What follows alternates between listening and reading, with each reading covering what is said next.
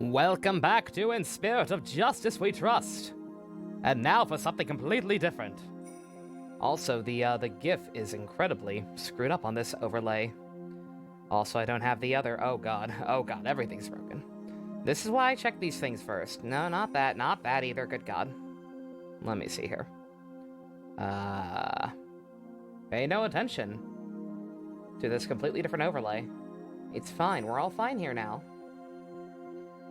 If only I could actually find anything on this one. Where in the hell? There it is.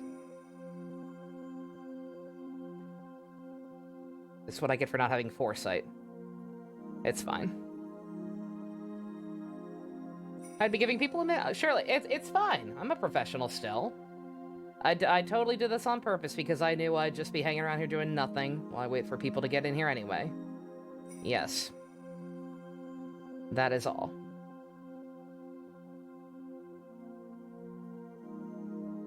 That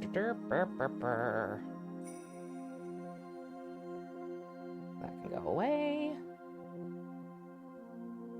Now if I can only find this one to fix it. There we go. Okay, what happened here?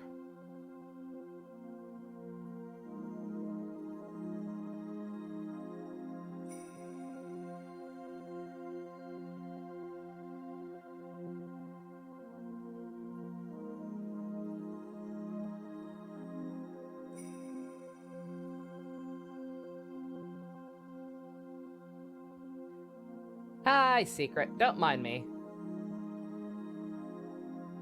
I am totally not fixing stuff I didn't think about fixing before on this different overlay.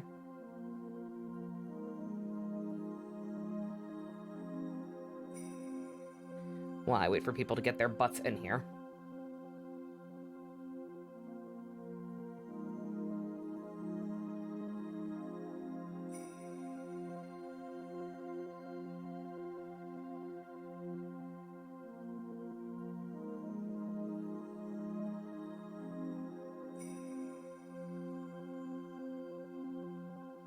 See, that might be too much now. Nah, that works, I guess. Hello, Shin. Don't mind me attempting to make this overlay look, less awful. While we wait for people to get in here. It's fine. I think it's a little off-center from what it's supposed to, what it used to be, but it's fine. Whatever.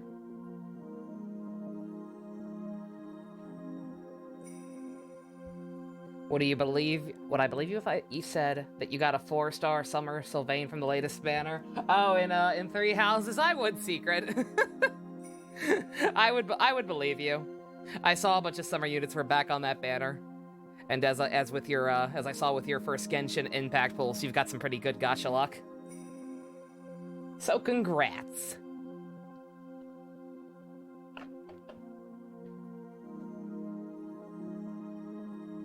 The renowned Fire Emblem gacha game. 3 houses. Yes. Did I say 3 houses?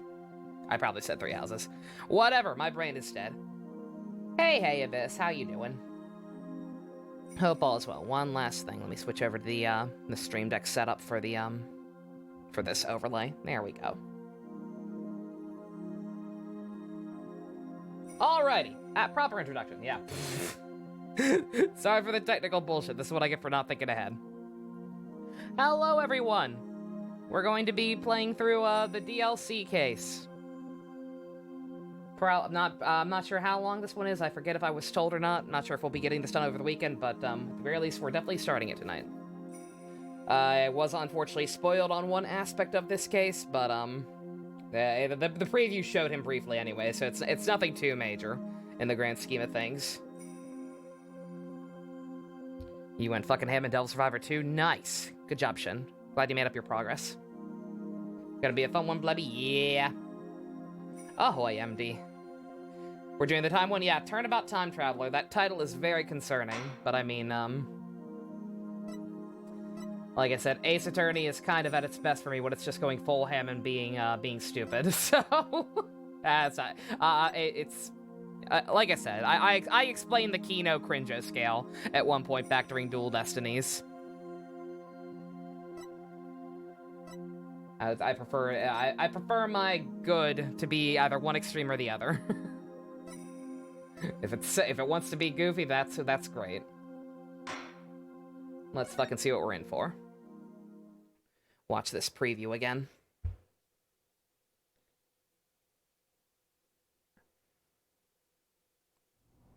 The Dragon Ball Gacha has some stupid, wacky what-if characters. Yeah, I've heard about that. Like a bunch of, I'm not completely heartless. I'll even throw that time machine you cherish so much overboard. Fusions and shit. Please take me back. Back to that blissful moment.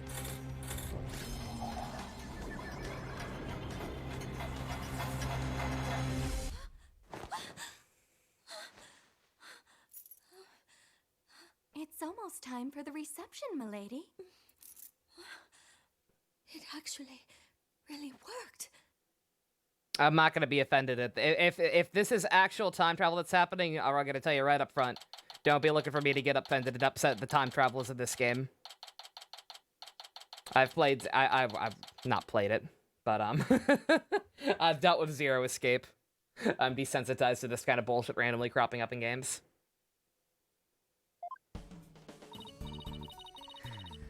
Okay, let me make sure I got this straight. When your magic panties appear, I do a backflip into a handstand and then blow out the candle. I'd ask for context, but I get the feeling it wouldn't help. No, Athena, you got it all wrong. You do a backflip through the ring of fire while holding a candle in your mouth. Oh, kinky. There's no way I'll ever be able to do that. Believe me, I've tried. Sure you can. I believe in you, Athena. Trucy, what the hell are you up to? Athena agreed to be a part-time performer in my magic show. The Fields. Did Mr. Feel apparently liked, oh god. What the fuck is his name? K? I think it's just K, right? It's been a while. I take it Mr. Feel liked K. Good. Patrician taste. Oh, Abyss, thank you very much. Thank you for updating the autopsy report. Did you enjoy your exit emotes? Or actually, you might be up to Kermis now. I'm not sure. Oops. Oh, actually, no, that's a... Oh, no. No, it's... Yeah, no, it's not. For some reason, I thought it was your first sub. It's just because you didn't have a thing before. What's Turkin, JC? You clipped me saying back at Dual Destinies? Would not be surprised if we have time travel in the future. Did I say that? Did I say that at some point? Sounds about right.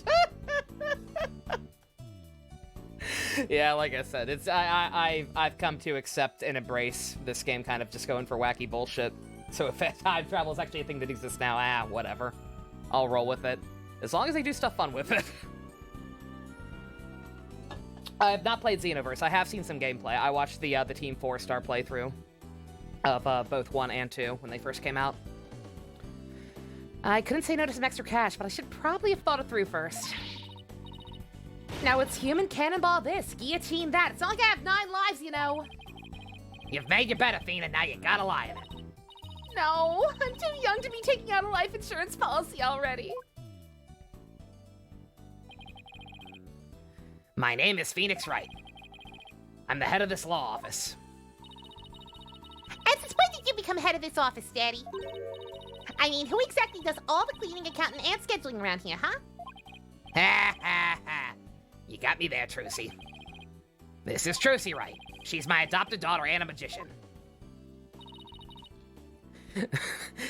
And I'm Athena Sykes, the rising star lawyer of the Write Anything Agency.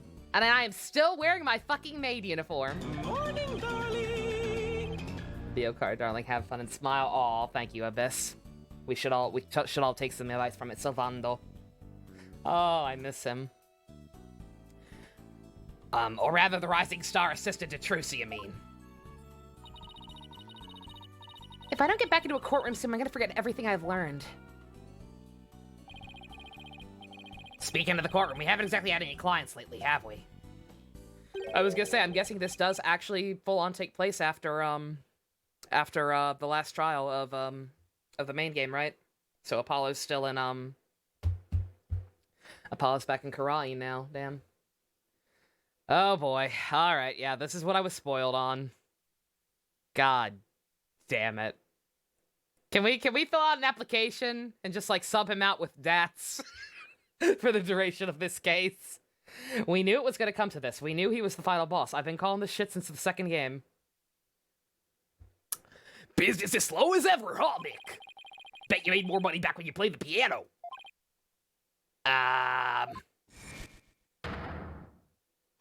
Oh my god, his outfit's terrible.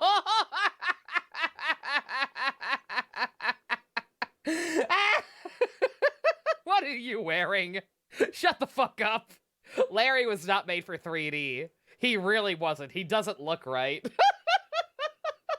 This feels wrong. This actually feels wrong. Yo, long time no see. Larry! I haven't seen you in years. What brings you here all of a sudden?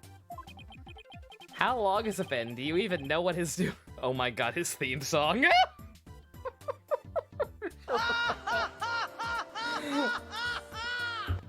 When Nika saw Larry, he had a meltdown. Does he hate Larry? God. Oh no. I was prepared for trouble, but not for this. 9 years? Good God! How have we hung out with you less than Maya? You probably haven't even met his kids. What the fuck, Larry? Some big news, that's what. Okay. Who's this guy, boss? This is Larry Butts. Yes, that is his real name. He's, I guess let's just say he's an old friend of mine. So, Larry, what's so big you have to come and tell me in person? There's somebody I want you to meet. Yeah, you can come in now. All right. Oh, damn. Larry, why did you steal a bride with a time machine? Excuse me. I know no.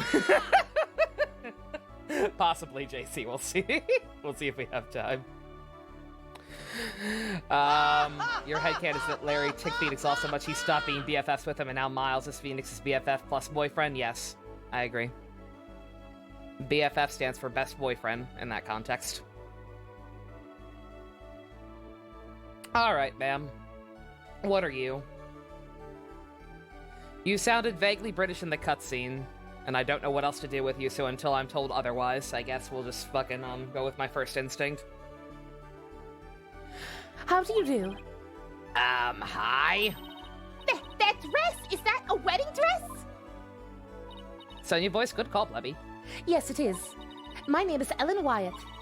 I'm a domestic servant, a maid of the Sprocket household. Sprocket? As in Sprocket Aviation? Yes, that's the one. Wow, Mr. Wright, Sprocket Aviation is a really big airline company. You've heard of Rainbow Airlines, right? The one they call RAL for short? For short? For shirt? For sure. For short. God! Yeah, that sounds familiar. Well, it's run by Sprocket Aviation. I see. I was gonna say, Larry's going for a married woman? What is a Sprocket family maid doing here in a wedding dress? I'm gonna need some context, Larry. So actually, we decided to get married.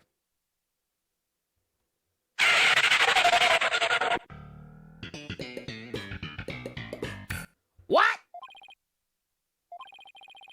Well, I'm not so young anymore, you know? Well, I figured it's time to finally settle down. What? You're getting married? No way, I don't believe it. Besides... why would someone as well put together as her choose someone as flaky as Larry? I'm so sorry for your loss, Ellen. You're kidding, right? Show him my badge. You got it. Jealous? I don't blame you. But green's really not your color, you know? He does not look right. I don't know, like something about his 3D model is uncanny. It does not look right. This man was not meant for 3 dimensions. All right, Larry, explain.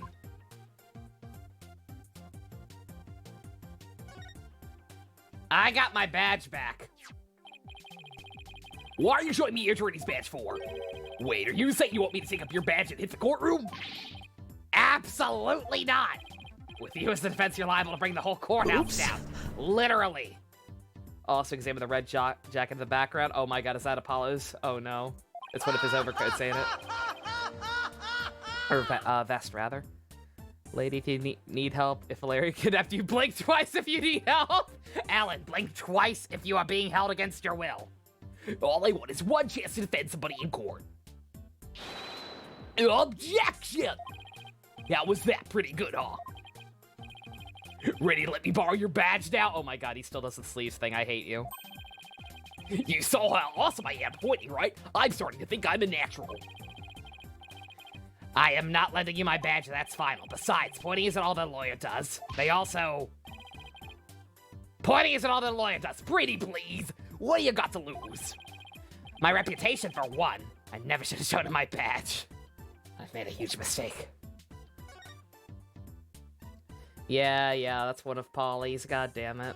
Yeah, let's make myself sad. Hi, Pro, help. Apollo's jacket, Athena's notes, and Trucy's magic props. Not that I'm complaining, it's nice to know my friends and family are always close by. Oh. Oh. He likes that they've made a pigsty of his office. That's cute.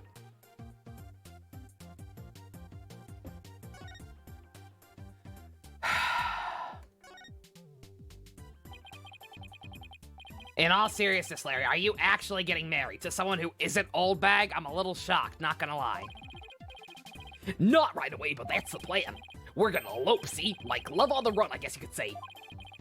Isn't that right, Ellie?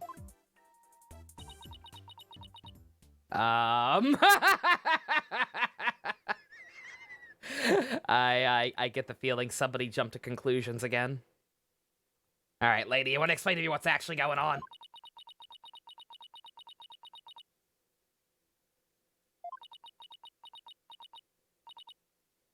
Larry, I do believe there's been a major misunderstanding here. My heart already belongs to another. I'm in love with Soren. Not you. Say what? That's about what I thought. Who is Soren? But Ellie, baby, weren't you running away with me so we could get married? As I said, you misunderstand. You said you'd help me escape. That's the only reason I ran away with you. She loves Sora. She's just a big Kingdom Hearts fan. I'm sorry, Larry, but I'm already married to the heartfelt adventures of Sora, Donald, and Goofy. And this chicken tender. This is not happening! I even shook off the police for you, and for what?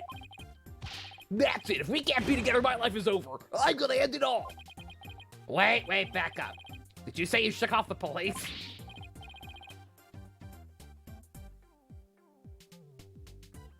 Larry, that's not how you fucking pick up chicks, you dumb bitch. Yes, we had to, because we're lovers on the lam. I'm sorry, Miss Wyatt, but can you maybe fill me in on what's actually going on here? To tell the truth, I'm being pursued by the police as a murder suspect. Murder? They think you killed somebody? I happened to find a dead body at my reception, so the suspicion fell on me. They had me confined in a separate room. And that's when Larry came along and helped me escape. I'm sorry, but what? Yeah, oh, Nick, me and Ellie were gonna elope. We were gonna put it all on the line for true love. But the police tried to stop us, and we had to scramble and shake them off. Where did it all go wrong?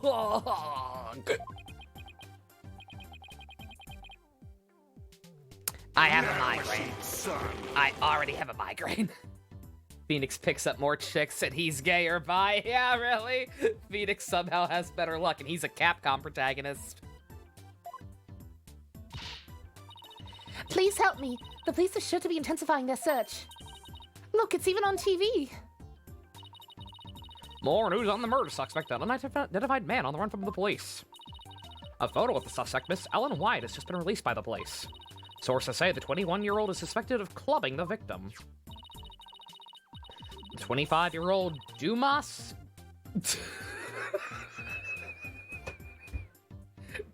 Dumbass Gloomsbury? Dumbass Gloomsbury.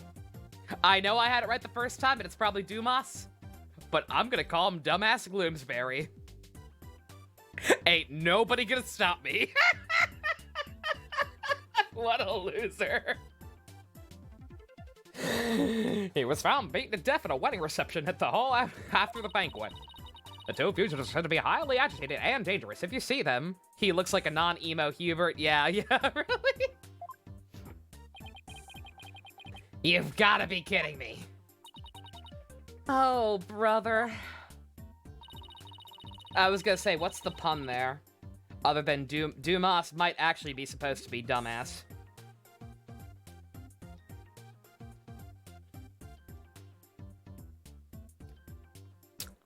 Guess that means we're technically I guess that means we're technically harboring a pair of fugitives here, huh?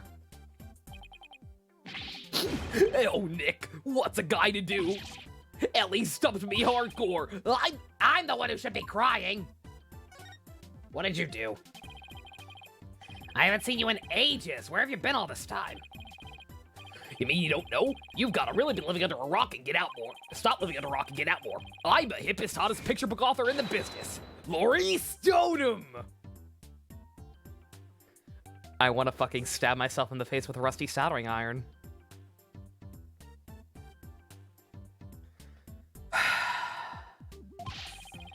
Well, I can't believe you didn't know that I'm taking the picture book world by storm. Of course you are. Of course that's what you're doing. It's fine. Remember, it's actually fine. That awkward moment when I remember he was actually genuinely a pretty decent artist. So if he wants to make kids happy, I mean, that's about his intellectual level. He could pull off children's books, that's fine. Doom and gloom is the joke. Oh, yeah. If it is pronounced Dumas, yeah. Doom and gloom. I get it. Pff, what a loser. Not as big a loser as Larry, but still a pretty big loser. Oh, I know you. You're the one who wrote Francie's Whippity Twip.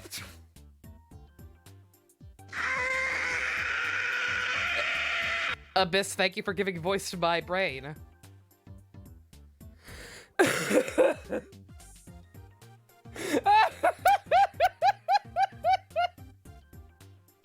I'm the final boss. Hope you're ready, Nick. Did this man write a children's book based off his fetish awakening with Franzie's whip? Larry, what the fuck?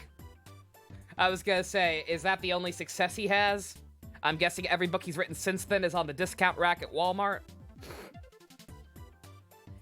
Oh, boy. Now that you mentioned that, I did hear something about a one-hit wonder. One-hit wonder? What the heck, Nick?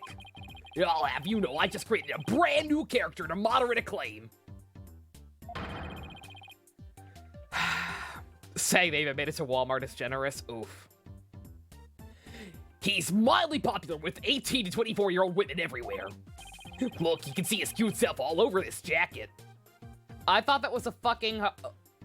I thought that was a fucking item from Smash Brothers. Is it their little heart with eyeballs on it somewhere in one of the older games? I don't know what its source game is. That heart-shaped pork chop? He's not a pork chop! He's the main character of my latest picture book. A lovable little soul who pierces the hearts of lovers with his arrows of amour. Q Piglet!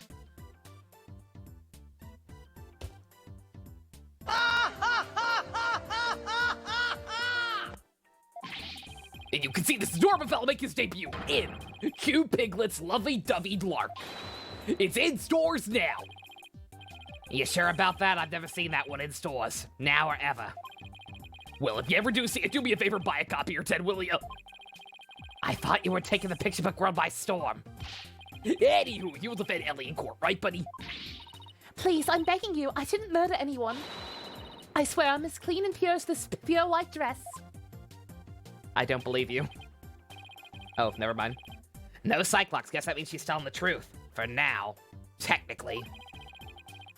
But helping a fugitive on the run? What am I getting myself into? I was gonna say, you really shouldn't have run from the cops if you had nothing to hide, lady. Besides your time machine, I guess. There's actually one more thing I really need to tell you. Oh? You might find this hard to believe, but, the truth is, I am a time traveler. I'm not sure I follow. After the wedding reception, I was attacked. I was moments away from my death. But then in that instant, I made a wish upon this pendant around my neck. And I went back in time to just before the reception started. Only this time around, the man who was trying to kill me was already dead. And somehow, I became the suspect for his murder. It's as if history has been rewritten. Now wait just a moment here. I don't understand. Are you saying that... Ruh-roh. What's going on? Mr. Wright, there are police cars outside. And not just one or two, but a whole bunch. She's sketchy, that's mildly sketchy.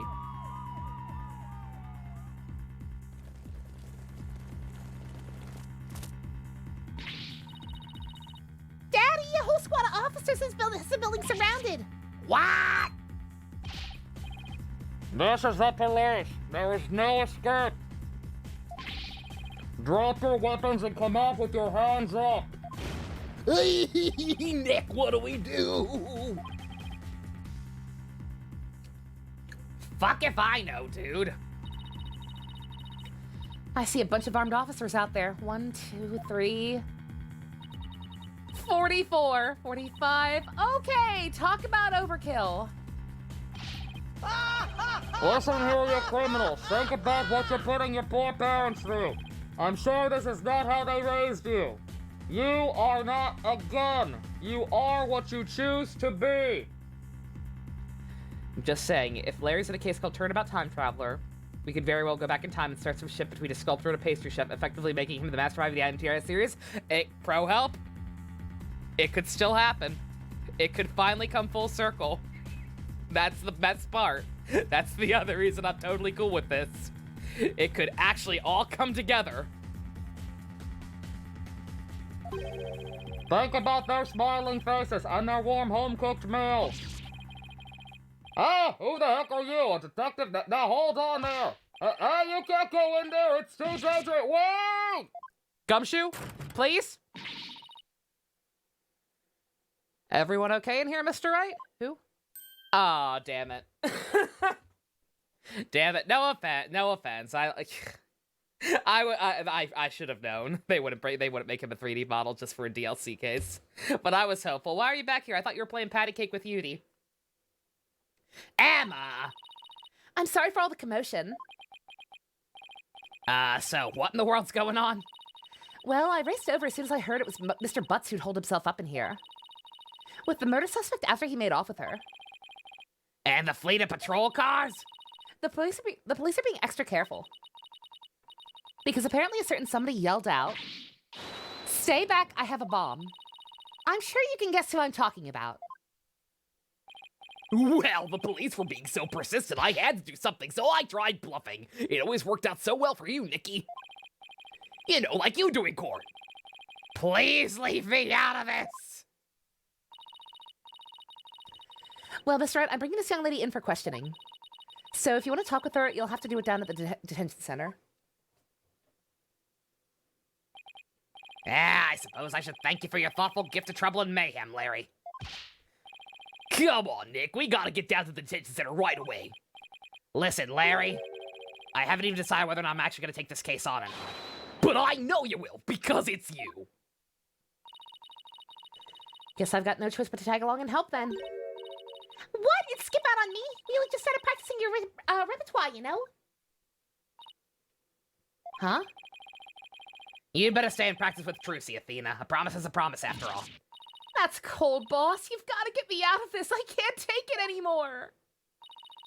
Let's get practicing, Athena. Next up is some training for water tank escape trick. Stick your head in this bucket of water and hold your breath for 15 minutes. No! Stop!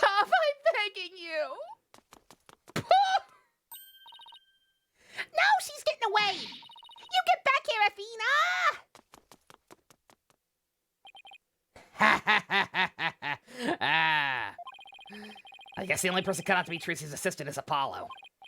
Well, guess we better get to the detention center and ask Miss Wyatt some questions. Especially about that whole time travel business she was talking about.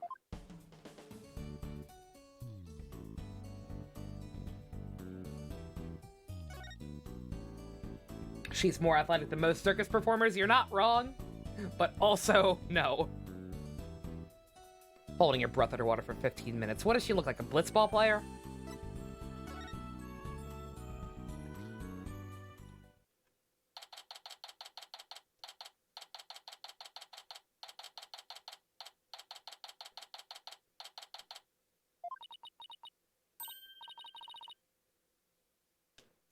Oh, it's you, Mr. Wright. Miss White, would you mind if I ask you a few questions? Preferably without this guy over my shoulder. Nick's gonna defend you, Ellie. Isn't that great? Larry, I told you I haven't decided yet. What? Oh, what the hell? Oh, what's wrong? You're not going to take my case? What the fuck happened? Real talk, I like her hair like that. Excuse me, though? I'm never going to be happy! Miss Wyatt, what the fuck? Did I do something wrong? Why is she Sailor Moon? She's just Usagi right now. What is this?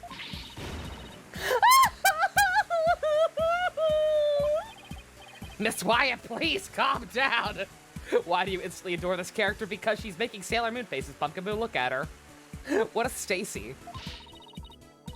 I'm innocent, I tell you. But the police won't believe me, and neither will anyone else. I'm gonna die all alone in a jail cell. Okay, all right, I'll do it. I'll take your case. Just please stop crying. Really? You will? The fact that Larry was the one who brought you to me had me a little worried, but you don't seem like a killer to me.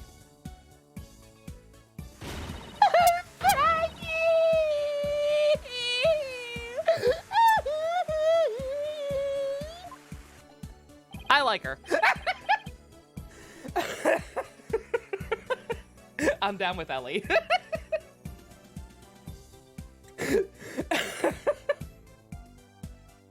Thanks, Nick. I knew you'd come through. Did I really have a choice? Yeah, I guess not. In any case, it doesn't seem like Miss Wyatt killed anybody. Plus, it's not like I'm up to my ears in work at the moment. Miss Wyatt, Ellen, let's do this together. Thank you, Mr. Wright. There, little buddy. It's gonna be okay. Come on, pull yourself together. All right, just give me a moment. Oh, Miss, you got shit us up. Thank you very much. Shouldn't you can now clown properly. Thank you very much, Abyss. Oh my god. Jesus, lady. Keep your hair like that. I like it like that. Oh. Oh. A miracle her tears weren't overflowing the skillet. Yeah, fucking really. I like her hair kind of spiked up like that. I don't know. It was cute. Alright, don't mind me. I'm finishing up my chicken tender for real. Her skillet is a pocket dimension. Don't worry about it.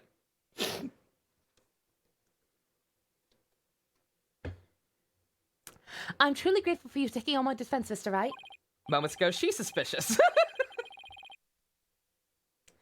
Sure, no problem. She really pulled herself together.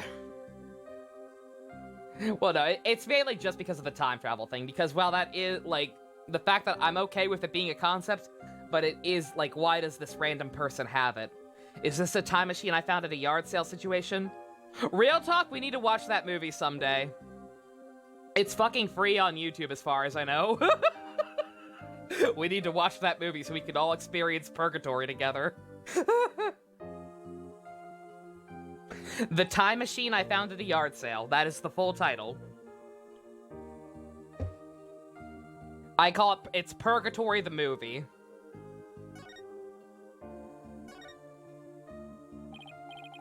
Is it good? Oh, absolutely not.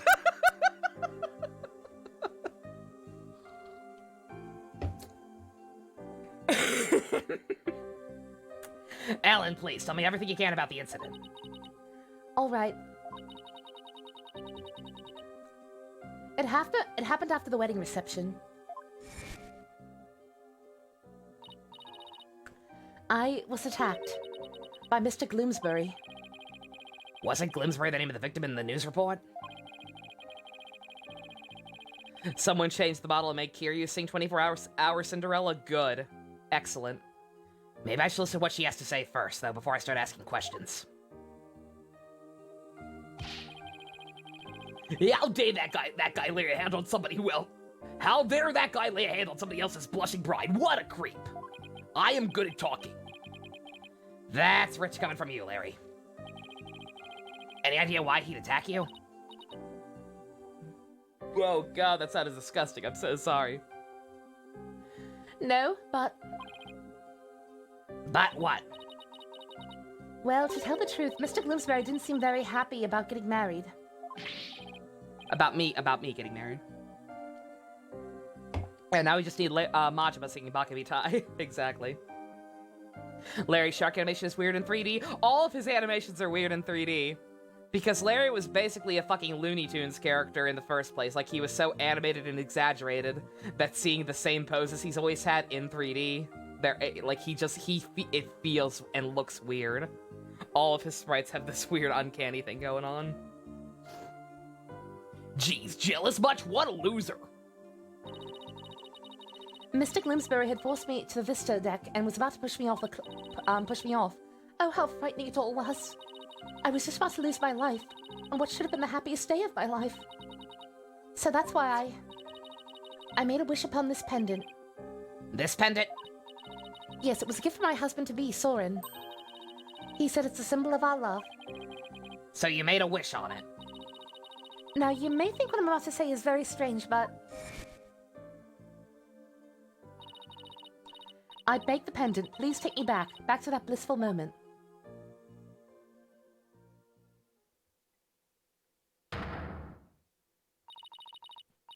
And you know what? It worked. It brought me back to right before the reception started. So that's the time travel thing you mentioned back at my office. I'm sorry, but I have to say, it's pretty unbelievable. I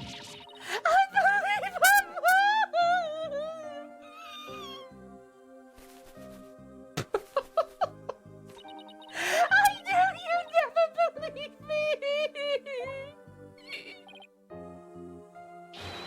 Nick, Ellie here is an honest-to-goodness time traveler. Don't you believe your own client?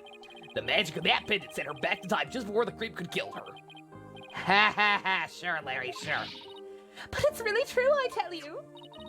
This pendant is an important part of the time machine Soren made. I begged it for help and it really did send me back in time. Is she listening to herself? Where does she keep getting that frying pan and ladle? I even experienced the reception again, even though we'd already held it once before. And during it, everyone there acted as if nothing unusual was happening at all. Could you not cook while we're talking, please? What are you doing, lady? Alright, so when and how did you come under suspicion for murder? Well, after the reception ended, the second reception, I mean. I went back to the reception hall and started cleaning up the place all by myself. Hold on, cleaning? Why were you cleaning on your own wedding day? Well, my last task as servant of the Sprocket household. I offered to take on the preparation and cleanup of the reception banquet. I see. I started to move one of the decorative lanterns in the room, but it was so heavy I lost control of it, causing it to topple over and break open. That's when I saw Mr. Gloomsbury's dead body inside the lantern. So you simply happened to be the first to discover the body, right? That's right, I just came across it by accident. Then I became confused and didn't know what to do. That's when some of my in-laws saw me and jumped to the conclusion that I had killed him. So this Glimsbury guy tried to kill Ellen, but then wound up dead himself after Ellen traveled back in time? A time machine and a magic pendant. How could any of this be possible? It's not like I literally just saw two tiny-ass women channel a grown-ass man last chapter.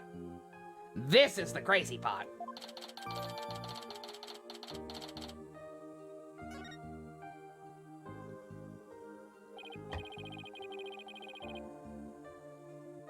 Ellie, why don't you tell Nick about that other thing, too? About that shadowy figure you saw when you were being attacked.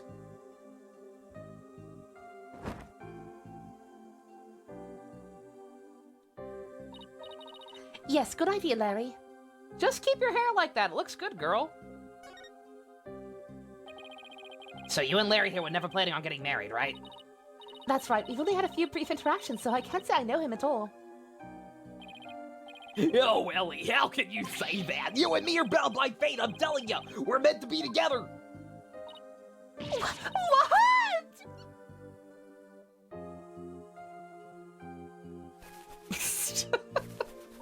You're wrong, Larry! I've never been so right, baby! It's as plain as the goatee on my chin! Larry! Naughty stole! Aw, damn it! Now, can you tell me about the groom, Ellen? What's he like? You forget how this case goes, Pro? Helps you're gonna have fun watching? Cool, cool, nice. His name is Soren Sprocket. Oh, he's the most wonderful man. He is truly my destiny. You said Soren Sprocket, as in... That's right, the next president of Sprocket Aviation. Wait, he's the line to take over the company? Can you be my little pog chap? I still don't really understand what poggers even means, but sure. He's nothing but a spoiled rich brat. I'm clearly the better choice, clearly! The ancestor for Spacely Sprocket? Sure. Larry, you and Soren are as different as night and day. There's no comparison. Ellie, you're breaking my achy-breaky heart! Okay, fuck Larry. He's dead to me. This man just referenced a Billy Ray Cyrus song. He's dead to me. So she's marrying into money, huh? I've had it up. I could deal with you blinded with me. I can deal with you blinding me with science. I can deal with Britney Spears, but referencing a fucking Billy Ray Cyrus song? No, this man has crossed a line. He's dead to me.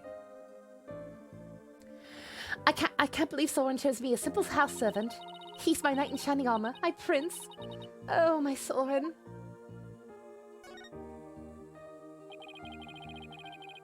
Soren sounds like a twink name or a My Little Pony name.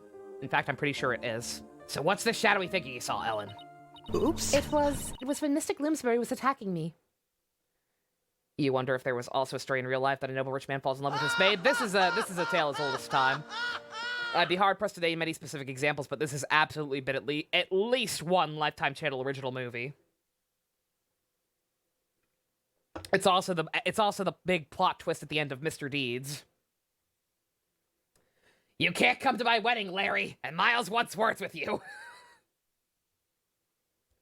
It was when he was attacking me. Right after I made a wish upon this pendant, I started to pass out. But just then, just as I lost consciousness, I saw somebody strike Mr. Glimsbury from behind. Huh. You did? Then that person. They must be the true culprit. Did you see who it was? I'm afraid not. Have you told anyone else about this? I told some of my in-laws, but nobody took me seriously. They all just said it was a dream. Can't exactly say I blame them. I mean, time travel? Come on. Did you tell your fucking husband or fiance, whatever he was at the time? Like, he's apparently the one who's actually been working on this shit. Like, did you tell him, hey, by the way, this shit actually works?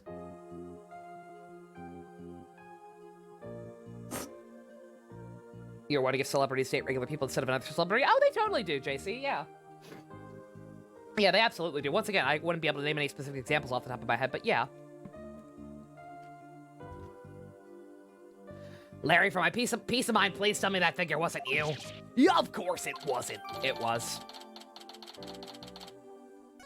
You're the final boss, Larry. I know it. You can't fool me. I've been waiting for this. Guess I've asked her all I can for now. Spick and span, spick and span! Ellen, what are you doing? I want to make everything clean and beautiful for when Soren comes. I can't have my future hubby come into a dirty room now, can I? It has to be spotless, just like this white dress. Spick and span, spick and span! Let's hope we can wipe away all suspicion from you soon, too. Ellen's just Kirumi, basically. Nick, we better get to the crime scene right away. What, you're coming too? Yeah, of course I am. If I solve the crime and reveal the true killer with my super sleuthing skills, Ellie might change her mind about me, you know? You never get the message, do you, Larry? Next stop, the mooring dock in Sprocket Park. Come on, Nick, let's go. We could not have picked a worse sexy assistant for this journey. We actually got screwed over.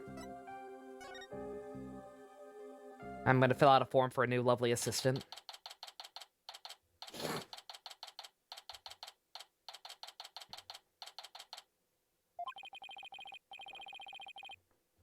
So this is Sprocket Park, but where's the reception hall? The reception hall? Oh, that's, wow, looky there. What? What is it? I just spotted me a cute mamacita. Don't wait up, Nick. Hold the fuck on! Where is the reception hall? Sorry, Nick, a man's gotta stop and smell the roses when they appear. I'm an artist after all. Oh, miss you. Morning, darling. Larry, darling, you have no taste. Even you'd reject him, Abyss. Fucking right.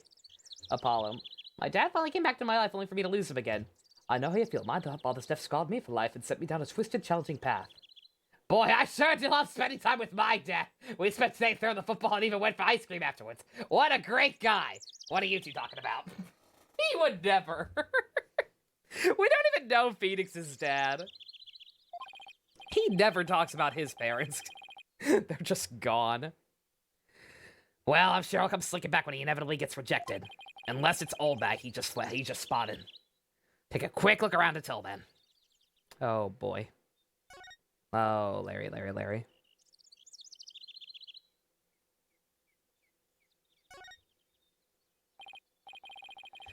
Wow, this thing's really banged up. You looking at the sign? They said it got damaged by the heavy winds yesterday. A big gust sent that bench flying into it. Well, that's what they're saying anyway.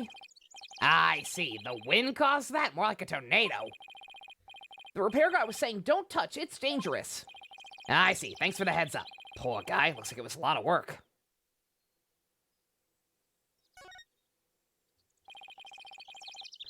So this bench hit that sign, huh? Hopefully it didn't hit a person, too. That would be a catastrophe. I guess from now on, whenever I'm walking around outside, I'd better be on the lookout for unidentified flying furniture. Was it that secret boss from Yakuza? Fucking Amon. Did his helicopter fly through here and throw lawn chairs and everything?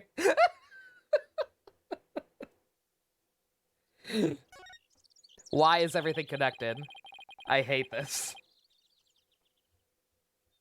That huge airship is more to just, this skinny little tower. I know it's tied down and all, but it still looks like a good breeze could send it flying.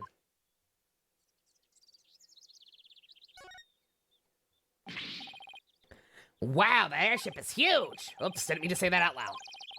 I've only ever seen airships like this up in the sky. But I gotta say, they're mighty impressive when you see them up close like this. Hey, sorry about that. Twitch is pricey with bits incredibly.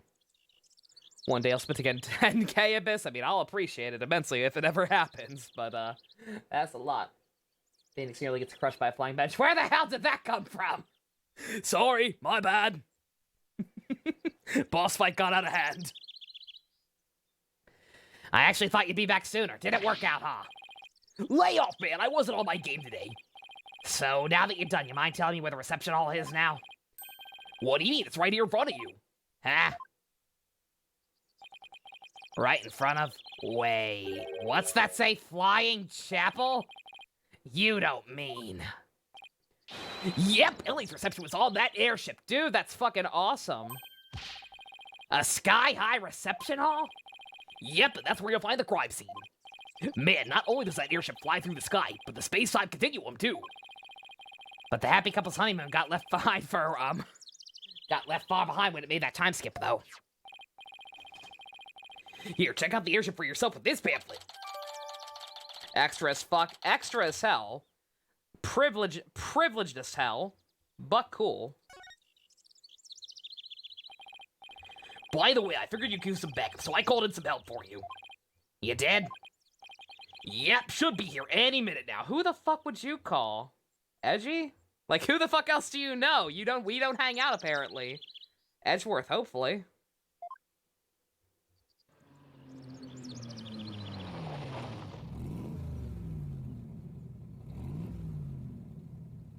Edgeworth is the only person in this world who drives. That red sports car! My hubby! Larry, don't tell me. You know it, buddy!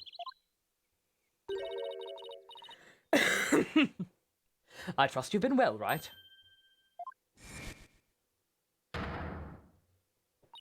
Surprise, motherfucker! Admit it. You thought it was Mr. Edgeworth, right? Surprise, bitch! This is fine, too. Why are you in his car? Pretty good impression, right? You like it? I worked hard. Pretty good, huh? Maya! What are you doing here? You can't drive either! You were expecting Edgeworth, but it was me! Maya! How the fuck does Larry have her number? Larry called me up. He said something about it finally being time for him to tie the old knot. But that's funny. I'm pretty sure he mentioned something about being here with his bride.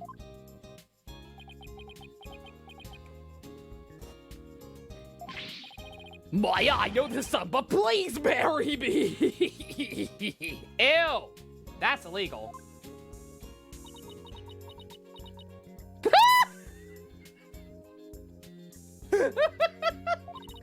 Nick, what the fuck is he talking about?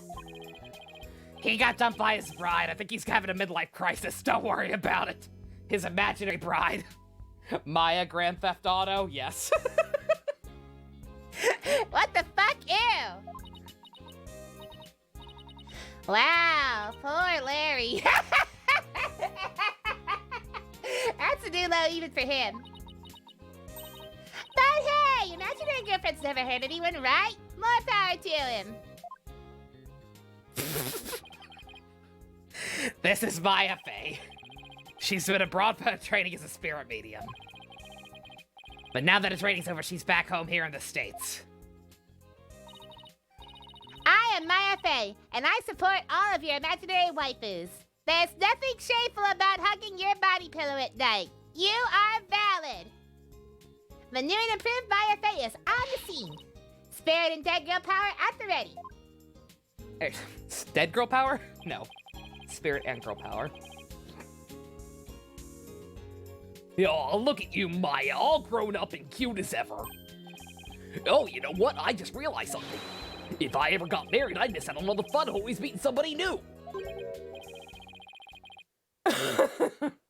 I was gonna say, that is his car, though, right? I remember what his fucking car looks like, because it's still the same one a fucking body got hit in all those years ago. And I'm always shocked he still has it. God. I see you haven't changed a bit, Larry. Hey, there we go.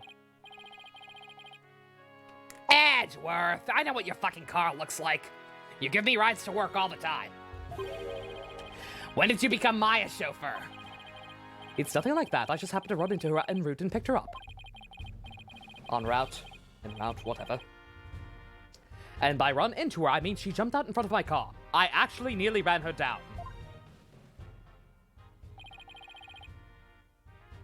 This is Miles Edgeworth. He's a friend of mine and the district's chief prosecutor. I heard he's been kind of busy lately. Probably because they only have like 3 prosecutors still working there. What brings you here? Don't tell me Larry called you up too. He did. However, I have business of my own here at the crime scene. Business? What kind of business? Is lying up to his old tricks again? Just friends. Don't worry about it. Don't worry about it. One of these days, they won't have a choice. Eventually, one day they will get it. This is Miles Edgeworth. He nearly committed vehicular manslaughter.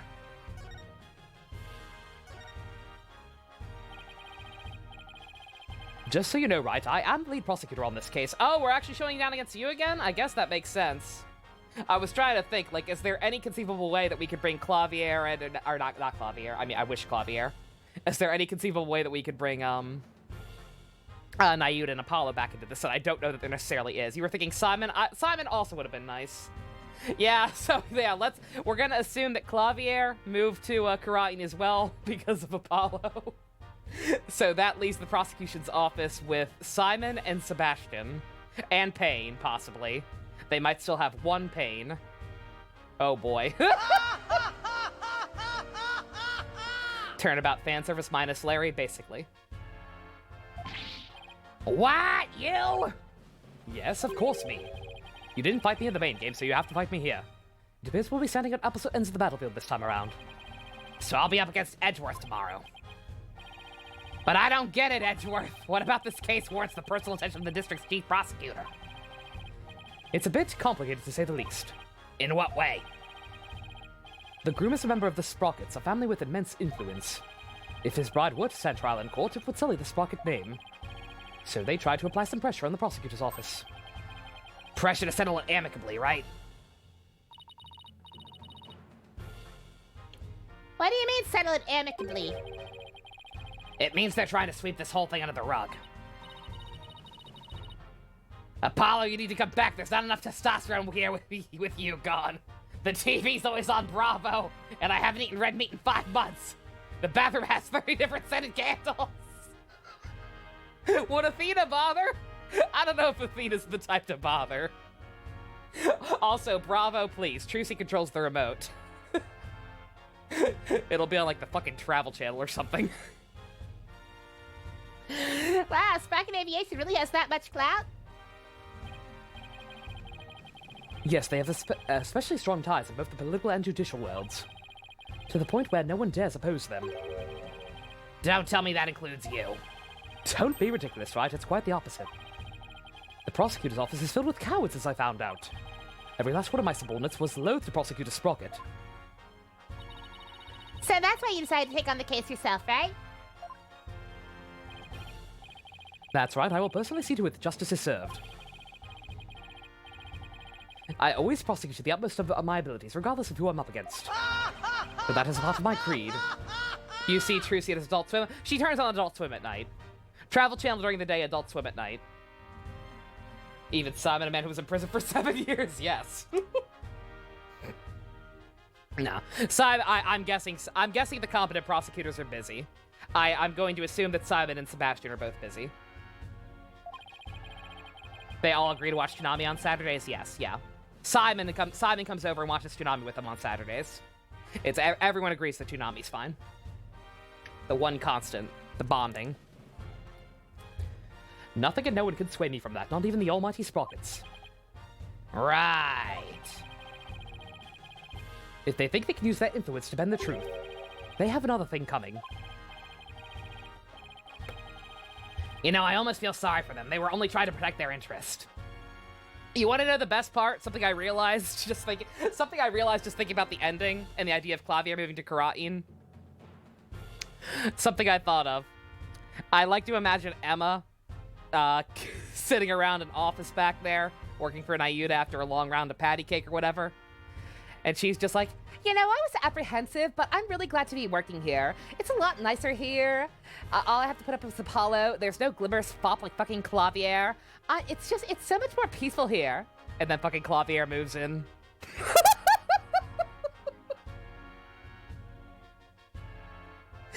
The idea of her being so excited to finally be away from him, because she always had beef with him. And then he fucking moves there too. Mwah. Beautiful. I almost feel sorry for them. They're only trying to protect their interests. But all they got instead was you. Edgy, come on, man. How can you prosecute my poor sweet Ellie? What kind of heartless jerk are you? I'm simply doing my job. And I'm not, and I'm warning you, right? I won't hold back, not for you or anyone else. Thanks for the warning, your righteousness. You doubt Sebastian would want to prosecute the Sprockets? Nah, Sebastian turned around thanks to Edgeworth. He'd be cool with prosecuting anyone. He's probably just busy.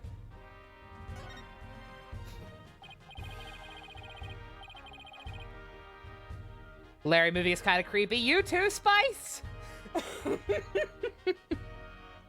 Like I said, I don't know how to describe it, other than that something about his usual animations in 3D.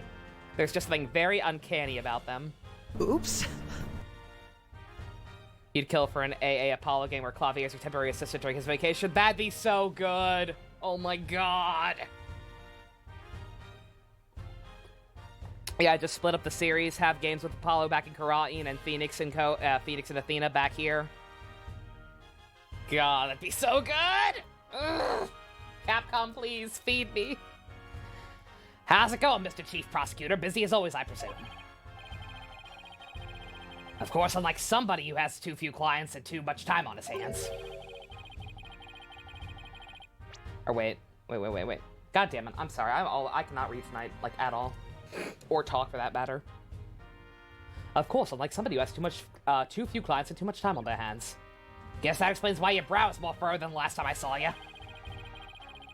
Maybe you should learn to relax a little, Edgeworth. Nayuda and Clavier interact. I wonder how they'd get along. They'd probably get along alright. Nice try, Wright, but as always, I have no intention of showing anyone any mercy. Including you. As inflexible as ever, I see. Not gonna go down that road again. Besides, I think I've mellowed out with age. So if anything, those foes should have smoothed out a little as well. Honestly, Edgeworth, are you really that blind to yourself? Excuse me? He's really self-conscious about those lines, isn't he? Edgeworth, about this incident. Don't forget, Wright, I'm the prosecutor for this case. Need I remind you that I'm not in the habit of sharing information with any of my adversaries? No, I guess we are adversaries for now, though. And you, Larry. Me? I'd like you to come with me. You have a lot to answer for after that little stunt you pulled with a suspect. But Edgy, we're old pals, aren't we? No. No, we are not. Personal appeals won't work on me, Larry. Now come along. Get me out here. Bye, bitch. Oh, they're actually leaving? God damn. That's fine, whatever. I've got Maya. I win. It's just me as Edgeworth as relentless as ever. Yeah, I guess some things never change. So much for mellowing out. Well, Nick, you better hop to it too. Hop to what? Investigating the crime scene, of course. What else? It's been a long time since you and I teamed up like this. It's gonna be so fun. Fun, huh? It has been a long time, though, since we were last together like this. All right, to the crime scene, then. God, that's right. Yeah, it has. Like, technically, back in the case 3. But she was the suspect, so she was in jail for the majority of that. Oh, god damn, I missed this. And thus, Larry is dragged off by Edgeworth to his doom. But the world refused to care. And away we go. Show her the badge? Why? She knows. Your attorney's badge looks so nice and shiny on your lapel. It's so cool, like the mark of a true hero. If I can be a hero to my clients, that's good enough for me. In that case, I'll be the commander that controls the hero from behind the scenes. Wait, are you saying you've been manipulating me all this time? Go, Robo Wright, to the crime scene! I guess that makes me a robo-lawyer?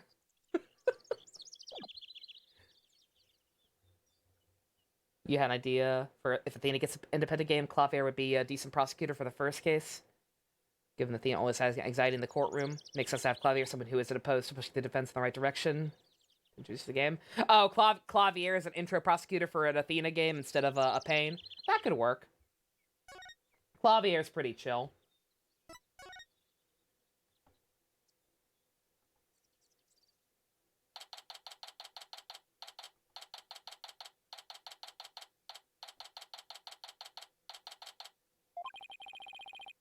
So this is the reception hall. According to the pamphlet, we're right here. Yikes, we're pretty high up, but at least we're indoors. Doesn't seem too bad. Keikakudori! I think you mean Keikakudori. That too. Oh, Nick, look, it's Emma. Hey, Emma, over here. Mr. Wright, Maya, does this mean you've taken the case? Yeah, that's how things kind of turned out. So do you mind if we take a look around? Be my guest. We're pretty much wrapped up our investigation, so go right ahead. Now's a good chance to find out more about the case from Emma, too. You thought she was in karate? You and me both. She's back.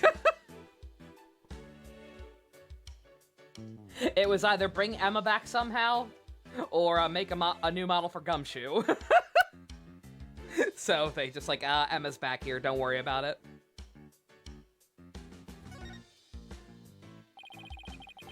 Edgeworth wouldn't tell us anything about this case.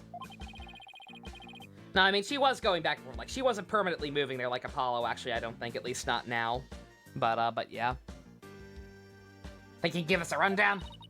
Well, seeing as he's going to be prosecuting, I expect him to be tight-lipped about it. The incident occurred yesterday on September 20th. It happened after the wedding reception, which lasted from 7 p.m. to 10 p.m. 7 to 10, huh? Got it. By the way, you didn't hear about any time traveling or anything, did ya? Time traveling? The fuck does that mean? Oh, nothing. Forget it. Pretty much the response I expected. The victim's name is Dumbass Gloomsbury. He was a servant in the Sprocket family household. Ellen was a maid for that family as well, so that means the two of them were co-workers? Yes, they apparently knew each other. Mr. Gloomsbury was the lead servant after all. He was very serious about his work, but he also had a very close and he was also a very close and private man. So the other servants called him Master Doom and Gloom behind his back. If he was the lead servant, he must have been higher ranked than Ellen. What makes the police think Ellen killed this man, a guy who was supposedly her boss? I stayed up and they made a new model for Larry. Yeah, and it's weird and uncanny looking. Objection! That testimony contains a clear contradiction. Mr. Wright, could you point it out for us? If I may draw the court's attention to this autopsy report. Objection, sorry to disappoint you, but that autopsy report is outdated. Could you please just fuck already? The court agrees with the witness. Is that gonna happen during the trial? Larry's just gonna straight up finally whip out the just fuck already? We don't know the defendant's motives yet. But the circumstances surrounding the discovery of the body don't bode well for her. And what circumstances are those exactly? Well, some of her in-laws saw what looked like the immediate aftermath of the murder. The suspect was standing in front of the body with the murder weapon still in her hands. But why would a bride who was just about to start a new happy life kill someone? Do the police have an explanation for that? Yeah, about that. They believe the victim attacked the suspect and was killed when she fought back. But why did he attack her to begin with? Well, a mere servant girl was going to suddenly be the wife of the future president. Mr. Gloomsbury must have been more than just a little jealous of her. Oh my. So Mr. Doom and Gloom attacked Ellen first. But if she was only trying to protect herself, wouldn't that count as justified self-defense on her part, Nick? It would. There's a good chance she'd be acquitted if we could prove that, but I wonder what Edgeworth will happen if the slave to counter that claim. But wow, a servant girl marrying the future president of such a huge company. It sounds like a modern-day fairy tale. It does, doesn't it? The thing is, not everyone was on board with their union, apparently.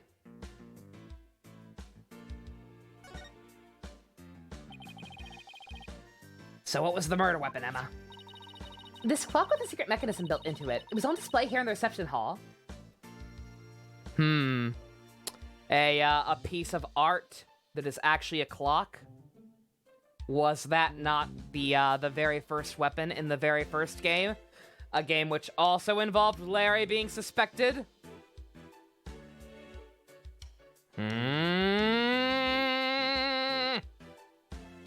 Please! Please! I can feel it. It's all coming together! The suspect was holding it when the murder was discovered. So the victim was clubbed to death with this, huh?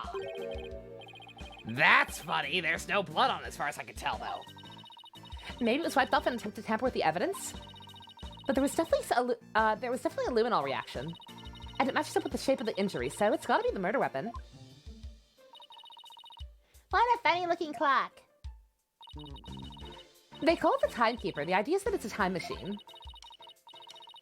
Every time the couple sees it, it'll bring them back to the memory of their wedding day. Time machine, huh? Come to think of it, Ellen said her pendant was part of a time machine. Wonder how the secret mechanism in this thing works.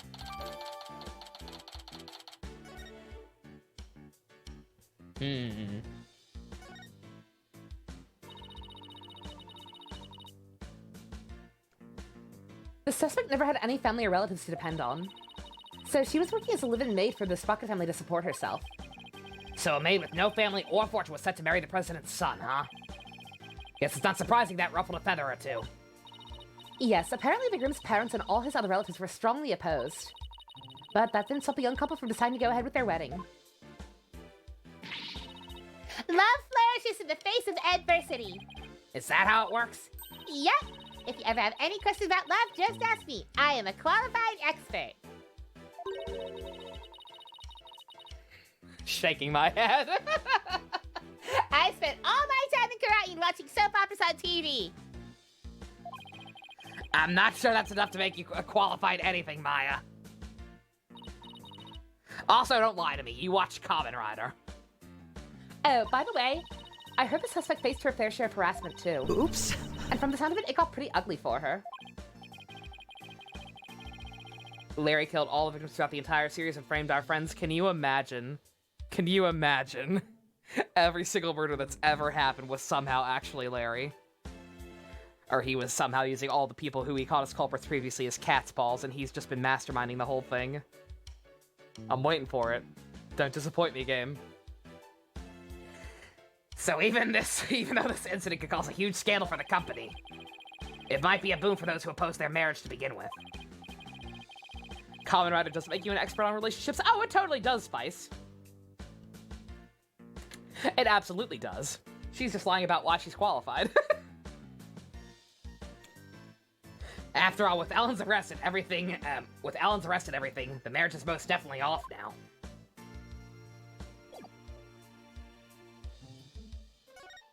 Kamen Rider, my favorite soap opera. Kamen Rider basically is a soap opera, actually. I guess it's fair.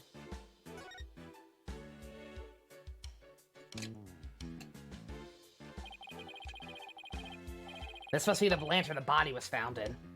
Ellen managed to move it quite a ways. Looks like a cow, but it's pretty badly broken. That's not a cow, Nick. It's a Pegasus, a flying horse. No way. It's definitely a cow. It's got horns and everything. But look, it has wings. Cows don't have wings. So it's a Pegasus, I tell you. Oh, I know what privilege to us. Let's see. Apparently it's called a Pegamoo. What the fuck? Didn't see that one coming. Yet somehow the name really captures the essence of what this creature is, you know? Ah, that's strange. What is? Well, this Pegamoo is definitely a male Pegabull, right? Yeah, I'd say so. What with the horns and all. Okay, well, that Pegamoo over there is also a Pegabull. But take a look at the pamphlet. See, the one on the right says Pegabull, but... The other says Pega Cow, a female Pegamoo. I hate this. Is that a new MLP race? Yeah, this is a sneak preview of the next My Little Pony generation. Instead of alicorns, you're gonna have pega cows and pega bulls. Hearing me swear with the Maya voice sounds wrong yet amazing. It's great, right, Fusion? Something about it just works. That's why Maya's OG. Right. The pamphlet goes on to say how they had Pegamus for the happy couple. So for Ellen's ceremony, there should have been a male and female pair of Pegamoos. Or maybe they're very progressive. Maybe they updated their policies to show that pega cows can love other pega cows, pega bulls can love other pega bulls. Maybe they're just all about equality. Maybe you should take a hint from this, Phoenix. For some reason, there are two males here. Maybe somebody made a mistake when they were setting up the room. Hard to believe a fancy place like this would make that kind of blunder, though. The happy couple in this case was heterosexual, you're not wrong, but still. They could be straight allies. You want a pegamoo at your wedding? I kind of do too now, Spice. Not that I'm ever gonna have an opportunity, but it's fun to think about. I'd be down for a pegamoo. In any case, we better check this thing out.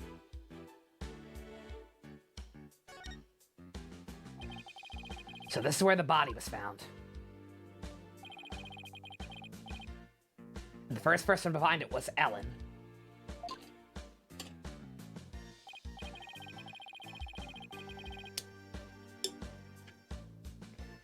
Emma, could you tell me about the condition of the body when it was found? Let's see, the victim was apparently hit on the back of the head. Here's a photo of the scene as we found it.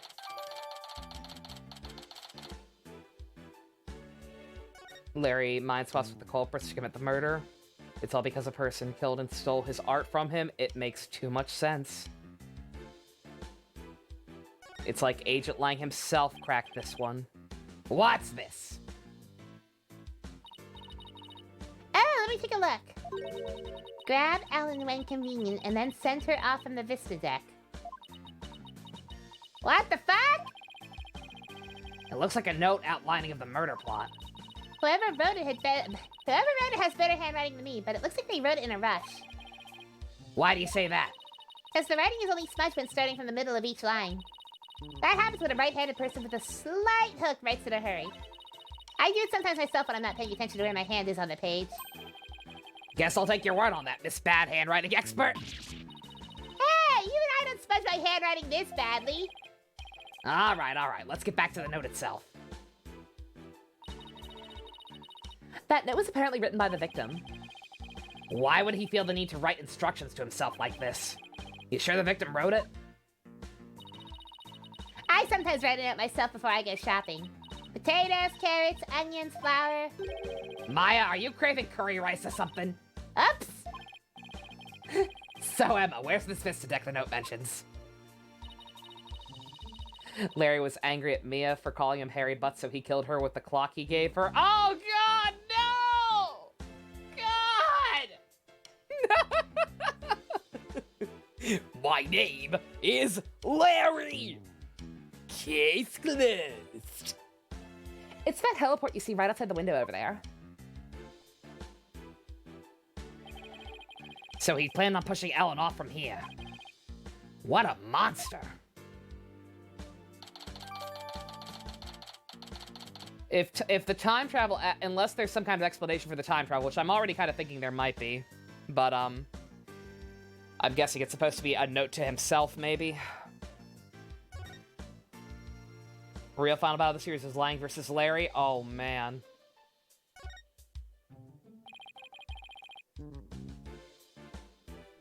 You wonder how Ace Attorney would handle a main character in the case being a killer?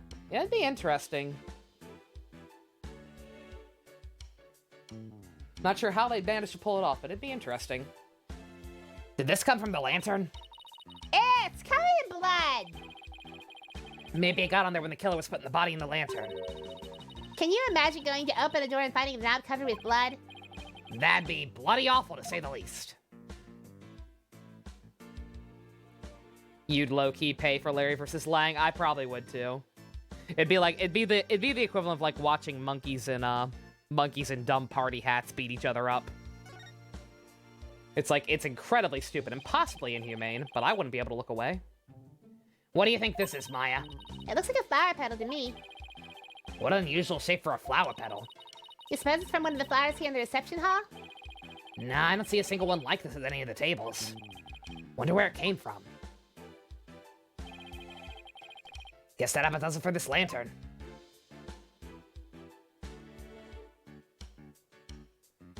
One of the scrapped ideas of Dual Destinies was Apollo being like Dahlia. How the fuck? How would that be possible?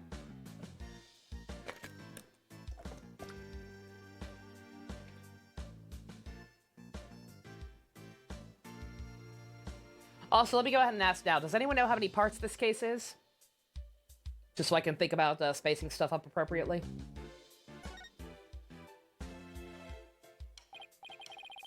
Look at the horns on this flying bovine. He must be a bull. Seems he made it through the ceremony in one piece. Alright, look at those wheels. I bet he can be rolled around rather easily, too. Yeah, I bet it'd be quite a hassle if you had to lift and carry him everywhere. Straightforward 4 parts, maybe 5, but you don't remember for sure, Fusion? And this is what the backside looks like. What's that on the bottom of his tail? A wheel handle? Oh, I get it. This way they can get inside and change the bulbs.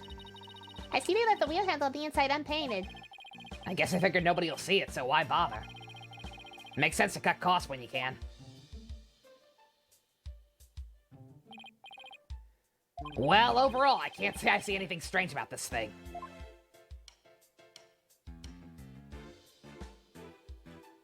I mean, besides its existence. These lanterns, too. Or just other decorations. Yeah. A model airplane, perfect decoration for an airline company wedding. And a propeller plane that lends the room a great old-timey feel. Oh, I'd love to see the Steel Samurai fly a plane like this. Can you picture it? The Steel Samurai zipping through the clouds over Neo Tokyo. If Sprocket Aviation ever becomes a sponsor of the show, I could see it happening. Why didn't I think of that shit? I'm gonna suggest the idea to them later. Please at least wait until after the trial's over. Fuck you, I'm already writing fan mail.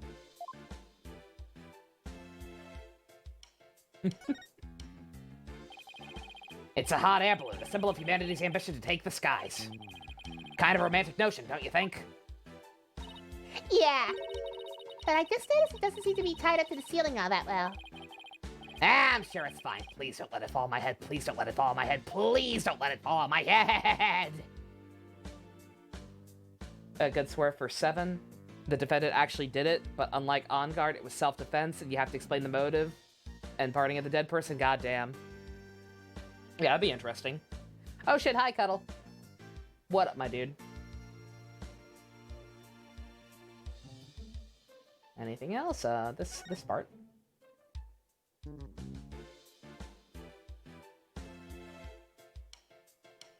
Where the happy couple sat, I'm guessing. This is the sweetheart table where the bride and groom sit. Where they going to gorge themselves on the wedding feast, you mean? I'd be too nervous to eat in front of a bunch of guests like this, though. No, you wouldn't. Okay, you got me. You got me. I'd fucking eat everything. Cheers, thank you very much, Cuddle. Appreciate it, my dude. Continue to enjoy your exit emotes. She would not be too nervous to eat in front of people. She is a liar. They say that newlyweds are usually really busy during the reception, you know? They have to greet and talk with all the guests that come to give their blessings. They don't actually get all that much time to enjoy their dinner. I'd be able to stand that. I can't imagine having a huge feast right in front of me and not being able to eat it! They say brides tend to have an especially hard time because of their wedding dresses. With those tight corsets squeezing their waist, they can barely eat a bite. Really? Sounds like wedding receptions are an absolute torture. I am never getting married. Fuck that noise, bruh. I guess food still wins out of a romance in Maya's book. Maya. Apple of my eye. A woman after my own heart.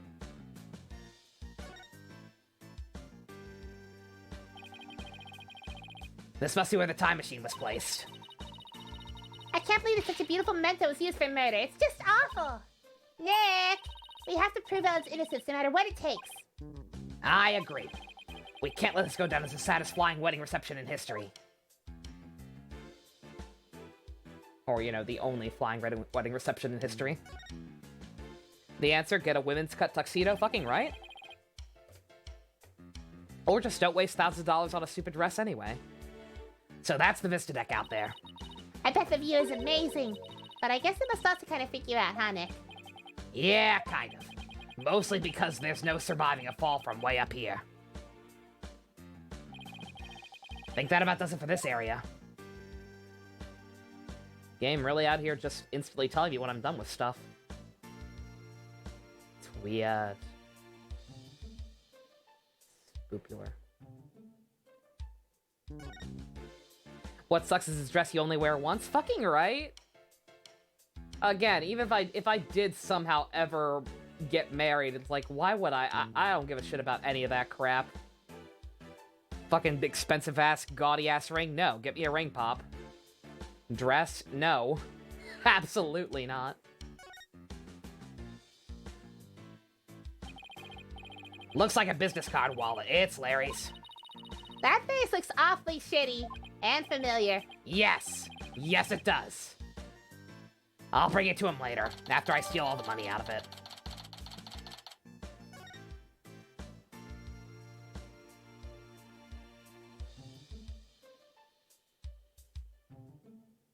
Like, fuck it, don't buy any new clothes. Fucking wear jeans.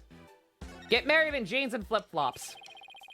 Normalize getting married in jeans and flip-flops 2020.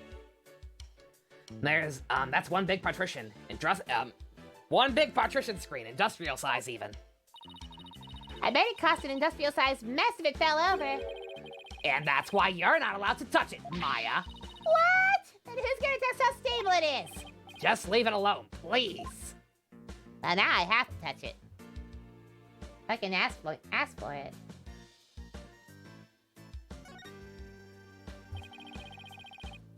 Watching Say Yes to the Dress drives you insane because people will spend 10K on a freaking dress. Right, Spice, you too? Good God, my grandma has that on in the background all the time. Like, occasionally I'll walk by it play, I'm just like, excuse me! What the fuck is this? What are you doing? Fuck off! Fucking rich bastards. It's a fog machine for the reception. Pretty cool, huh? Don't you touch that either! Ah, spoil sport. That's because I know how you operate. I live inside you forever. No! Okay. That's true, Fusion. Yeah, to be fair, on the other end of the spectrum, yeah. Yeah, for guys, at least tuxedos have other uses. That is true. Get a lot of that huge set of doors. I bet all sorts of things come and go through here. Like an elephant! I'm pretty sure it's just the bride and groom. This is a banquet hall, not a circus. ¿Por qué no las dos?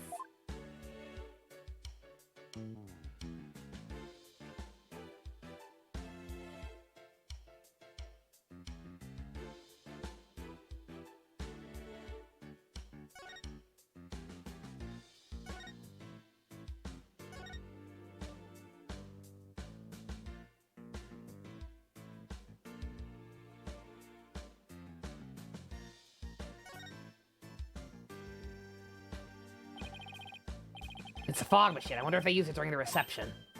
Oh, hey Nick, go stand over there for a second. Why? Just because. Now go. All right. I've got a bad feeling about this. It's like, why would I ever waste money on a tux or a dress or any of that crap that you're only going to use once in your life when I could buy a Cosmos statue to admire on my shelf every day? Fog Master 9000 on! Maya, no! Nothing happened. Looks like it won't work out with some. Looks like it won't work without some dry ice. Damn it! I wanted to surround you with a thick cloud of smoke. Why?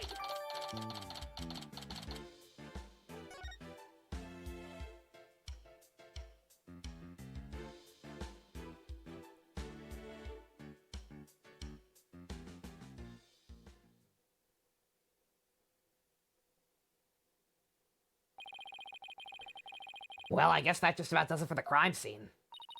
Hey, Nick! I want to see the rest of the airship. We might as well since we're here. True, we might even have a run-in with some other people involved in the case. Yeah, I was gonna say we need to meet some people. Hello, nerd.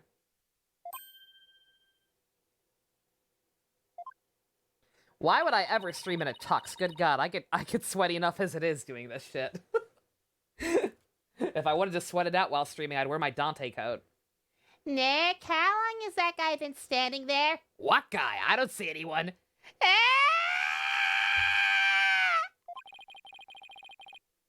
I didn't notice him until just now. Excuse me, are you with Sprocket Aviation? Hello? Earth to Nerd.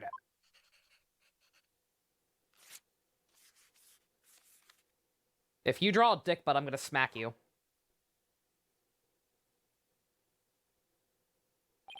Ah, Nick, he wrote something on that paper airplane. I guess we're supposed to read it then? Let's see here. Get out, intruders. With a drawing of a dick butt. I'm gonna punch a man! That was a rather cold welcome. Mr. Wright, Maya, meet the lone son of the president of Sprocket Aviation. Soren Sprocket. Oh, you're the hubby. Or to put it another way, the future president of Sprocket Aviation. So he's Ellen's fiance?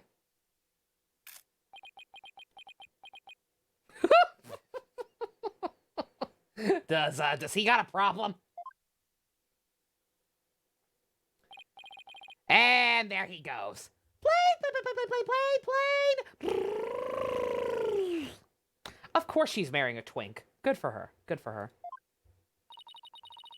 He's kind of an eccentric.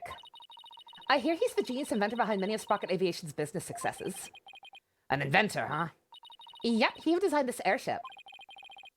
That's pretty impressive. Nick, this doesn't have to be standing around gawking. We have to go after him. We need to ask him some questions about Ellen. Oh, right. Looked like he was heading outside. You wish you had a pen that could extend plane wings, it'd be cool. It would actually be kind of neat. Just a neat little, like, gimmicky pen. Oh, that's some cute food, Abyss. Thank you very much. Excellent.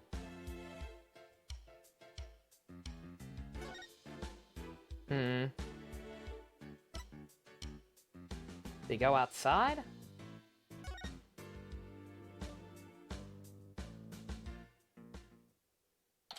Oh, it's okay. It's okay, Jadene. This game actually runs well on Citra. I've had Firefox open this entire time. Like, having other stuff open does not actually slow this game down. Mazi, you came across a meme that still holds true. It's a picture of two guys facing each other outside the store. One holds a box of diapers. The other is holding a box of RT 3080 graphics cards, saying, "Meet your old high school classmate." What the fuck? Or meeting your old high school classmate, I guess. Is that just the idea that some people grow up and have kids and shit, and other people do cool stuff? I guess. There he is. Excuse me, could we talk to you? That's like, there was talk of possibly going over to my uncle's house for Thanksgiving this year. My grandma really wants to go because she wants to see her new great grandbaby for one of my cousins, and I'm just like, I don't care. The cousin in question is like 1 year younger than me. And he's already got kids and shit, and I'm just like, I'm a clown. Honk honk. Excuse me, could we talk to you? Oh, being a parent is awesome. You're starving, but who is this cute boy? I was gonna say, is this guy actually gonna talk at all? Or is he just gonna do this plane thing? And then since the guy holding diapers looks miserable, the other guy looks swag? Oh, okay, yeah. Yeah, sounds about right. No, being a parent can be awesome, but you know what I mean. I'm parent to like 5,000. I am parent to like 5,000 fictional kids. That's very true. Your sister was already married with a kid by your age, so you feel that spice, yeah. Mind if I ask what you're doing?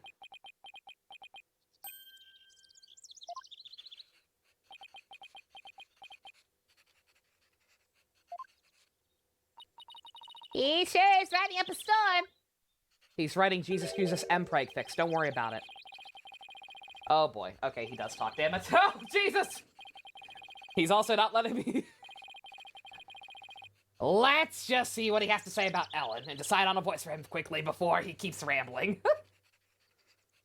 God. Actually, you know what? Just because I'm out of drink already, and because my throat is not... my voice is really failing me tonight more than usual. You all think of a voice for this gentleman. I'm gonna be right back just to get some more refreshments because I'm already out of coffee and everything.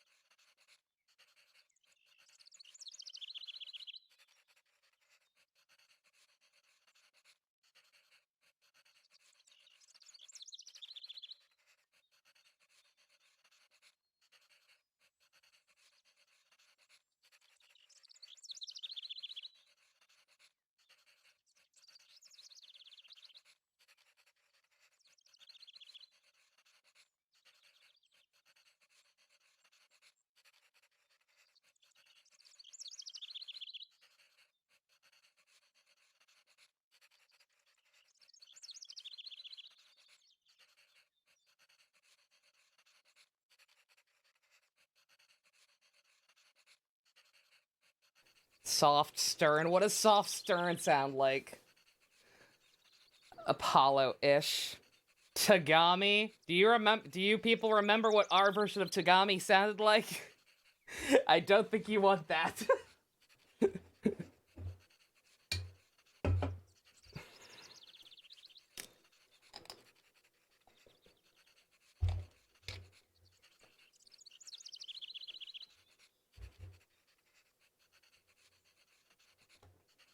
Nah, calm. That's a tone. Not a voice.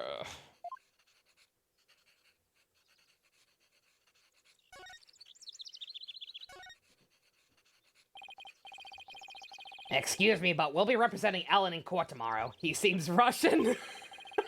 Russian would be easy, but... So, could I ask you about the case?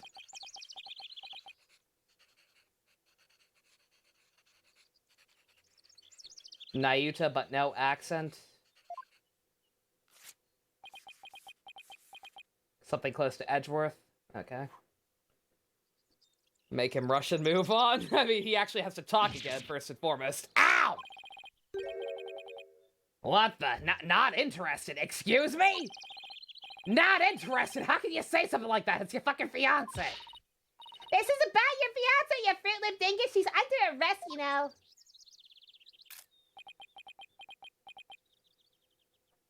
Excuse me, you are the worst tuxedo mask ever. The diameter of the airship is absolutely necessary. The energy to master compile massive. He's off in his own little world, and he won't let me stop to read his text. I can't believe he said he was not interested in talking about his own bride's arrest. We'll just have to talk on his level then, with something he might be interested in.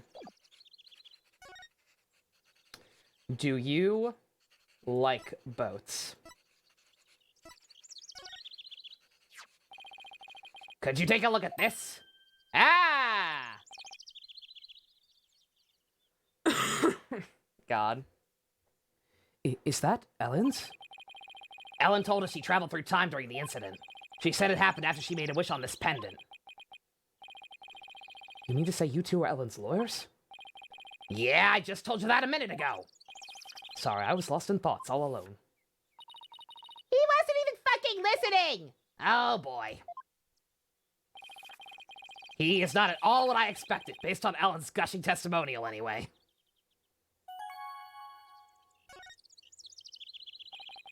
We'd like to ask you about Ellen's case, if you don't mind.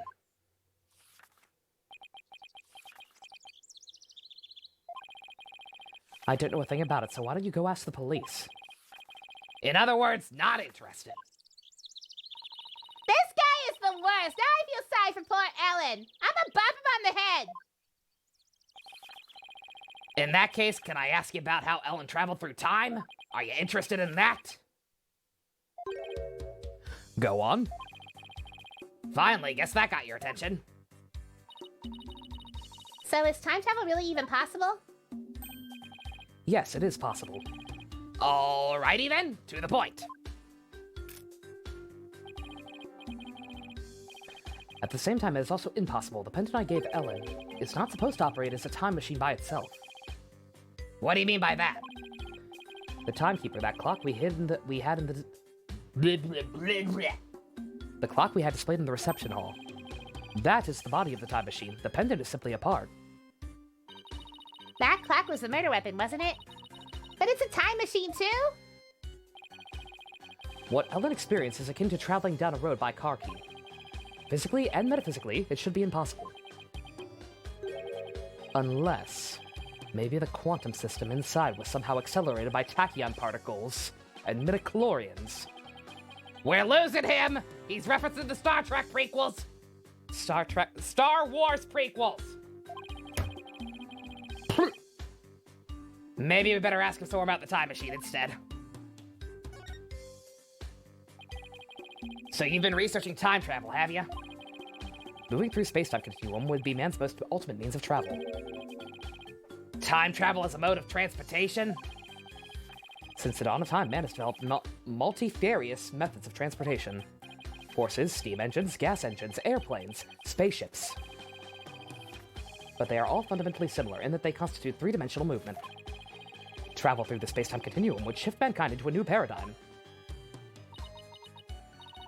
I didn't understand a fucking thing he just said. Oh my god, you're so boring. Nick, get me a pillow. The finale of Yakuza made you cry, Pump. You and me both. Good God. What a trip that was. Oh, Pro Help, what are you doing? I thought you were taking a break, dude. Jesus Christ, thank you very much. Minato, crazy Uncle Pro Help back has got your back. Thank you very much, dude. Seriously. Make sure you're okay first and foremost. Your last sub token taken from you. Oh, that was your last one, Pro Help. Yeah, okay. I was gonna say, yeah, Pro Help's supposed to be taking a break after he went full ham on the PS5 fund. Yeah, be careful, my dude. He's back, yeah. He just had one left. He had 1 HP left. It's all right. Thank you very much, though, dude. I do appreciate it. For generations, Sprocket Aviation has advanced the... This guy's too eloquent. This guy is too eloquent for me right now. Sprocket Aviation has advanced the development of transportation. Therefore, it is only natural I would research time travel as man's next great leap. Oh my god! Boring! You're boring, everyone! Stop boring, everyone! Oh my god, I want to fucking die! What does that fucking mean? Basically, it's like taking a hamburger. It's like taking a hamburger joint and adding a drive-thru to it, I guess. Oh, okay, I get it. It's the same burger, but with a quicker, more efficient delivery system. Okay, why don't you just fucking say that? So what Sword really wants to do is get me a cheeseburger.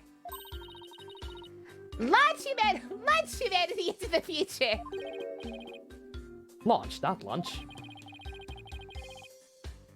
But do you really believe time travel is possible? It only becomes truly impossible when man stops daring to believe. Besides, time travelers do exist, you know. But you wouldn't understand. Did you hear that, Nick? Time travelers really do exist. All I know is Soren isn't the easiest guy to wrap your head around. Oh, I know. It's kind of like the way he talks. It's full of hope for a future. Or I kind of like the way he talks, even. Catherine all over again with the space stuff, basically. He's more passionate than I thought when it comes to his inventions, anyway. You have a bunch of bets you're saving up for my Pro Help. What does that mean? That sounds like a threat, my dude. Just be careful. Like I said, worry about yourself first and foremost. Lord knows you've done more than enough lately.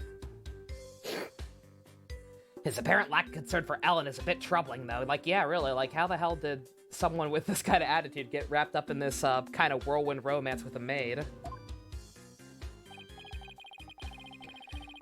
So I hear the rest of the Sprocket family was opposed to your marriage.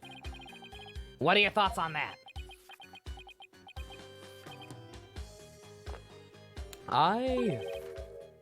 Master Soren! Oomst. Oh god. That's not his voice.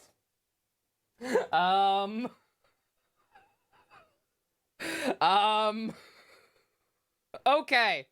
Okay, he's got like a Byakuya style tie. He's got a shitty gold repaint of Cloud Final Fantasy shoulder pad.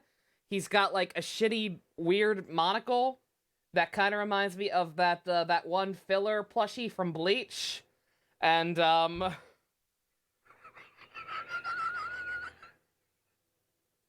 this guy's a mess is what I'm saying. I'm saying this is a mess. Butler? What does a butler sound like? He has to have a girl voice now? No. His design is stupid, but he doesn't deserve that. Politician deserved it. A posh voice without the British accent? I don't know how to do that! This guy could be our version of Byakuya. For those blessed enough to not remember, Ivy's take on Byakuya in our Danganronpa playthrough.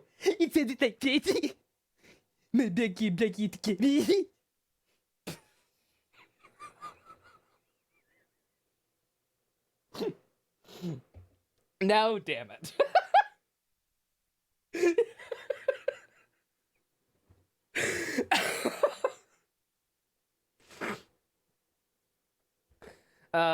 This guy also looks like a Hubert. I don't trust him. It is time for the meeting on the team's next project.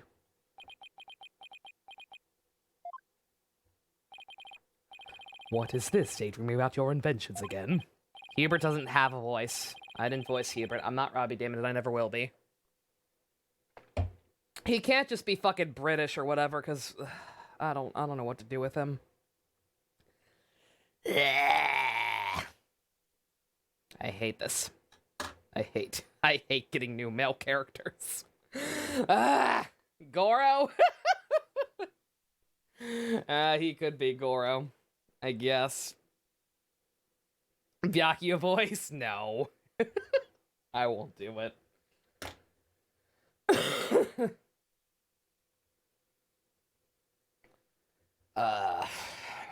Fuck it. If it doesn't work, let me know. Tut tut, you are the future president. You must consider the business side, too. What the fuck?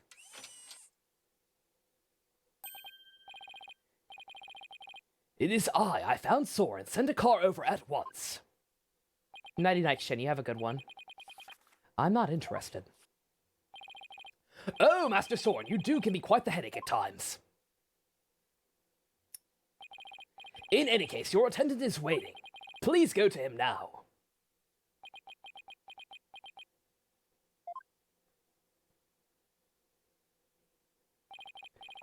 Excuse me, but who the fuck are you? Why is your design awful? Oh, where are my manners? My name is Pierce Nicody. Nichody? What the fuck? Please call me Pierce. I'm the Sprocket family butler. Nick, it's a butler! I didn't know they still existed! I thought they were just on TV and shit! And who might you be if you don't mind my asking? I'm Phoenix Wright, Ellen Wyatt's lawyer. And I'm his assistant, Maya Fey. I'm a spirit medium. Nicody? Nicody. Oh, so it is you. I am most grateful to you for taking on Miss Ellen's defense. You have my sincerest thanks. Don't mention it. So hey, speaking of the case. Oh, one moment, please.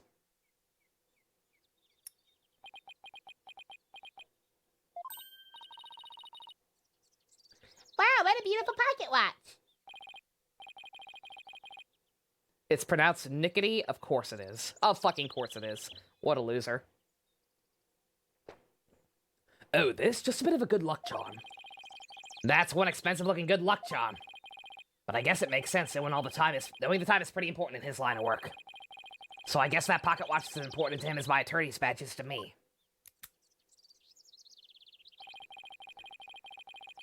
There is little time before I must attend to Master Soren again. Why not come to Sprocket Manor?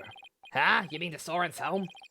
As a token of appreciation for taking on Miss Ellen's defense, I would like to serve you some delicious tea and refreshments that are most definitely not going to be poison. It's a play on persnickety. Oh!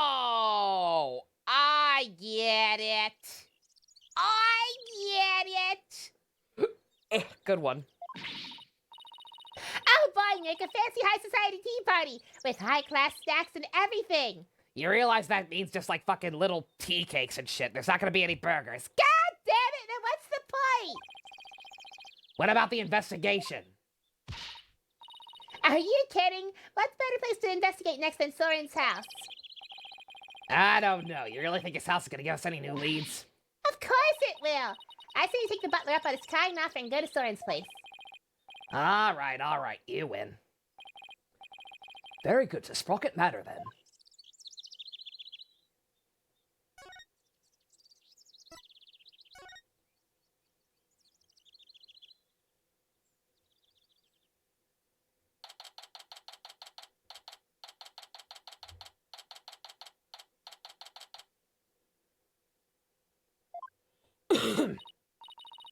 Wow, this place does not disappoint. Oh, I'm so excited. I was gonna say, yeah, I believe persnickety just means basically you have a stick up your ass.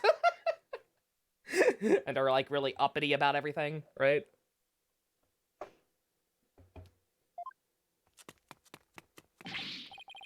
Wow, slow down, Maya. The mansion ain't going anywhere. Unless it flies too. Now then, we won't have to worry about anyone untoward eavesdropping here. I take it you want to ask me some questions. Huh?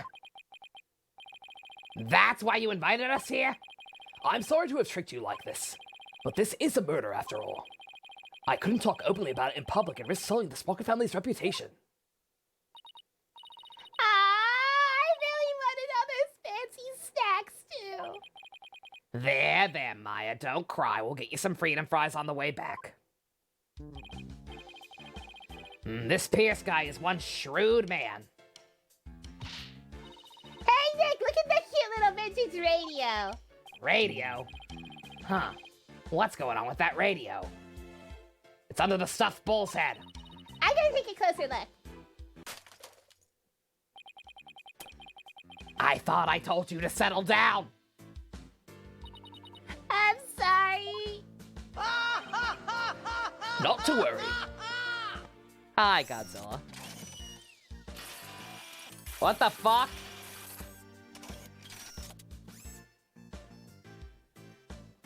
Nickety reminds me of a character from the train case of the anime. That's what I was gonna say. That's what he feels like, Abyss. Like, he feels like a shitty filler character they would have made up for the anime. Like, something about his design just feels very, like, I don't know, kind of cobbled together and lazy. That little mech fixed it right up. Why do you... Oh, it's a Dalek. He has a mini Dalek on his shoulder. Now I really don't trust him. I'm not only the butler, but I'm also Sprocket Aviation's repair department director. One might say that patching things up is my specialty. That was incredible. What is that little doohickey on your shoulder anyway?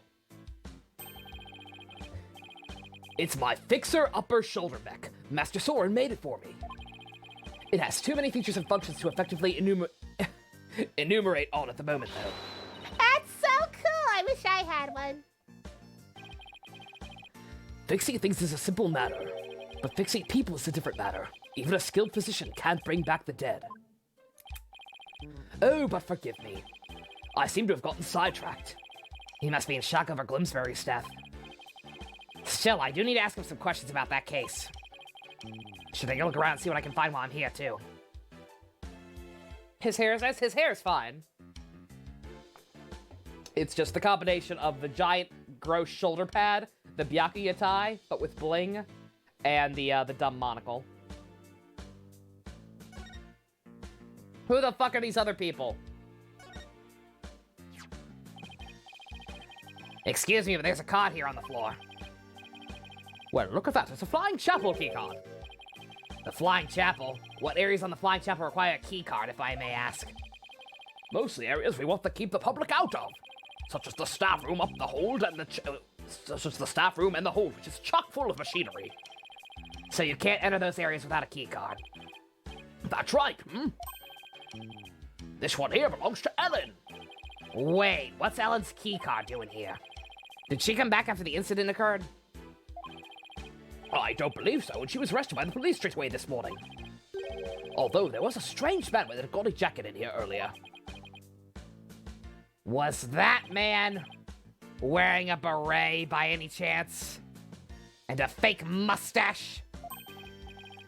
Yes, he was, as a matter of fact. He was also wearing sunglasses and a fake mustache. I'm glad. You know what? I'm very glad that it looks just as fake in universe as it does out of universe.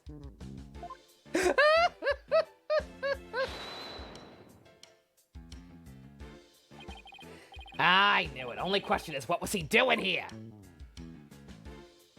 Oh, motherfucker. Are these the pictures of the wedding reception? Yes, I took them with my trusty camera here. I'm not important enough to have a full 3D model. Mind if you have a closer look at that photo? Be my guest, take as long as you'd like. Aww.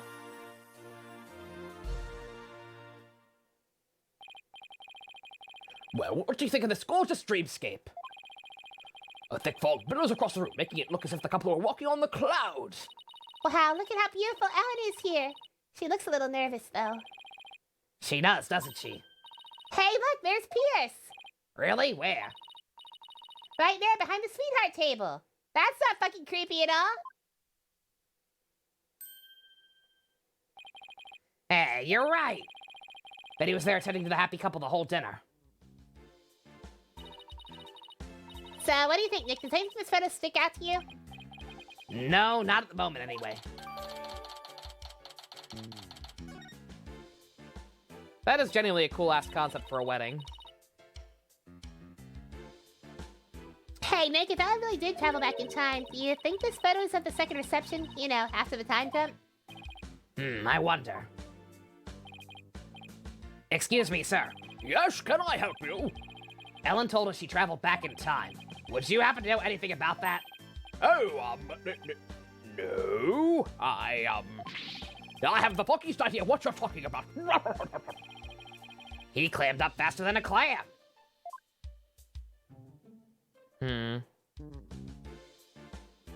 He was behind the sweetheart table because he was getting married to having a 10. Ellen's on top of Soren. I think you mistyped something in there, Fusion.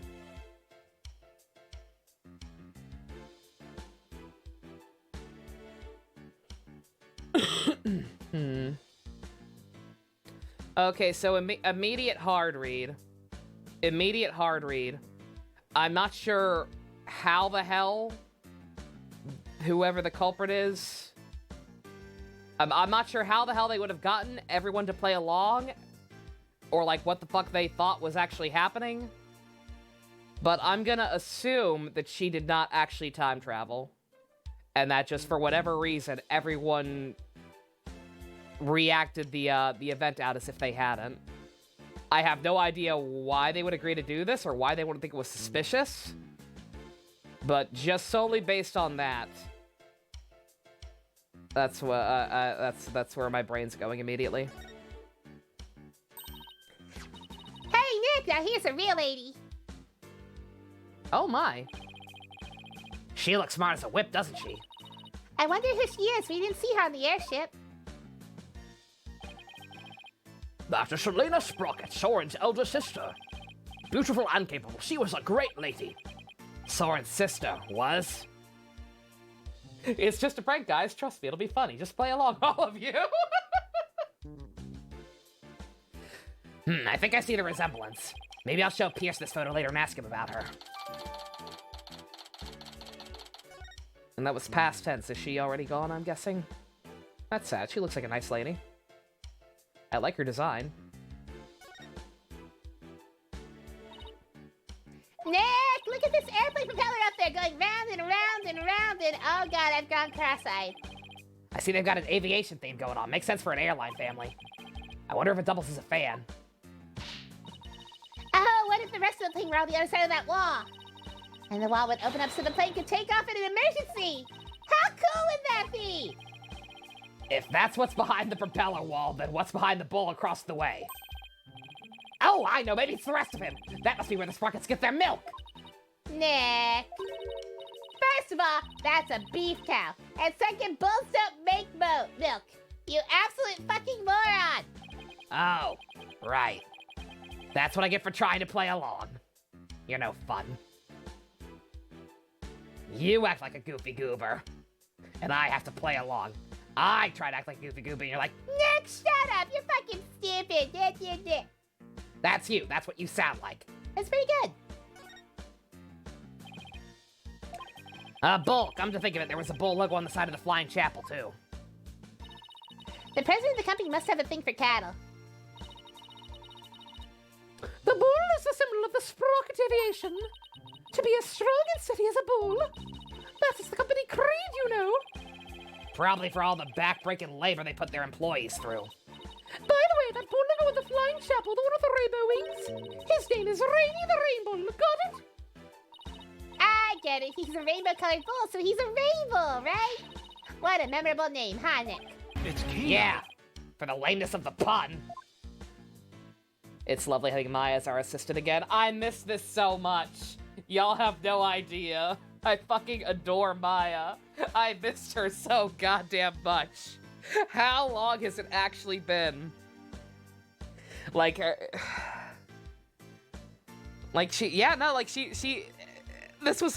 this game was her first time coming back since the fucking third one. And we had her earlier in the game, obviously, but she wasn't our assistant. She was the fucking murder suspect. This is her first time actually being our assistant since fucking 3. That is ridiculous. How dare they? How dare they deprive me of my fucking baby girl for so long? I am actually mad. I love her. Don't you dare touch that radio again. Looks like it's an expensive antique. What are you worried about? If it breaks again, Pierce will just fix it right up again. I really hope he's nice enough to waive the repair bill.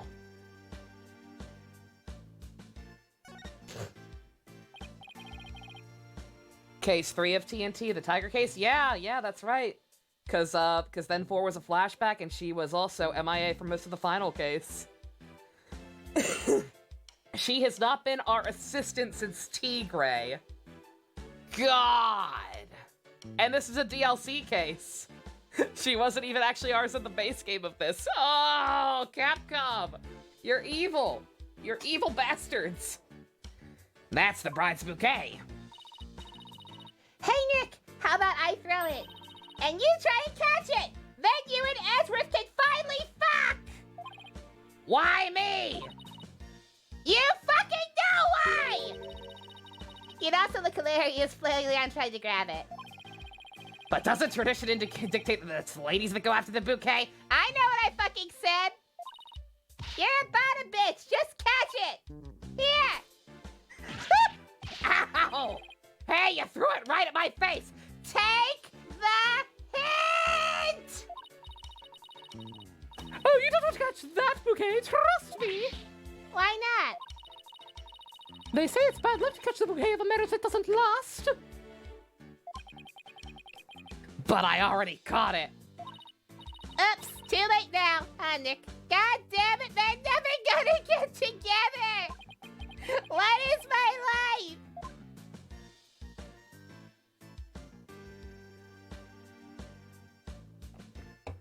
I'm having too much fun, don't mind me. I miss this. Oh, I'm gonna miss these fucking games. It also has bees in it!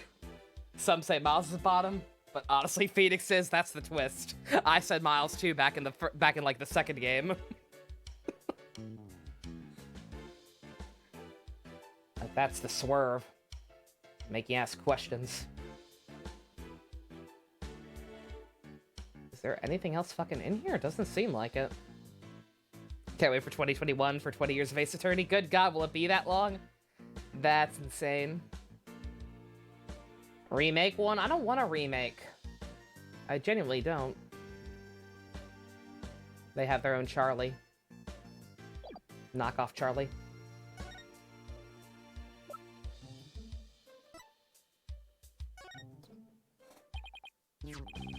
P.S. The woman in this photo is Soren's oldest sister, Selena, right? I don't think we've met her yet. She passed away already, by the sound of it.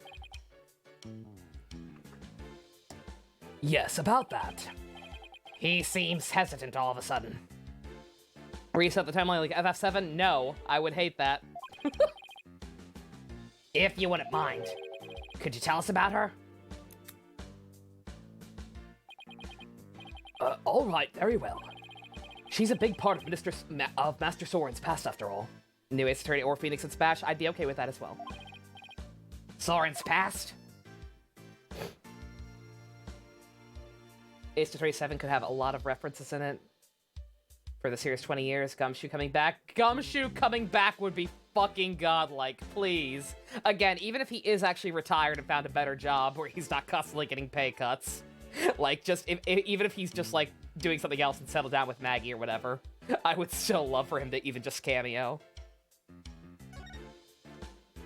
This is the case about time travel. How does that work? It probably doesn't, Pumpkaboo. I think it's just a prank, bro.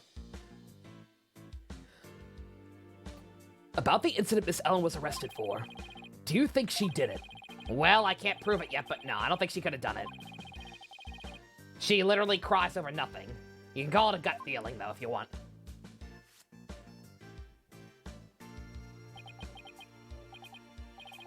I see, I guess we have different opinions then. Do we now? The prosecution says that when Glimsbury attacked Miss Ellen, she fought back, and ended up killing him. I agree with this perspective. Or rather, that is the consensus of the entire Sprocket family. Even so, I heard an interesting story from Chief Prosecutor Edgeworth. I heard the Sprocket family tried to pressure the prosecutor's office into burying this case. This guy's evil? I think this guy might be evil. I would, like, I wanna say, okay, maybe it's not that obvious, maybe it's someone else, maybe the sister is still alive and she's in on it somehow. Like, I don't know. Just, once again, immediate gut reaction, I think this guy might be evil. I fear you're mistaken. All we sought was merely a legal consultation. Besides, none of it matters now, as she is no longer part of this family. Fortunately for us, they have yet to get their marriage license before holding the banquet. So basically, once they realized they couldn't sway the prosecution, they cut her loose. God damn. I realize how callous I must sound, but my duty is to protect the Sprocket family, and more specifically, Sprocket Aviation's future and Master Soren, whose genius is essential to the company. I will do anything to achieve that goal. That is my job as the Sprocket family butler. You know, I think Pierce and Mr. Edgeworth would get along really well, don't you think? No! Yeah, I could easily picture Edgeworth with a butler, though. You're not wrong on that part. Oh, and by the way, I suppose I should tell you about this as well. It's about when the members of the extended family and I discovered the crime.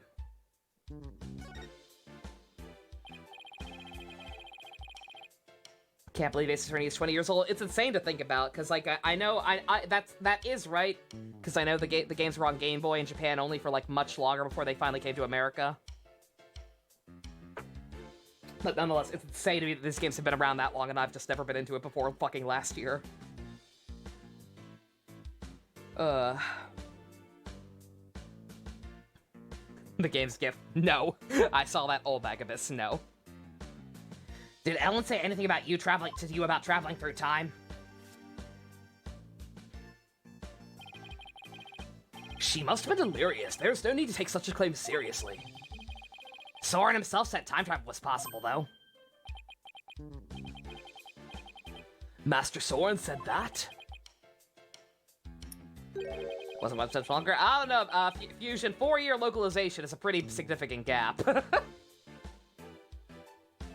Sounds like he's stuck in the past. He's psychologically stuck, I take it.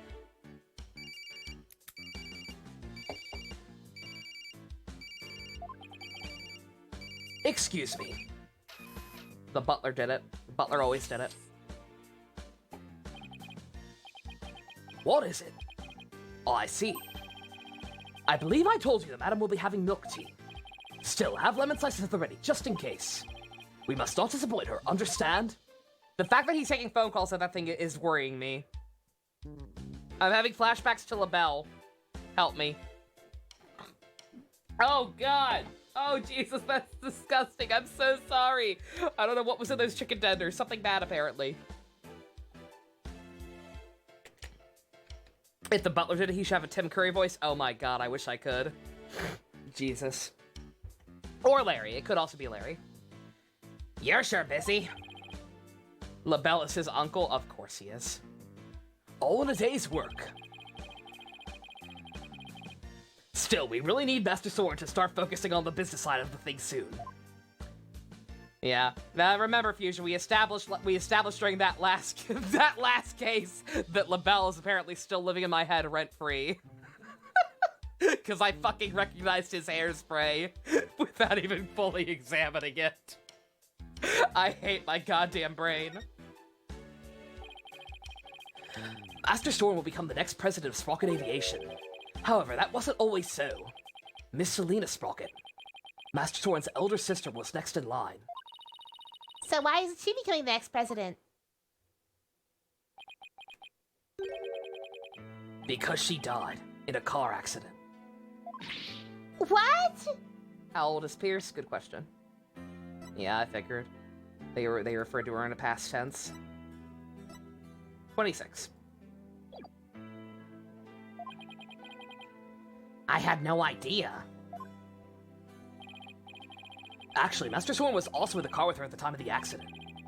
Losing the sister he loved right before his eyes devastated him.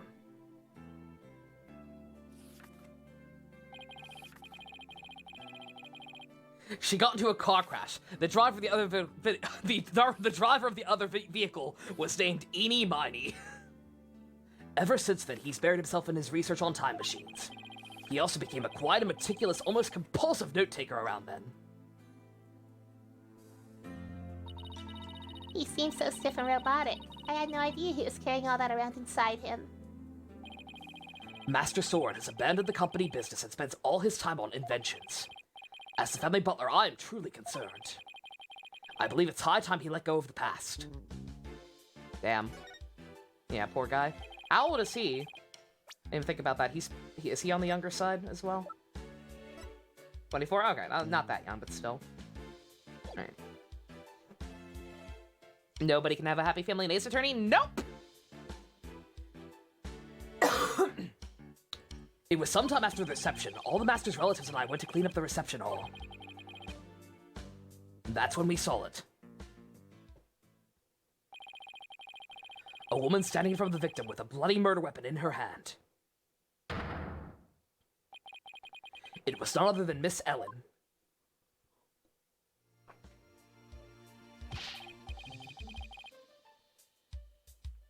But Pierce, it wasn't what it looked like. That's right. She just happened to find the body. Phoenix is a nice family. Phoenix is a nice family.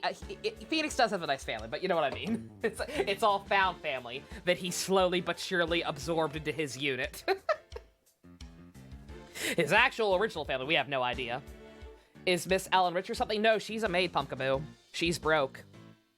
She was literally just a family maid. I do not know what Miss Ellen has told you, but what we witnessed was unmistakably the moment immediately after the deed had been committed. Ah! That is what I told the police who came in response to my call. Capcom cursed, Capcom cursed. He just can't get married. Yes, he can! Please! Ace Attorney 7! So Pierce was the one who reported it to the police, huh? Yay, Nick, what are you doing here? I hate you. Larry! No, man, Edgy gave me a heck of a hard time. Larry, why? You like to promote my new character, Q Piglet. I was hoping Sprocket Aviation would do some kind of tie-in with me for it. Wow, I didn't know Larry was such an aggressive businessman. You could learn a thing or two from him, Nick. Why don't you promote your agency to them? Now's not the time for that, in case you haven't noticed. See? And this is why you'll never be rich. Phoenix has one now, but it happened after a kid was forced on him. Yeah, really, exactly, Spice, yeah. Like, he's just slowly but surely accumulated this, this found family. And a lot of it came about because of, those people's, personal tragedies leading them to him.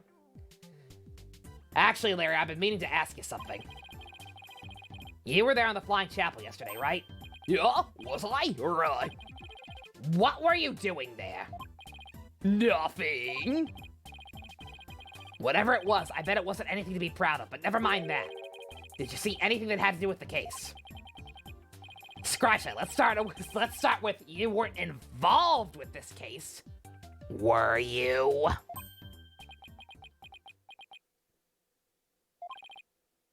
Larry? What?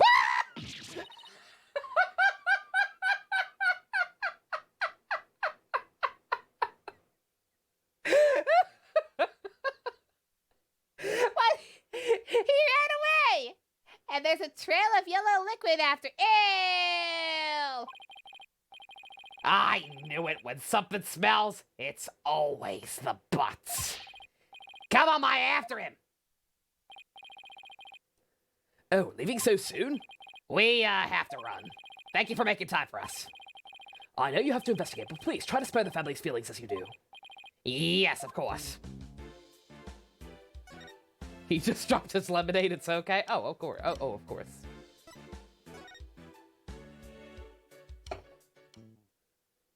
Oops.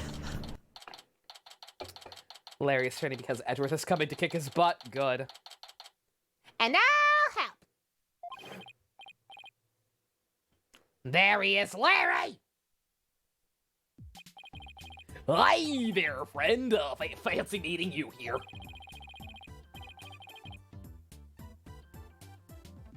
There's nothing fancy about it. All we did was follow you, so tell me, Larry. Why'd you run away like a little bitch? Yeah, me? I don't know what you're talking about. Oh, Larry. That's our Larry!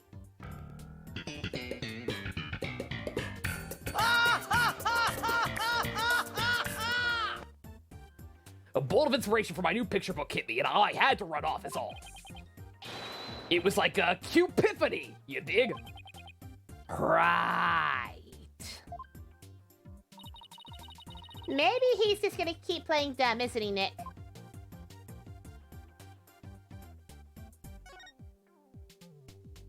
He's probably not going to tell me. I should probably just cut to the chase and show him his card. Come on, Larry. I know you were on that ship. What did you see? Yeah, I didn't see anything.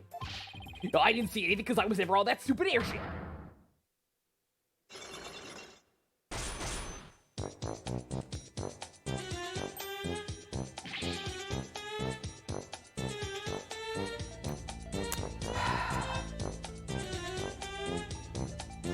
At least they're not black.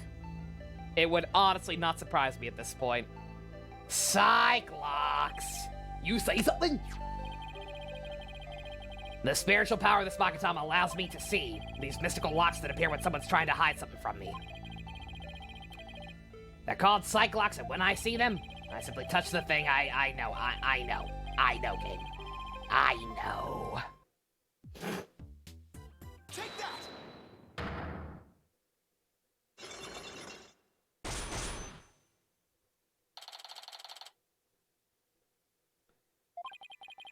This is no time for games, Larry. I will find out what you're hiding. I always do. Well, I'm telling you, Nick, you've got it all wrong. You knew it was coming, but you still weren't ready for the buckets coffee and pro health. It happens when you least expect it. Always be prepared. Well, I got nothing to do with this case whatsoever. Come the fuck on, Larry. Even a baby can see through such a blatant, obvious lie. Nothing whatsoever, huh? If you weren't involved, Larry, then you wouldn't have been involved with this person. Take that! Like, yeah, like, how did you even fucking find her otherwise? You're the one who brought Ellen to my office in the first place. And all those cops. Nothing to do with the case whatsoever. Ain't gonna cut it this time, Larry! If you have to lie, at least do a better fucking job.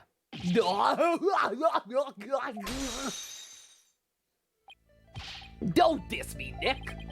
If you're so convinced I'm lying, then let me ask you this. He brought cops to the office, yeah. No, he ran off with the bride, trying to help her get away, thinking that she wanted to elope with him, and threatened that he had a bomb. So the police ended up filing like an entire fucking bomb squad in to chase them down and follow them back to the office because he immediately fled there to try and get Nick to help. Larry's a fucking moron. What makes you think I was on that stupid old airship anyway? Let me see some proof if you've got any. Doubling down, are ya? Fine. You want proof, Larry? Here's proof that you were on that airship. Fucking piece of shit. Take that! Oh, Athena and Trucy were there. Athena and Trucy were there for it. Athena counted how many cops there were. She stopped trying at 42. Funny how Trucy's always first on a profile list. You get that she's our daughter, but if we're looking at people, then her face is the first to show up. It is a little weird. I mean, I do get it, to even include people who aren't necessarily directly involved, but yeah, it's always weird to see her and Athena, the first people there. Oh. This is your business card wallet, isn't it, Larry? I found it in the reception hall. Yeah. Time to come clean, Larry Butts. What exactly are you hiding? Yeah, all right, fine, you got me. I'll tell you everything.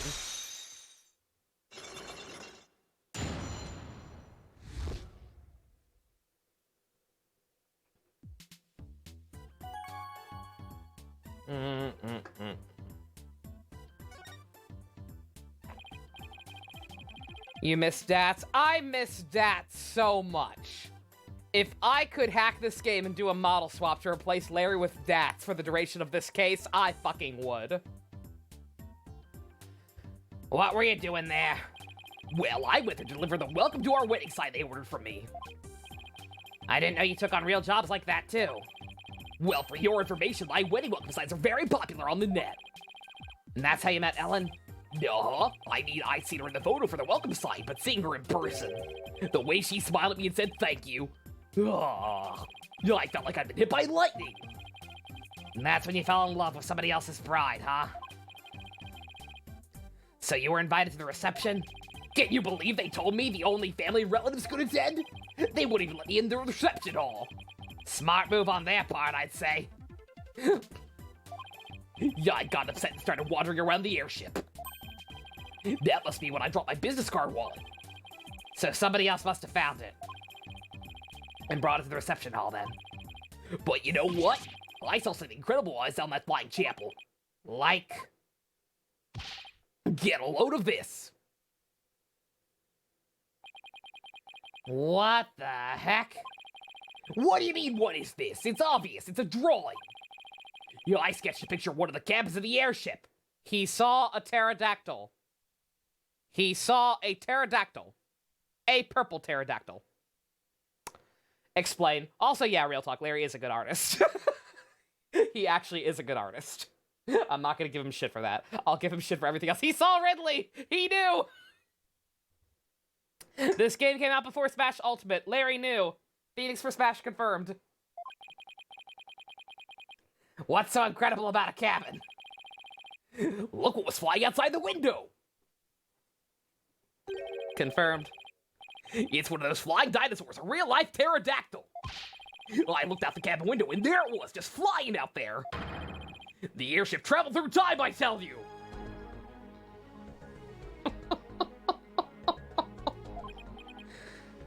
What?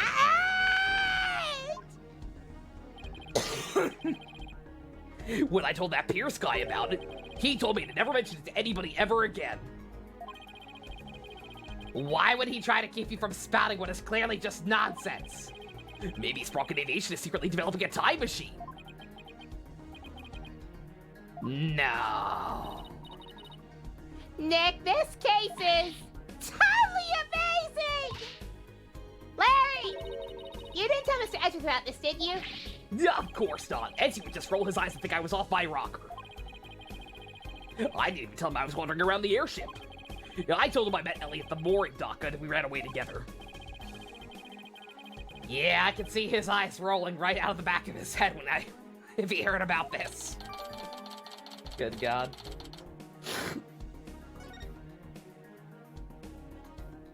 Phoenix and Smash with Edgeworth Echo. That'd be too good to be true. So Larry also experienced the time slip somehow.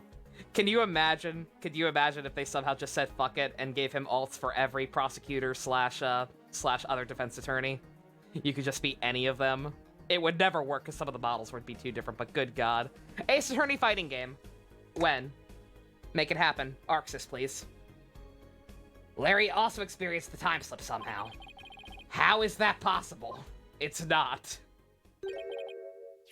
You're talking about a woman allegedly going back in time a couple of hours, and Larry seeing a goddamn dinosaur. Voice theory does say there'd be at least one extra. I was gonna say, yeah, voice theory does support one.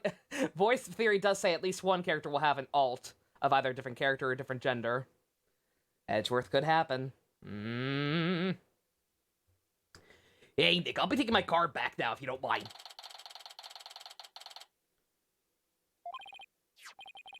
Oh no, at the very least, yeah, he'll definitely at least have color schemes inspired by the other characters. No question. Oh yeah, this is for you. What is it? You took your own picture? It's a picture of the hold. I took it when I was wandering around on the airship. See, there's Ellie right there in the middle. The hold. And Kyle Bear is already in Smash. Kyle Bear already voices Ryu in Smash. They could get him back to be edgy. It's right here on the diagram. Give Maya an ult so you can have her destroy people. Oh my god. Can you imagine if she's like an assist for Phoenix and comes out on the screen sometimes? Or like during taunts? Like Mona for Joker? Oh, it'd be so good. Okay, now that I know where the hold... Oh, that was my impression of you. I know where the hold is, but what was Ellen doing there? Well, they were using it as part of a prepping area for the reception. I see. And around where did you take this? Or when did you take this? Before the reception, I took it while Ellie was getting everything ready. One of his taunts is eating a burger, please. Or Athena, since she already fights people. I was gonna say, Athena can already bench press a man. Put Athena in the game. This was taken before the incident occurred. I don't know if it'll be of any help, but thanks for this anyway. And Athena will just be a fucking spirit. For Daisy or some shit. Lame. Can Athena bench press Simon? Probably. He's into that shit. It's fine. By the way, Larry, I heard the door of the hold is controlled by a security system. How'd you get in there? That's a trade secret. I can't tell you. And they don't stop coming, and they don't stop coming, and they don't stop coming, and they don't stop coming. Guess that's basically a wrap on the investigation. Not quite, Nick. I want to meet Ellen, too. Oh, right. You haven't met her yet, have you? All right, let's head back over to the detention center so you can say hi. Aww. Maya wants to go encourage her. My good bean. How old is Maya here? She's like 28 now. She's all grown up. He's all grown up. It makes me sad. No, why? Please understand that this is in Master Soren's best interest. Sounds like Ellen's busy talking with someone. Oh, it's this asshole. Okay, yeah, he's evil. The next president cannot be married to a criminal. It would disgrace Sprocket Aviation. Miss Ellen, I need you to forget about this marriage. Pardon us, but, if it isn't Mr. Wright. So their marriage is definitely off? There is no other choice. We cannot have a criminal in the family. For the sake of Master Sword and the Sprocket family, this is what is best. Oh. No! In that case, what if Nick here proved Ellen's innocence? Then you wouldn't have a criminal in the family, right? Yeah, Maya is now older than Mia ever was. And that's sad. He'll look better with that monocle. The monocle, like I said, he's not a bad design. It's just like his accessories that kind of kill him. This mismatch of his weird monocle, his dumb Dalek, and his dumb tie. I suppose you're right, but I'm afraid that would be impossible. That's not true, not for Nick.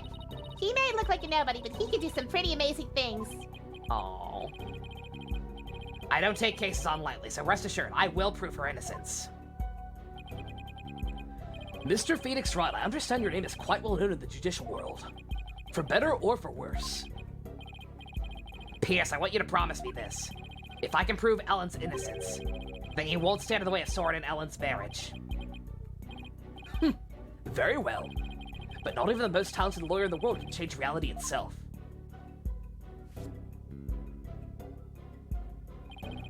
And the reality is, Miss Ellen is guilty beyond a shadow of a doubt. I believe that's where you're wrong, P.S. I'm clean, I swear I am! Obsessively, compulsively clean!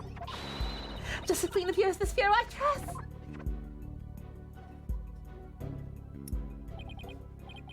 Fine, you have my word, but you will be the one to regret this promise.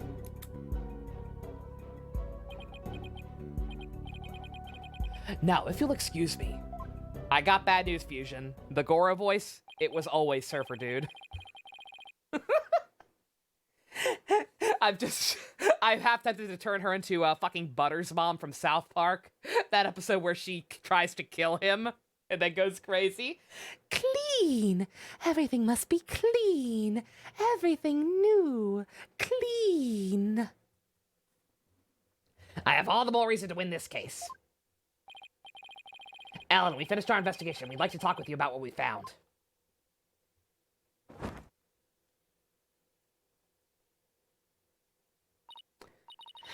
Okay, so what did you find out? You can just leave your hair like that, honey. You look great like that. Also, yeah, isn't it just rubbing salt in... If you're threatening to do that, can you at least bring her a change of clothes? I feel like this is rubbing salt in the wound. Making her stay in her fucking wedding dress and telling her, oh, by the way, you're not actually getting married.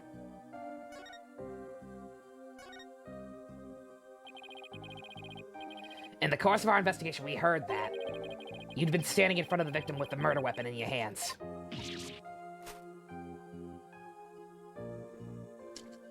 Imagine someone ruining your perfect day. This is awful. Like, this is actually heartbreaking. It wasn't what it looked like. It's true I was holding a murder weapon. But when I found him, he was already dead. I panicked. And I was hoping I could go back in time again like I had done earlier.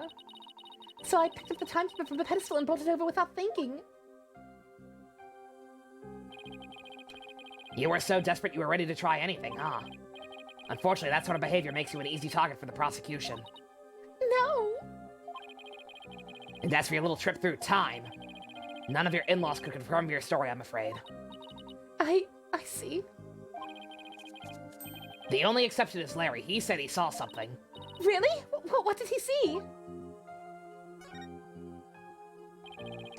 Can't say I quite believe it myself, but Larry claims he saw something incredible. He claims he saw a pterodactyl flying outside the airship. What? The sound effect. Not only that, but apparently Pierce Nickety told Larry to keep quiet about it. Ellen's a catch? I think she's a catch. I like her. She's fun. Why would Pierce do such a thing? Larry's theory is that Sprocket Aviation is developing something in secret. A time machine, to be exact. Do you think that's why nobody would confirm my story? Because it's a secret? I really don't know. But speaking of your in-laws, we did manage to find your key card at Sprocket Manor. One of your in-laws said he'd keep an eye on it for you. Oh, thank goodness. I lost it while I was getting things ready for the reception. I looked everywhere for it. I'm so glad you found it! At least there isn't Jaws this time for a change. Well, Nick, looks like you'll have to prove the existence of time travel in court tomorrow. No biggie. That's right. I swear that while Mr. Gloomsbury was being killed, I was busy traveling back through time. Great. With stodgy skeptic Edgeworth at the helm for the prosecution tomorrow, Simon would believe me. I wish we were facing Simon. He would be willing to hear me out. He watches anime. We're gonna have our work cut out for us, oh boy. Her 90s anime style cry. Her crying face is literally just Sailor Moon. It's literally just Sailor Moon, and I'm kind of here for it. It's great. Oh, boy. Alrighty. God, I feel bad. I apologize. My voice is really, really kind of failing me tonight. Not sure why I'm so stuffed up. Simon learned that you could time travel, though. If Simon found out time travel was real, he'd be all over that shit.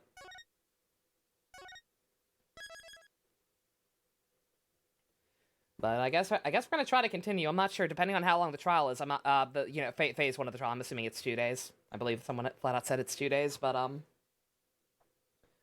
not sure if we'll be able to finish this, but we're gonna try.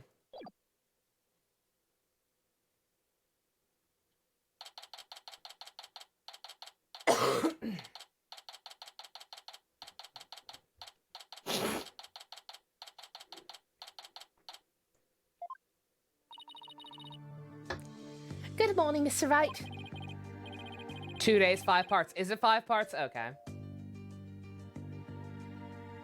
Good morning, Ellen. I see you're still wearing your wedding gown.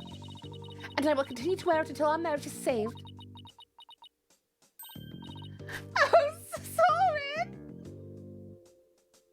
Is he actually here? Aww. How did I like Yakuza? I adored Yakuza. I adored Yakuza 0, and I'm kind of bummed it ended the way it did. Without Kiryu and Majima actually canonically full-on meeting. But I enjoyed it a lot. I'm looking forward to playing more one of these days, Yakuza month or no Yakuza month. Either way, one way or another, we're getting back to it someday. Hopefully sooner than later. Do you think he came to see how she's holding up?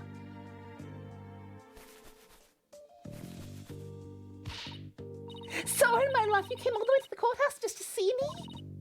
Oh, Soren, I don't know what to say. Blueprints. Huh? The engine blueprints. I can't find them. Do you know where they are? Oh, they're in your room. Third shelf on the bottom from the right, on the right-hand side. Ah, I see. What the fuck? He's leaving already? A streamer you know just finished 7. It looked pretty fun. 7 looks fun as hell. I'm very sad we're not going to be able to get to that one for quite a while. What the fuck? What did you see in the sky, lady? Don't tell me he came all the way here just to ask about some stupid blueprints. Is he really that cold of a person, or is that just how he comes off, I wonder? What about me, Soren?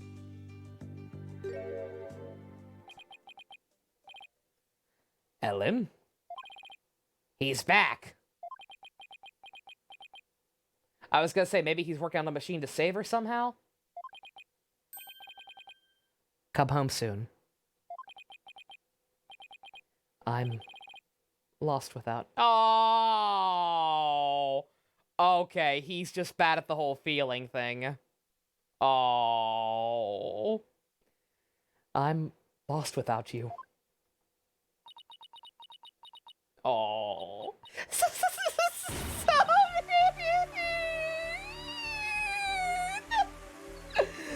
Oh, fucking same, girl. Later. Looks like showing your vulnerabilities is the fastest way to capturing a woman's heart. You're gonna cry later? No, stop, come back! A certified good boy? Yeah, he's fine. I kind of figured that was gonna be the deal. Like, I didn't think he didn't seem like that kind of guy to just abandon her. He's just very emotionally stunted, probably because of what happened to his sister. Poor guy. Jesus. You should take notes on this, Nick.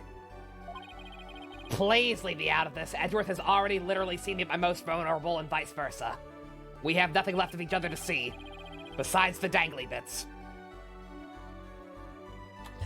Anyway, it looks like Soren ain't so big on words. But it's clear he cares about Ellen. Knowing that, I actually feel kind of relieved. Me yesterday after Yakuza.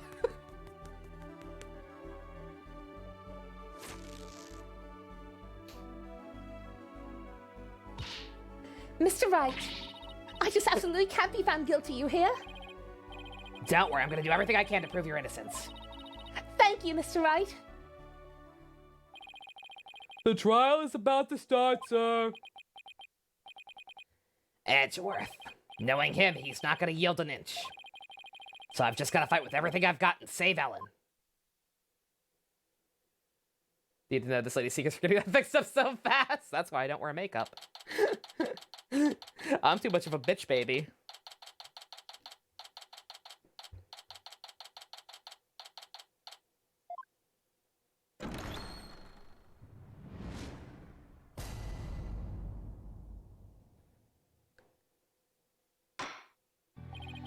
Court is now in session for the trial of Ellen Wyatt. Oh no! I forgot.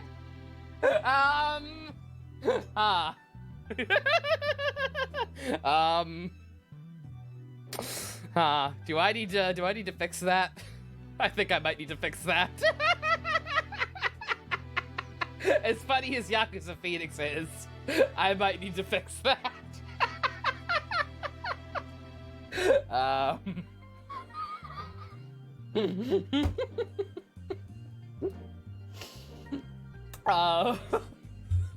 My bad! He's trying to intimidate Edgeworth with the tiger. Don't worry about it. Leave it for Yakuza. I don't know. Fucking chat, you tell me. You tell me, actually.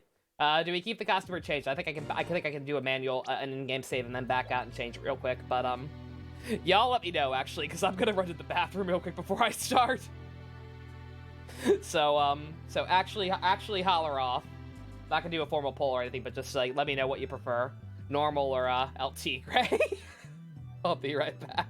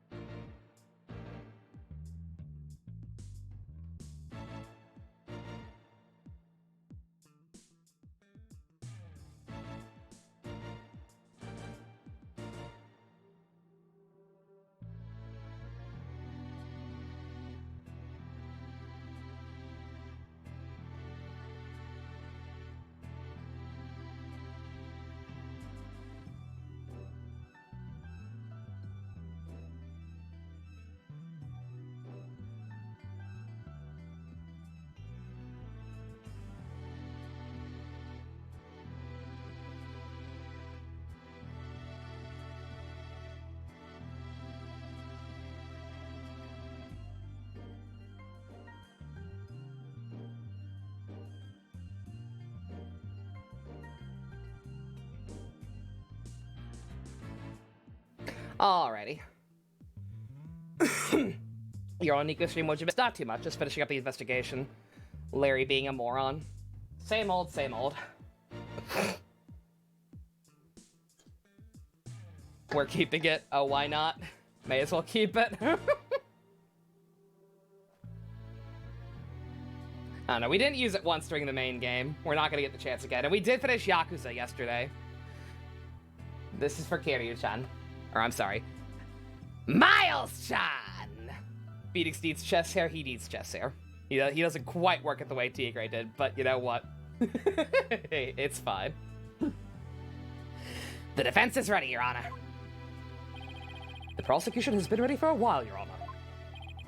Seeing so many familiar faces gathered together like this, I feel as though I'm at a grand reunion. You are, Uji. You are.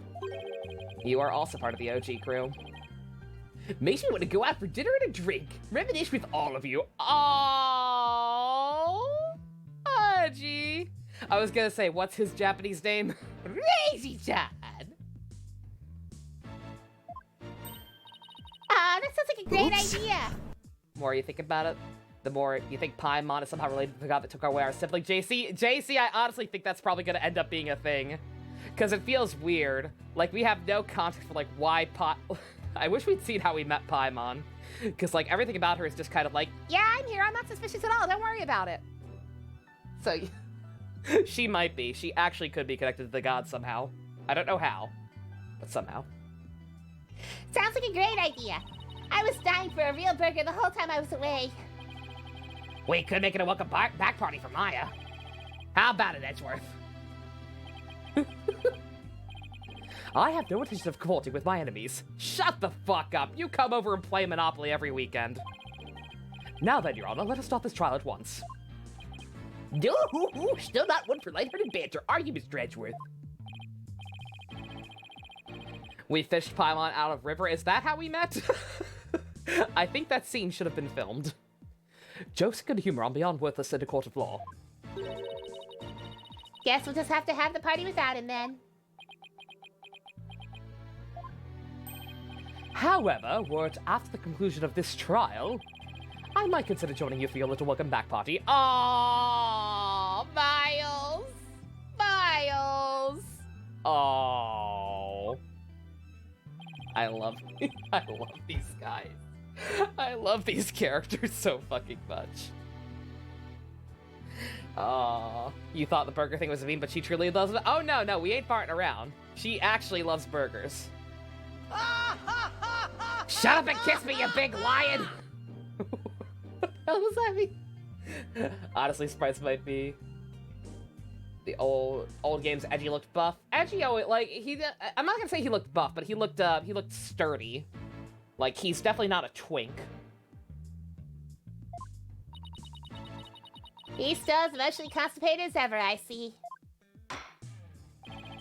Now then, Mr. Edward, if you could please go over the details of this case for us. What do you mean Maya always eats ramen? What the fuck is a ramen? Get that pagan garbage out of here. This is America, damn it. We fished Paimon. We were hungry. She's emergency food. I have not called her emergency food once. I have been ignoring the meme. I have been offered the chance to call her my emergency food many times, and I have never taken it. She's not my emergency food. She is my friend, and I respect her. Unless she turns out to be the evil god who took my brother. Then we're gonna have a problem. Then I'll eat her kneecaps. And she'll just be regular food. Now then, Mr. Edgeworth, if you could please go over the details of this case for us. The victim was Dumas Gloomsbury, a servant of the Sprocket household. He was in attendance at the wedding reception that occurred from 7 to 10 p.m. Mr. Gloomsbury apparently felt some animosity towards Ellen Wyatt, and so, a bit after the reception at 10 p.m., he assaulted Miss Wyatt with the intent to kill her. The defendant fought back and ended up killing Mr. Gloomsbury. In other words, it was justified self-defense, correct? If that's the case, the defendant might not be criminally responsible. You've not been here for a while. Who is Paimon? She's the traveling companion / assistant character in Genshin Impact Spice. I've not played it on. I've not been playing it on stream. I wish I had streamed it because I've ended up enjoying it so much. I've been playing it a lot in my free time. But she's a character in that. I do want to play a little bit of that on stream, possibly even tonight if this trial portion wraps up fast enough.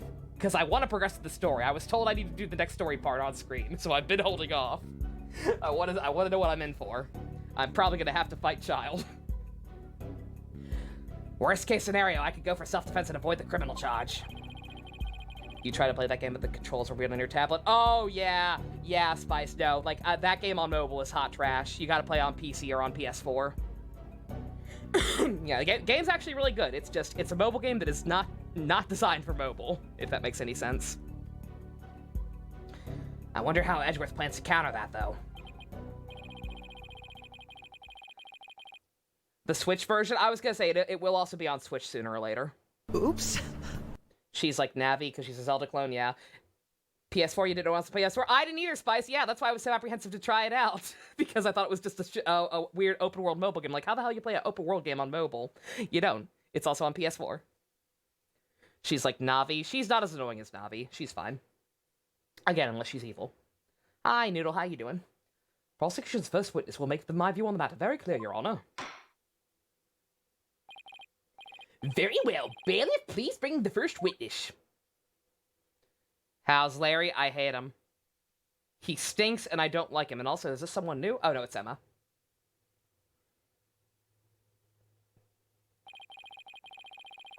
Please state your name and occupation, witness.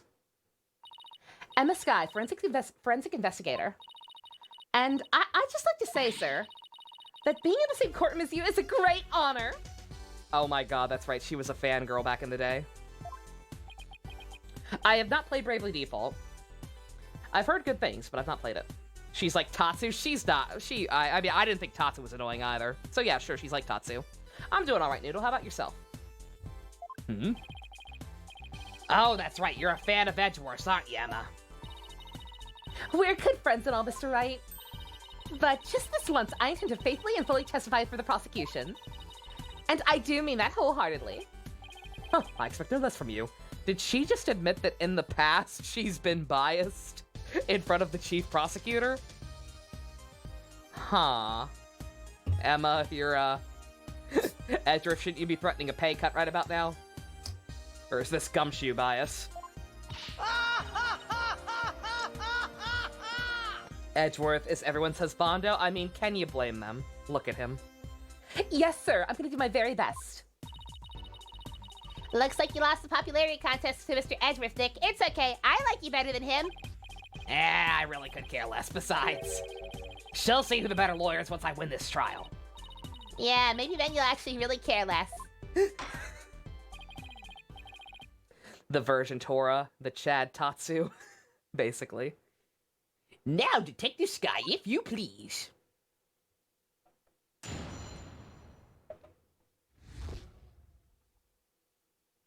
You like Bravely Default and Bravely Second? You're not sold on Bravely Default 2? The character designs are iffy. I don't remember what they looked like. I remember seeing the announcement trailer, but I didn't retain the knowledge. Are they bad? That's unfortunate. The murder weapon was a clock called the Timekeeper. The victim was hit with it from behind, and then it fell over right into a lantern. The defendant was spotted then, standing in front of the body holding the murder weapon. The victim was struck twice, by the way. That part seems important. Oh yeah, she did work for Clavier. She's gonna have to again when he moves to Karain to be with Apollo. Get wrecked, Emma. Oh, the other Tora from X. He's an Appa with no fear. I don't remember that. Remember, I've not actually played X. I watched a playthrough when it first came out, and I lost a lot of the knowledge from it. He was struck twice? That's right. There's no mistake about it. The first blow was to the back of the victim's head. It was hard enough to knock him unconscious. Yet despite the fact that he'd been immobilized by the first blow, the defendant delivered a second fatal blow to the side of the victim's head. Which means what exactly? You forgot he was wearing that? I did too, Noodle, but we're rolling with the punches. I figured it would go right over your head. Let's put it this way. By striking the victim a second time, the defendant killed her last chance to escape any criminal wrongdoing. She did, but how, Mr. Edgeworth? The defendant may have been fighting back because she was being attacked. However, this gay German fop of a prosecutor won't tell about his crush rejecting his dinner invites. I'm leaving the country. Again. then she went on to deliver a fatal blow to a man who was already fully unconscious. Nick, is he saying what I think he is? I don't feel so good. And thus, Mr. Wright has justified self-defense been removed from the table. Edward, stop being so eloquent. The prosecution intends to prove the defendant killed the victim with murderous intent. Allow me to belatedly submit the victim's. I'm sorry. It's been a while.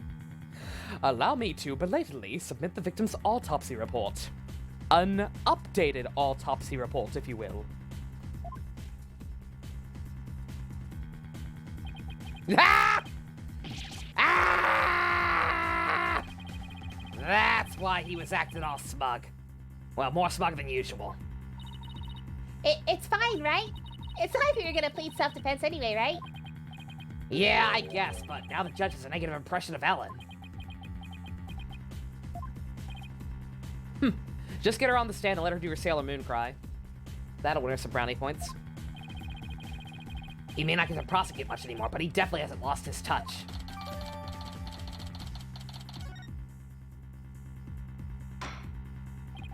Now then, Mr. Wright, you may begin your cross-examination.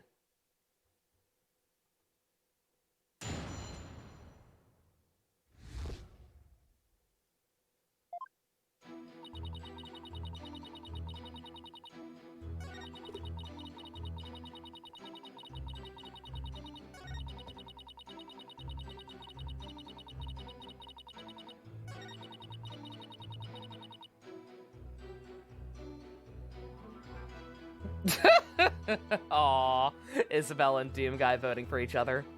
That's adorable. Well, looks like we won't be going anywhere until we can refute Edgeworth's claim. This is so exciting. We haven't taken on Mr. Edgeworth in ages. Yeah. Okay, Nick, go get him. No need to rush me, Maya. Alright, I better stop by comparing Emma's testimony with the evidence we have. And look for any glaring inconsistencies. I guess that means one's already there.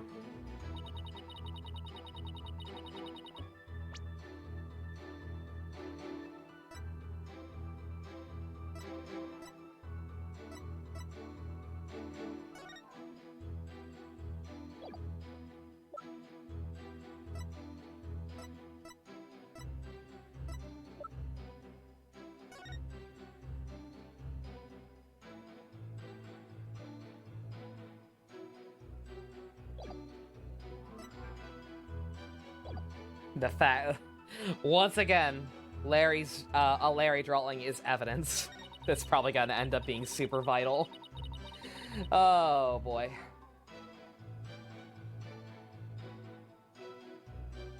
He fell over right into the lantern. Does that make any sense?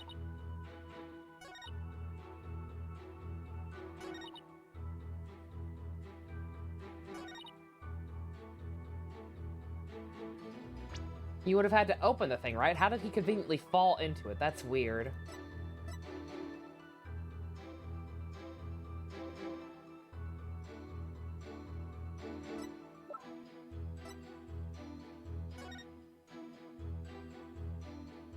Or no, I guess the implication is it crumbled apart, like he went, okay. Hmm.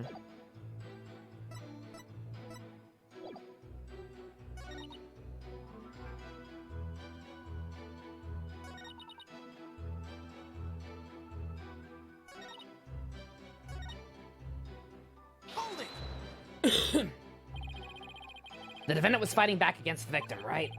If so, wouldn't she have hit him from the front and not from behind? The victim must have tried to run once Miss Wyatt started fighting back. That's probably when he got hit from behind. I see, thus the blow to the back of his head. The defendant must have looked awfully scary when she was brandishing that clock. I don't know about that one. Have you seen this lady? She's not very threatening, regardless of how scary Ellen looked. The victim was definitely hit from behind. May I go on? Yes, of course, please do.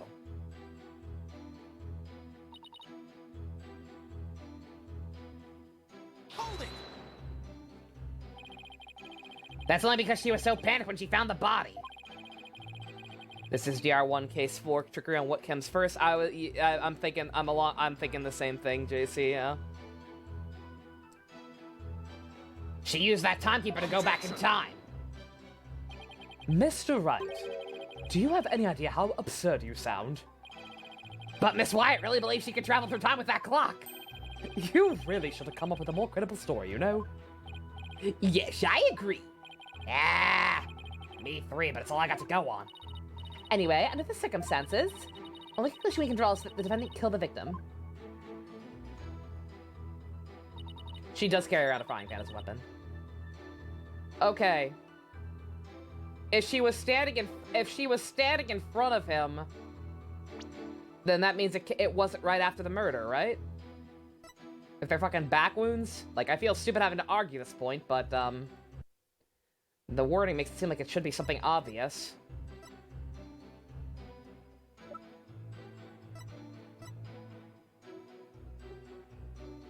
Or wait, it was, their statement, right?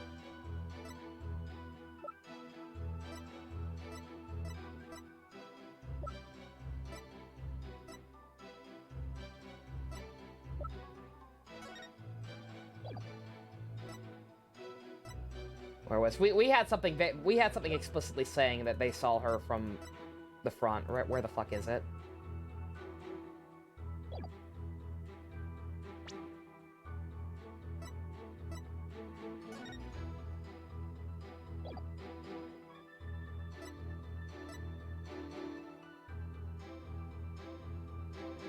Oh no, she's saying they saw her in front of the body. Okay.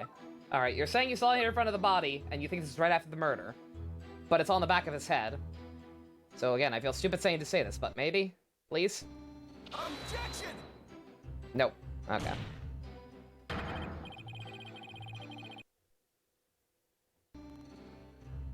It's okay, she'll use that frying pan as a drying pan.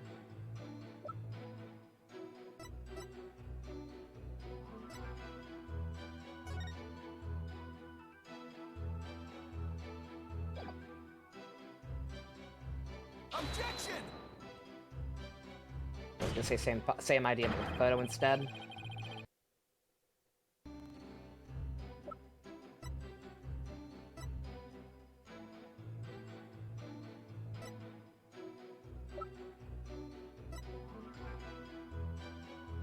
Objection! Okay, they're not gonna buy that. Alright, I have no idea then. Yay, I'm already lost.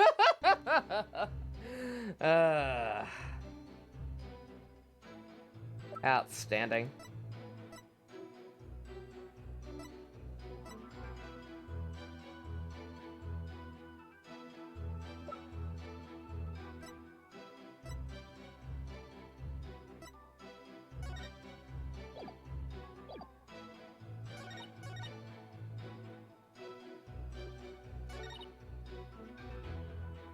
Hold it!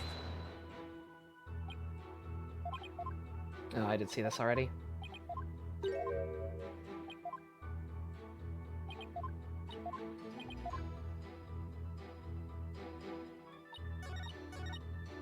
Hold it! Completely sure the murder weapon was the timekeeper? Yes, completely. The shape of the injury on the victim's head matches up with that of the timekeeper. It's definitely heavy enough to kill someone with. But would the defendant have been able to pick it up and swing something so heavy? Oops. I tried it myself. I was able to lift it up just fine. Maybe you're just freakishly strong? Excuse me, Mr. Wright? I'll have you know that people in the force know me as the dainty forensic investigator. Sorry, but really, you're hardly a delicate flower. Mr. Wright, this is a court of law. Save your antics for after the trial if you know how. Yes, sir. Won't happen again, sir. Moving on. A photo of the victim's second statement. So what, I was in the right direction, just the wrong idea, or wrong one. Oh yeah, okay, yeah, that would still be the same principle I was going with, yeah. You'll summon Dusk? What are you talking about, Genshin? You gotta summon some new people? May the luck be with you. Assuming that's what you're actually doing. But yeah, same principle. How did he fall that way if he was struck from behind? Objection! Detective Sky, I'm afraid I have to apologize in advance. For what? For embarrassing you in front of your idol. What do you mean? If you take a look at this photo of the crime scene, you'll see the victim is lying on his back. Who are you trying to pull for? You just pulling from the beginner banner for now? That's probably a good place to start if you haven't already. The beginner banner, and then you just decide if you want child or not. Or want to attempt to get child or not. You'll see the victim is lying on his back. But the victim had been hit from behind as you claim. Then he should have fallen over into the lantern face down. Oh! It's not enough to simply take someone's side, Detective Sky, even if it's Mr. Edgeworth's.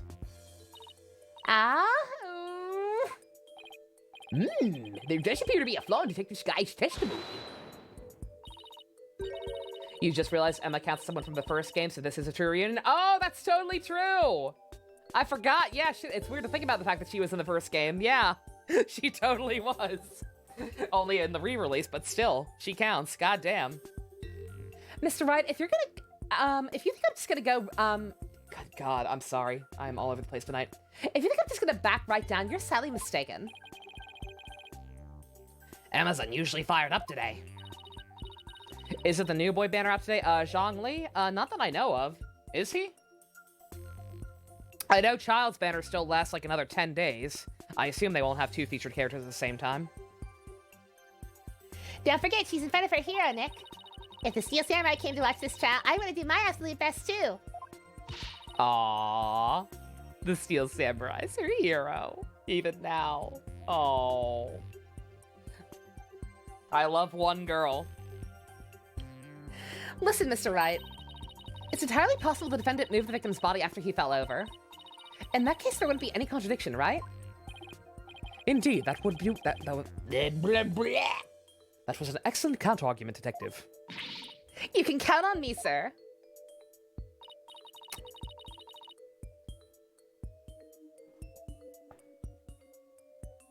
I understand what gacha games are willing to. I understand gacha games are bad. But look, Genshin's really well done. Genshin Impact is really well made. So if you have a little bit of money to spend on it and want to, it's a justifiable purchase, and you actually don't have to spend money at all. The default characters are fine as long as you actually level them up. They're not as bad as everyone says they are. They're fine. You can beat all the main story missions with just fucking Kai, Elisa, and Amber. You totally can. So what do you have to say to that, Mr. Wright? Is it possible the victim's body was moved after he fell into the lantern? Probably not. Excited to support future match? Fucking right, JC, you and me both. I can't wait to see the other countries they add.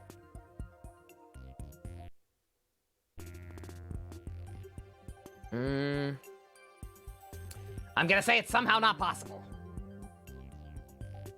I don't know why it's not possible, but it's not possible. No way victim's body was moved after his death. Oh, really? And what makes you so sure? One look here and it should become obvious.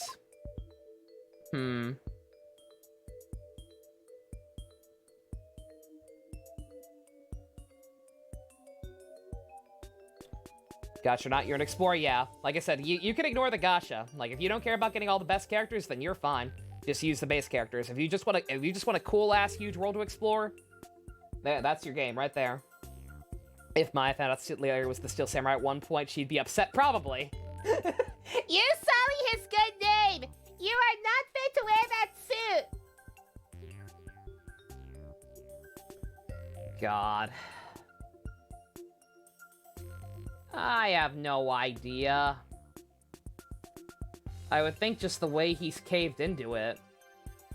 It's like he obviously fell right into it, right?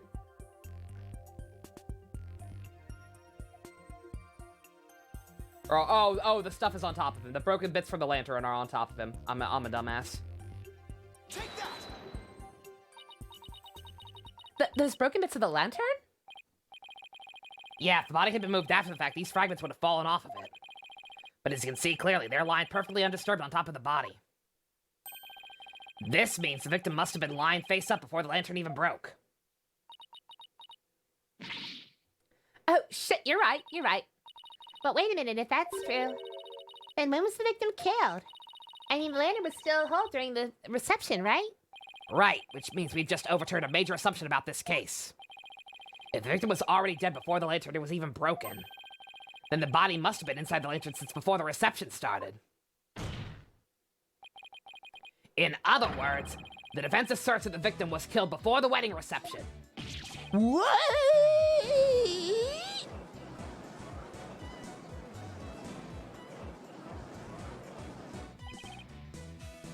In short, when Miss Wyatt was seen standing in front of the body after the reception, it wasn't the moment just after the murder was committed.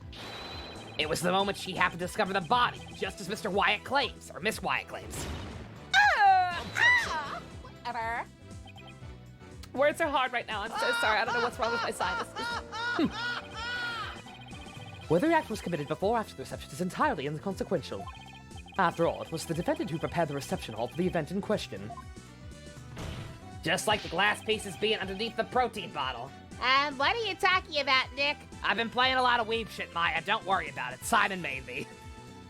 Simon totally plays Danganronpa. He seems like that guy. Therefore, when the murder occurred, changes nothing with regard to her guilt. She could have killed the victim before the reception, as you claim, and then tried to hide the body in the lantern after the event ended. Sorry, but that doesn't make any sense.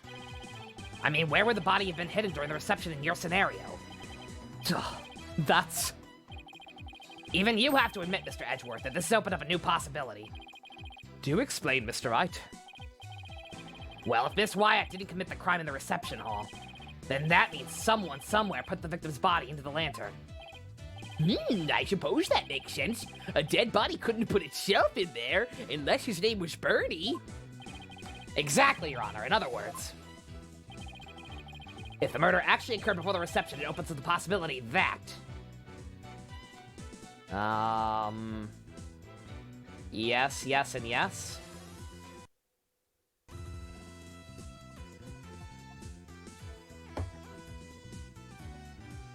I'm gonna say somewhere else, because I think that probably has to do with why there were two bull statues instead of a bull and a cow. Like, they had to swap them in at some point.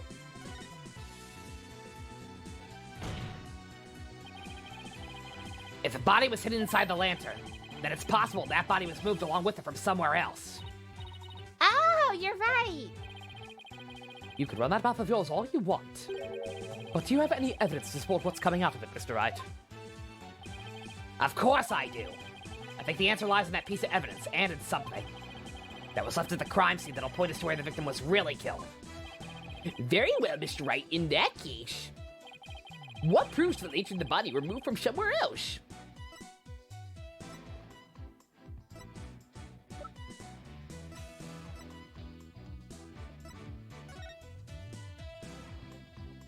The Vista deck? Is that where we're going with this? Why the lantern was out on the deck, who the fuck knows, but... Oh, nope.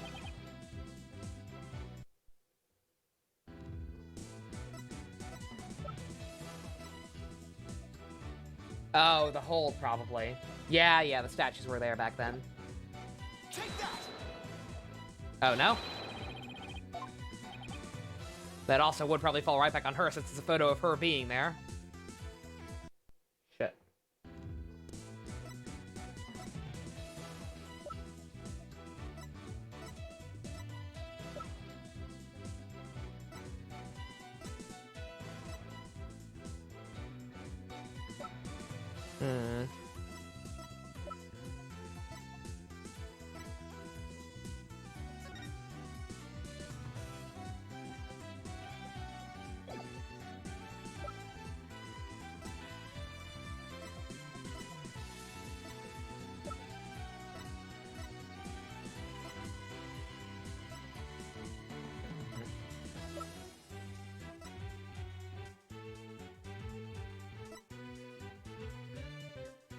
God, I don't fucking know.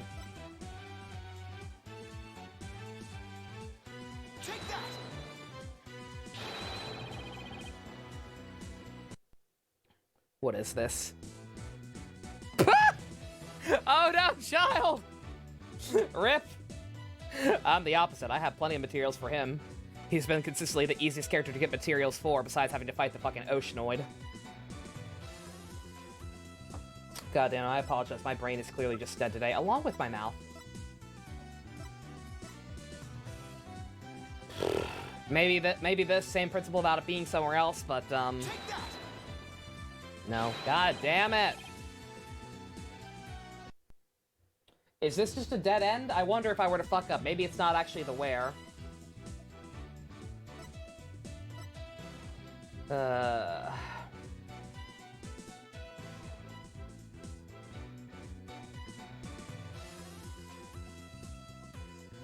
I don't understand what I'm looking at.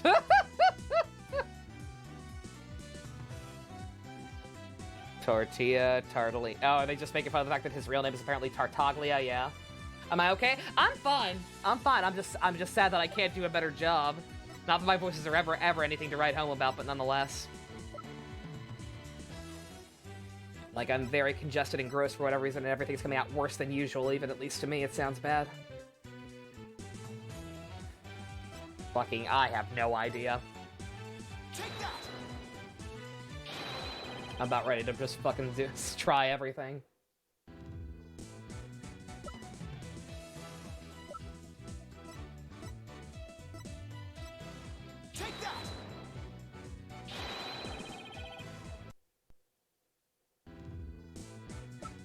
Again, if this is a dead end and I'm off about the location being the thing that's wrong, feel free to tell me so I can just go ahead and fuck up on purpose and be done with it. Of course it was that. The photo victim again? Yep, apparently. I'd like the court to focus on this thing right here.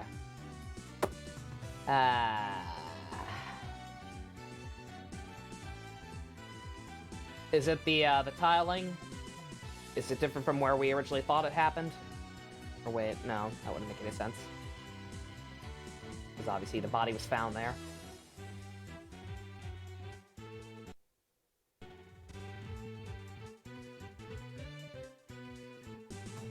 God. I have no idea.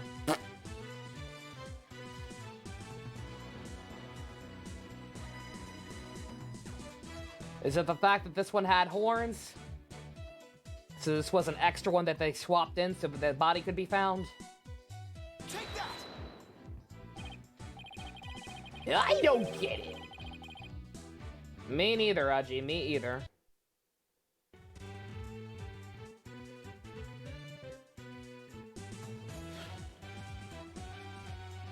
You going to bed, Noodle? Nighty night. You have a good one.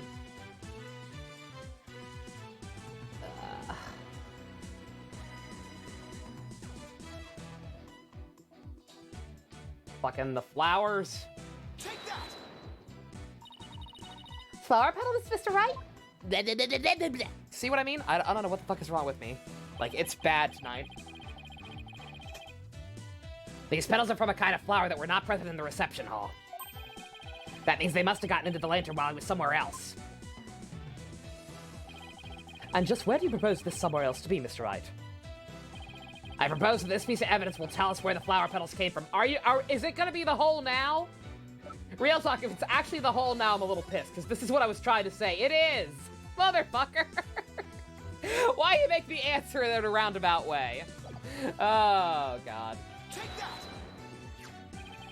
Please take a look at the flowers in this picture of the hold. Notice how the petals are the same shape as the petals in the crime scene photo? Yes, they do look to be from the same kind of flowers.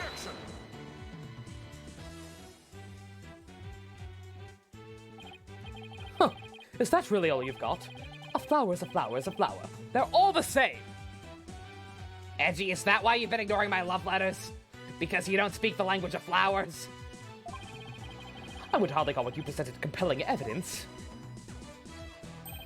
I'm afraid I couldn't disagree with you more, Mr. Edgeworth. Flowers are beautiful and they're all special. Huh? I gave a flower to my lovely wife once when we were young.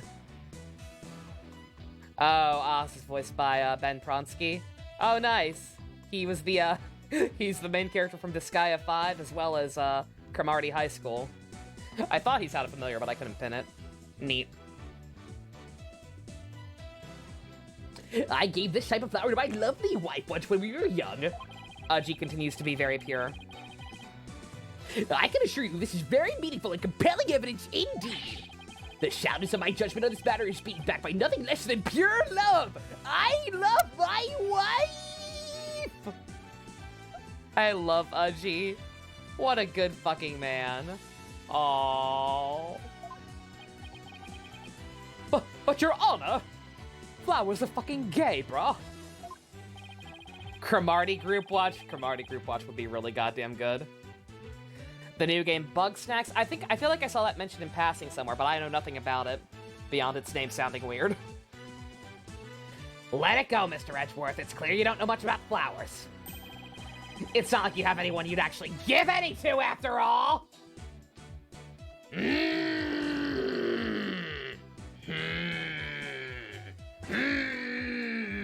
Stop making those noises. Stop leaning over at me. Maybe you should study up on them, just in case the opportunity presents itself. Stop it. Stop it, game. You're mocking me.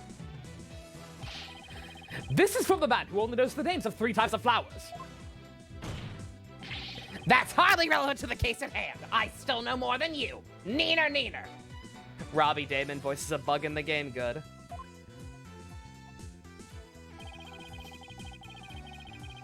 The defense asserts that it's highly probable the victim was killed in the hold. If the body had been placed in a lantern and moved to the reception hall for some reason.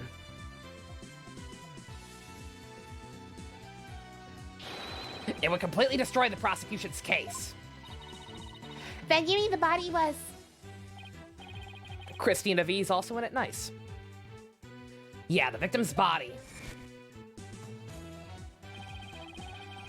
Inside the lantern during this beautiful wedding reception, while the defendant and her betrothed were celebrating their love.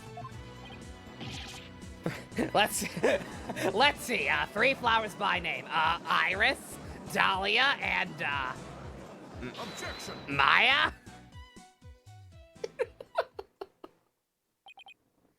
Huh. Your smooth talk might work on his honor, but it won't work on me. Believe me, I know it won't work. I've been trying. Not like you know anything about flowers or rings, Miles. Hint. Hint. They're bugs that sound like Pokemon, so they make noises, which is the best part. Aw, cute. What are you talking about now? Take another look at all the evidence, and you'll soon see what I mean. I wish he would just tell me already. Detective Sky, I'm sure you've already figured out what I'm talking about, correct? Of course, sir. Mr. Wright's the only one here who hasn't. Why don't you leave this to me and Mr. Edgeworth? Very well. Let's see what you can do. Detective Sky, please give your testimony to this court. Larry be like, get a room, you two.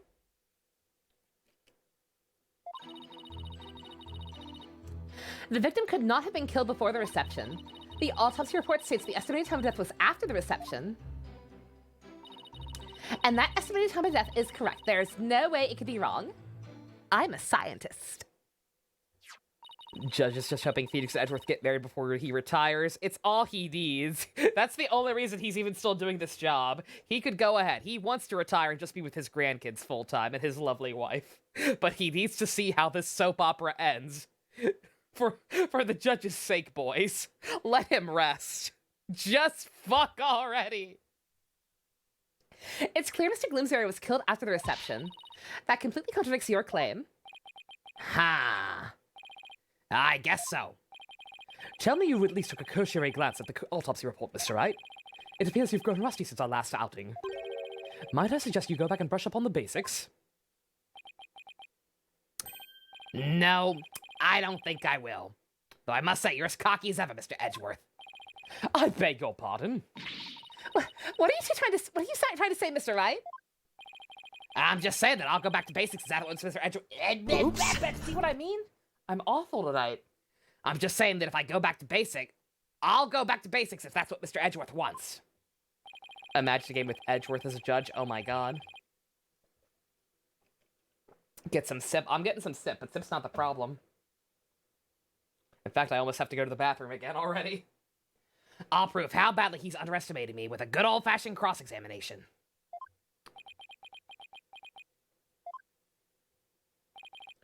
Very well, let's see you put your money where your mouth is, Mr. Wright.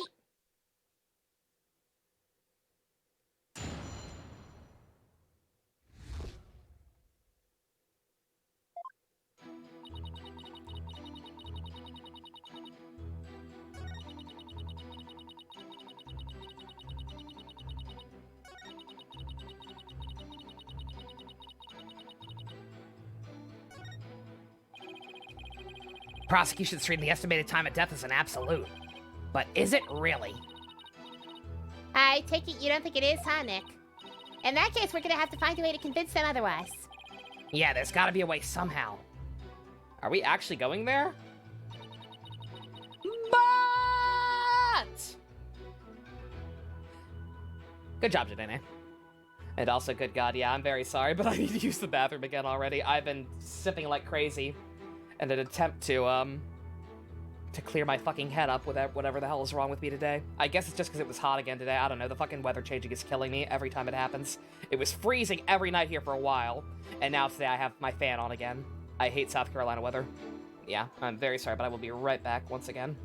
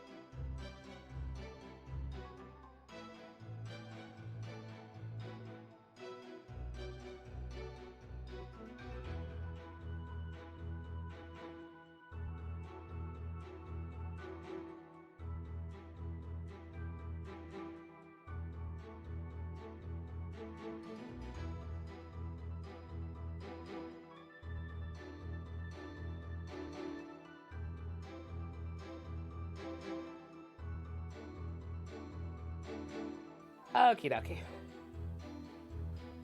Yokai times 2! Alright,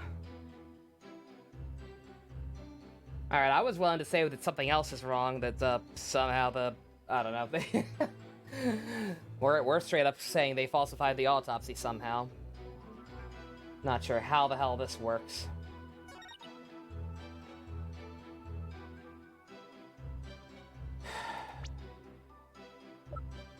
Like I said, this is where the time travel thing is gonna get weird.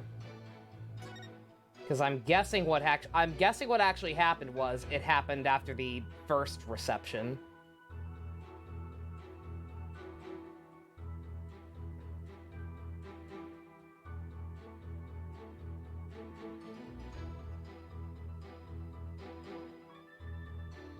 And then they had the second one. I'm not sure how the hell that's gonna work. Other than, again, the whole crowd playing along thing, for whatever reason.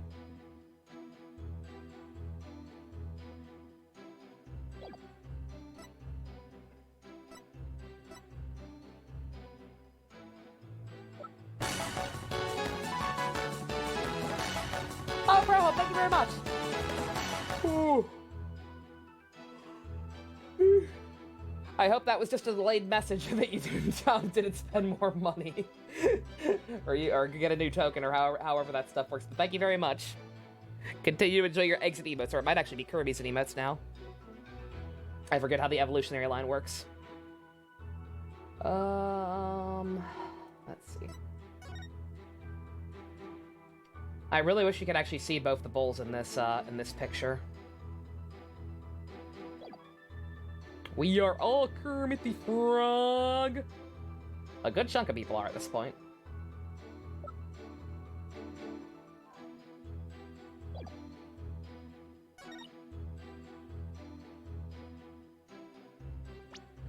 Oh, God. Your frog has hair. Oh, yeah, your Kermit digivolved. Your Kermit is a Kermonica.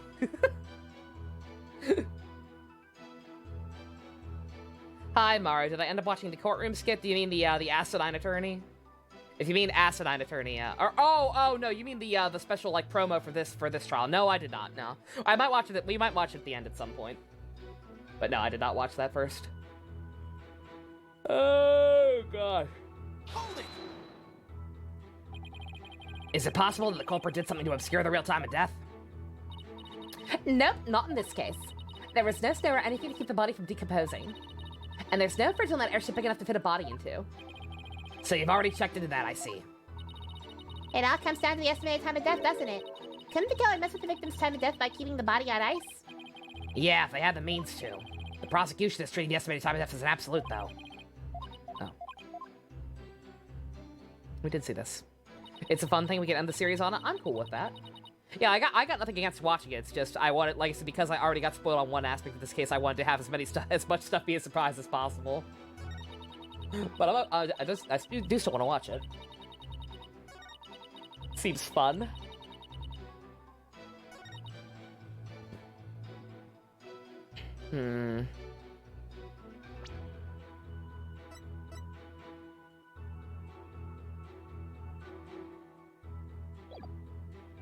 Hold it! Did they say ice? I don't know if that's where we're going with this or not. They did say ice, yes. Like they could have put the body on us to obscure the time of death, but I've read the autopsy report too, you know? Then you don't need me to explain it to you, right? How there's no way the victim could have been killed before the reception, I mean. Detective Sky. I think you've overlooked something big. I have? Why don't you get a look at the evidence? But I've already looked at all the evidence! And quite carefully too, I'll have you know. Detective Sky, do not be taken in by his verbal antics. He is simply bluffing, as always. Right, sir. He's not, though. Okay. Alright, I'm guessing, have I interacted with any ice? I don't remember seeing any ice anywhere. I don't think that's what it is. I think it's more so the time that the prosecution believes the reception took place is different from the time we think it took place. And it's because of the time travel cover-up bullshit. Persona 4? What about Persona 4? Fog? Oh, would the fog be cold? Fog would probably be cold, wouldn't it? The vapors? Objection! Oh no.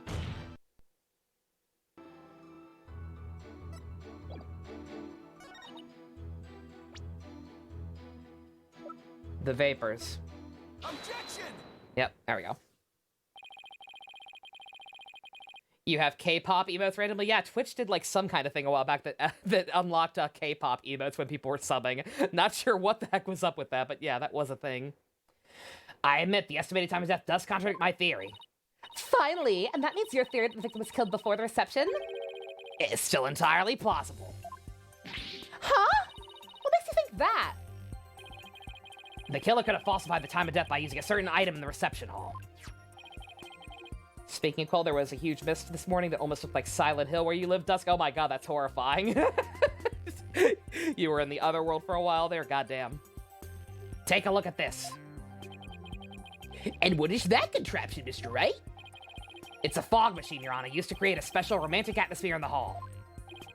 And this machine could have been used to falsify the time of death? Yes, Your Honor, because this machine uses dry ice to perform its magic. Dry ice? Oh, yes, the super cold stuff commonly used to make theatrical fog, right? Yeah, I see. So your claim is that this dry ice was used to keep the body cold. Oh, fog can be terrifying, yeah. Oh. In that case, I guess the victim could have been killed before the reception. The fog is coming. I'll take the fog as long as it's not The Mist. Especially Stephen King's The Mist. Fuck that movie! Fuck that movie! Like, it's a good film, but it also really pissed me off, and then the ending is garbage. I get what they were going for, but holy shit, it just makes me angry. It's like one of the most fuck you, by the way, audience, fuck you endings I've ever seen. It's supposed to be tragic, but it just kind of comes across as mean-spirited. Order in this court! Well, Mr. Edgeworth, what do you have to say about this development? Great stories, but awful endings? Yeah, pretty much, Mario. The movie version of The Secret, you've seen that? Yeah, it's awful. Like I said, it's a good movie. It's just that, one, it has...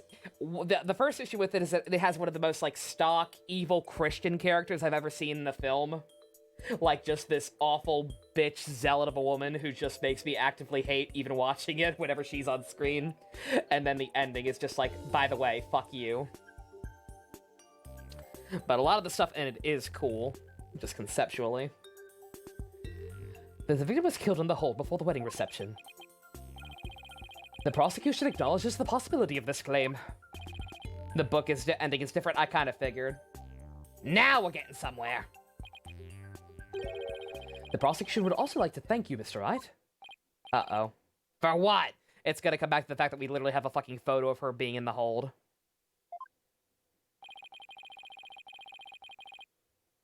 Jonathan expecting his defense to stack like a gentleman.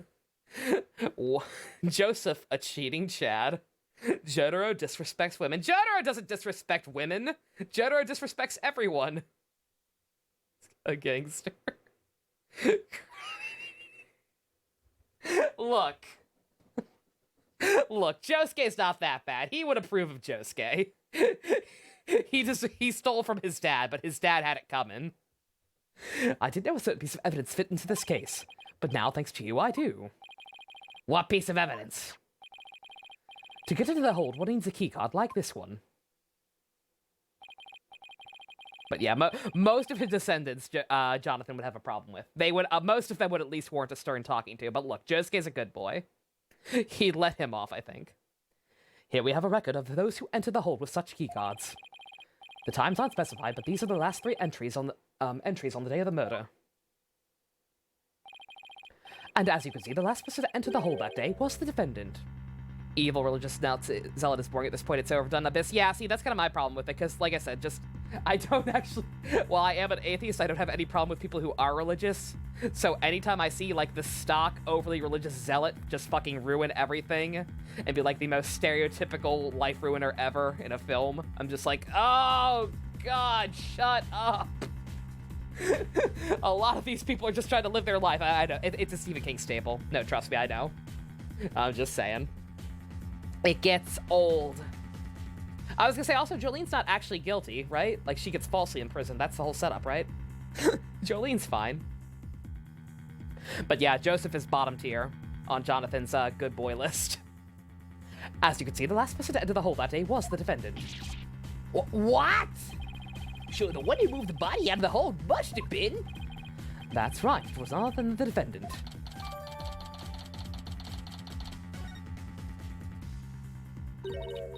Hey, Nick, take a look at this entry record.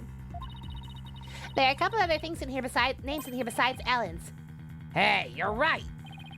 According to the entry record, Mr. Edgeworth, Pierce Nickety had also gotten into the hold. You can't hear Jolene without the song getting stuck in your head, Spice fucking same. Isn't it possible he could have been the culprit? Sorry, but Nickety was escorting a few of the guests at the time. I'm sure they would be happy to testify that fact if you'd like. Think of me cocky all you'd like, Mr. Wright, but my confidence is rarely misplaced. Ah! Now then, it's probably safe to assume that after killing the victim in the hold, the defendant moved his body to the hole in order to dispose of it secretly. What do you mean by discreetly? Discreetly, not secretly, good God. The defendant volunteered to take care of the reception's cleanup personally. That means she would have had the chance to dispose of anything in the way she wanted, including taking a lantern off the airship without raising any suspicion. Don't tell me you didn't know about Miss White volunteering for cleanup duty, Mr. Wright. I was gonna say, yeah, Spice, his confidence is really misplaced. He has literally lost to Phoenix in every fucking case he's taken him on, except for the fucking On Guard case. And that was that was a special example.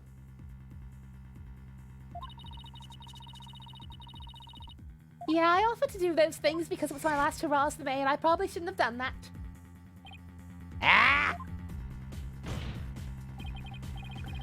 Look at you, sweating buckets like a rookie, even after all these years, nevertheless. Thank you for proving that the only person who could have killed the victim in the hold is... Ellen Wyatt. Ah! Great job, Phoenix. Now we're back to square one. Huh. Perhaps you should ask Miss Sykes for some help in reviewing the defense for dummies. Way to go, sir. You got this right in a cold sweat. Huh. I wonder if maybe the promise of seeing that miserable look on his face is what brought me back to court today. It certainly made all my stress and woes as chief prosecutor just melt away. I guess he had a lot of stress built up. I'll give him something to stress him before we're through with today. Your Honor, the prosecution asks that you render your verdict at this time. Before that man over there tries to throw the court into chaos with his meaningless bluffs. I see, Mr. Wright. Are there any last meaningful bluffs you'd like to present to this court? Why does he have to assume it'll be a bluff? Nick, hurry up and throw a good one out there. I will.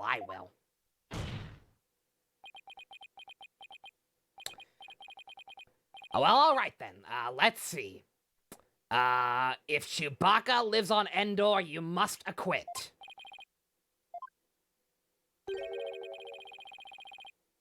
You know what's sad to realize? You think you had more fun going up against Simon in court? Edward is still great overall. I mean, Simon was a very special, special prosecutor.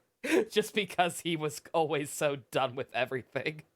Edgeworth is great, obviously, but yeah, Simon was a very, very special brand of sassy. It was just a joy to go up against every time. Chewbacca lives on Endor. Don't worry about it. How do you know it was Miss White who used her key card? After all, if it turns out that somebody else used her card, it would mean Miss Wyatt didn't do it. Interesting. Are you able to prove this bluff to be true? I assure you, I am not bluffing, Your Honor. Now what? Wait a minute, Nick. I can think of certain somebody who might have used Ellen's keycard. You can. Remember? The one who was sneaking around the hold in spite of not being a family member? Oh, shit, you're right. Your Honor, the defense would like to call a certain witness to the stand. I need the testimony of this person who may have entered the hold with Miss Wyatt's card. Dun dun dun dun dun dun dun dun dun. You have a good night, Abyss. Go to bed. Love, yeah, have a good one. The Dark Lord returns! That's your witness? Are you fucking kidding me? Are you saying that numbskull was on the airship? He never breathed a word about that to me. That's not surprising. I know it's not actually. I know that's not actually where the Wookiees live. Dusk. I'm doing a thing. Don't worry about it. Watch South Park. Not surprised because Mr. Nickety told him to keep quiet about it.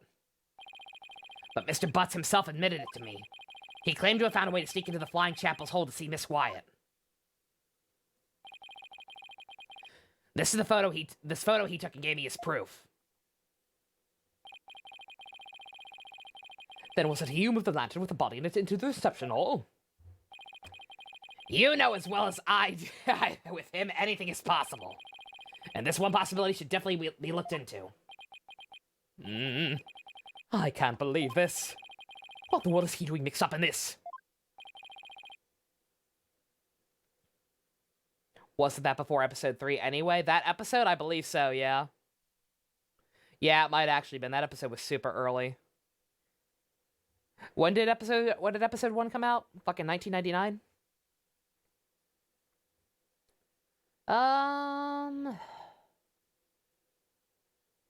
well, no, episode 3. Yeah, definitely before it definitely came out before episode 3. Yeah, you're right. Come on, Mr. Edgeworth. Remember what we've been saying since elementary school? When something smells, it's usually the butts. God damn it, he's right. Exactly. That's Larry! He'll pay for this!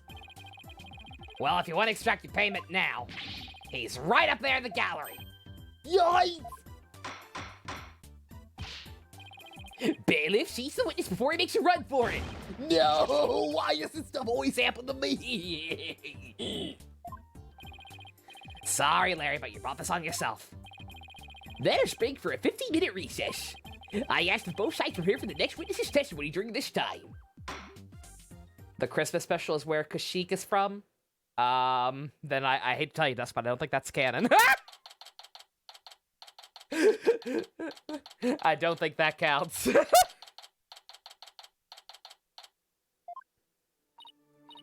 Wow, it's been a while since I've had this much fun and excitement. A face-off against Mr. Edgeworth, a herring tightrope walk for the defense. Oh, I'm exhausted already. Boss! Oh, boss? I'm here for moral support. I realized afterwards it's probably Athena. I'm like, wait a minute. It's weird that she's not with us in the first place. That Trucy's magic show gets priority. Athena, y'all done preparing for Trucy's magic show? Well, to be perfectly honest, I sorta ran away. but it's because she was putting my life in danger, I tell you!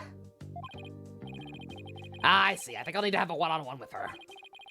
You're really athletic and fit, Athena, so Trucy probably thinks she can run you ragged. That may be true, which is why not even Trucy can keep up with me when I run at full speed. Ha! Looks like you spoke too soon, Athena. Never underestimate the resourcefulness of a great magician. Huh?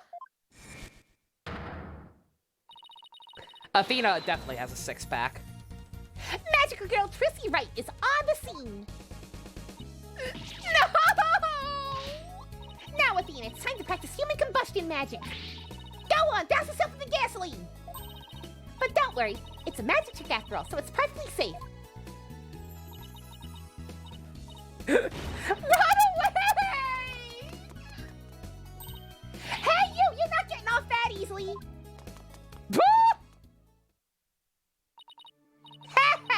Ah, they get along so well, don't they? True friendship is a days in the other person's life. Reminds me of the good old days. Remember that time you got tasered? That was cool. You, me, Pearly. Oh, and Detective Gumshoe. Can't forget him, even though the fucking developers apparently did. We had all kinds of fun at the crime scenes back then, remember? Leaving me to do all the serious investigating, as I recall. Name drop, we got a name drop. I appreciate the name drop, if nothing else. Trucy, good God, give her a break.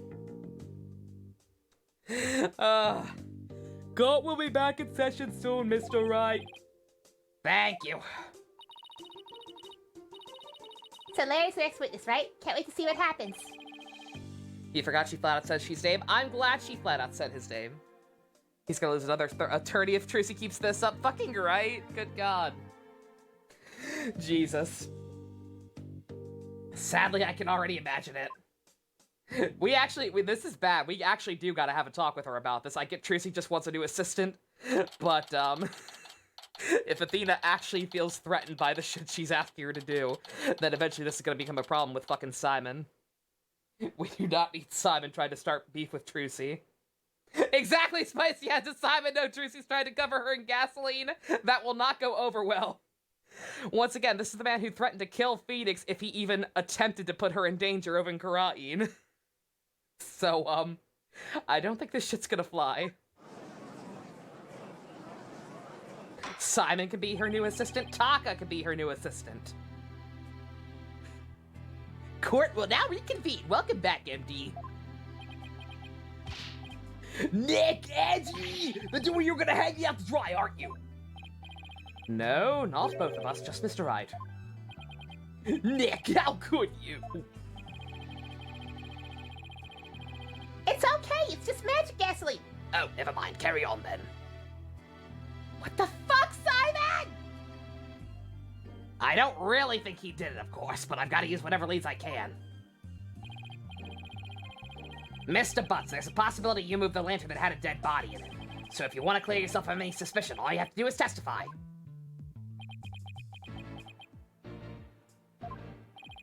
Now that your testimony, please, witness.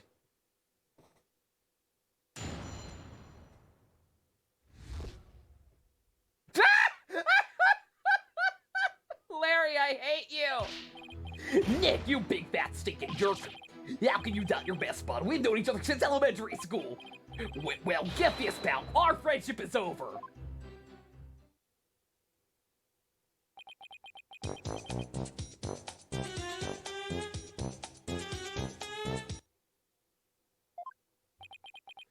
Well, I don't know how I can argue with that.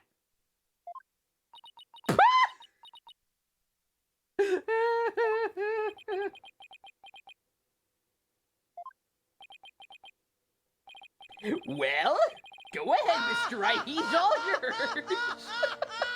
Thank you, Dusk. Why me? You're the one who called him to the stand. He's your responsibility. Thanks, old chum. Can't any of you show me a little respect, even just a shred? You may cross-examine the witness, Mr. Wright. I would if there were any testimony to cross-examine. Larry actually having a career is surprising. I was gonna say, it's like, theoretically, I'm proud of him, because he actually genuinely does have some artistic skills. And he's writing children's books of all things. You know, the people he's on the same mental level as. So I'm cool with that. It's just about him being a one-hit wonder with it, apparently, but... Hold it! Come on, Larry, please give me something real to work with. So he saideth, basically. Don't think I don't know about your tricks. If I say something careless, you're gonna shove some evidence at me with a loud objection and a super smug look on your face. Yeah, well, that is my job. If I get found guilty, how are you gonna take responsibility for what you've done? Why should I take responsibility for doing my job? He was, yeah, Spice, yeah, he was also, I like that direction for him, theoretically. If we're talking about Larry like he's an actual character, I like that touch. Because, yeah, he was Maya's mom's apprentice, and she was a children's book author by that time. So yeah, it's a sweet sentiment. It's just a shame it's fucking Larry. You heartless jerk, don't you have any compassion for me?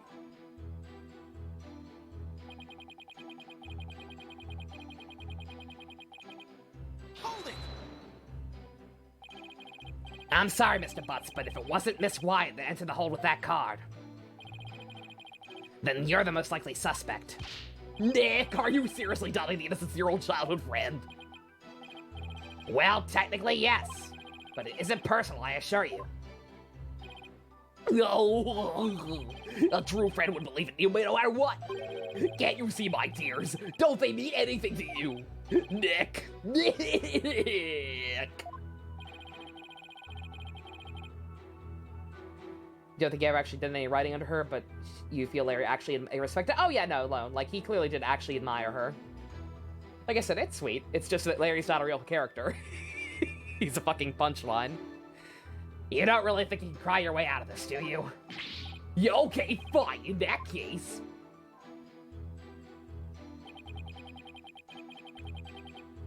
Hold it! Larry, listen to me. Shut up, I'm not talking to you anymore. This is getting us nowhere. Come off it, Larry! If you don't quit fooling around and start testifying, Miss Wyatt will be found guilty. For real? For real.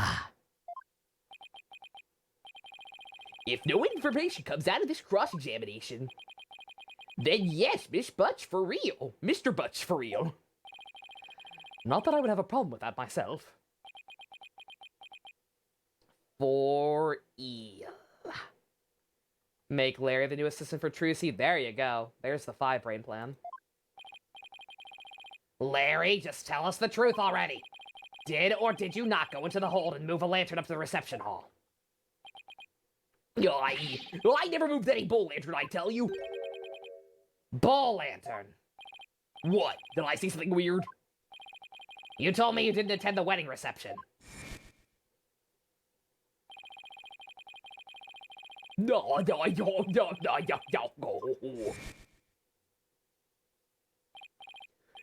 Yeah, so what? Then that's odd. No one in this courtroom ever mentioned the sex of the lantern that was moved. So how could you know it was a ball lantern? You didn't have to actually go to the you didn't actually have to go to the reception, know that? I heard it from a friend. Anyone could tell there were 2 pickables looking into the Flying Chapel's pamphlet. All I can tell right now is there's a strong sense of bull in the air here. Please add that last statement to your testimony, Mr. Butts.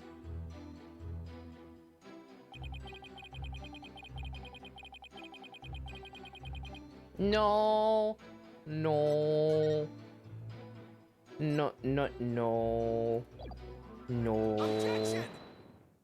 No. You might try Genshin for PS4 tonight, which we're on Switch this, Spice. If you don't mind waiting, like, presumably they're gonna rerun all the characters going currently. If you don't mind waiting, it will be on Switch at some point, so you could just wait it out. I don't know when it's coming out for Switch, but it is coming out for Switch at some point. I want you to take a look at this, Mr. Butts. Because unfortunately for you, the pamphlet clearly shows a pega cow and a pega bull in their example diagram of the reception hall. Yeah? But on that day, instead of putting a pega cow and pega bull out for a bride and groom, there were 2 male pega bulls on display. No. Yet somehow you knew there were 2 pega bulls in the reception hall that day. You just want the blue guy with the eye patch? He hits all your buttons? Fucking same, Spice. Kaya, yeah. He's one of the ones you get for free. Say you got him automatically. But yeah, I liked him a lot too. Me liking a character with an eye patch, weird. That's never happened before. Only one way you know something like that, Larry. It was you who moved the pega bull to the reception hall, wasn't it? No!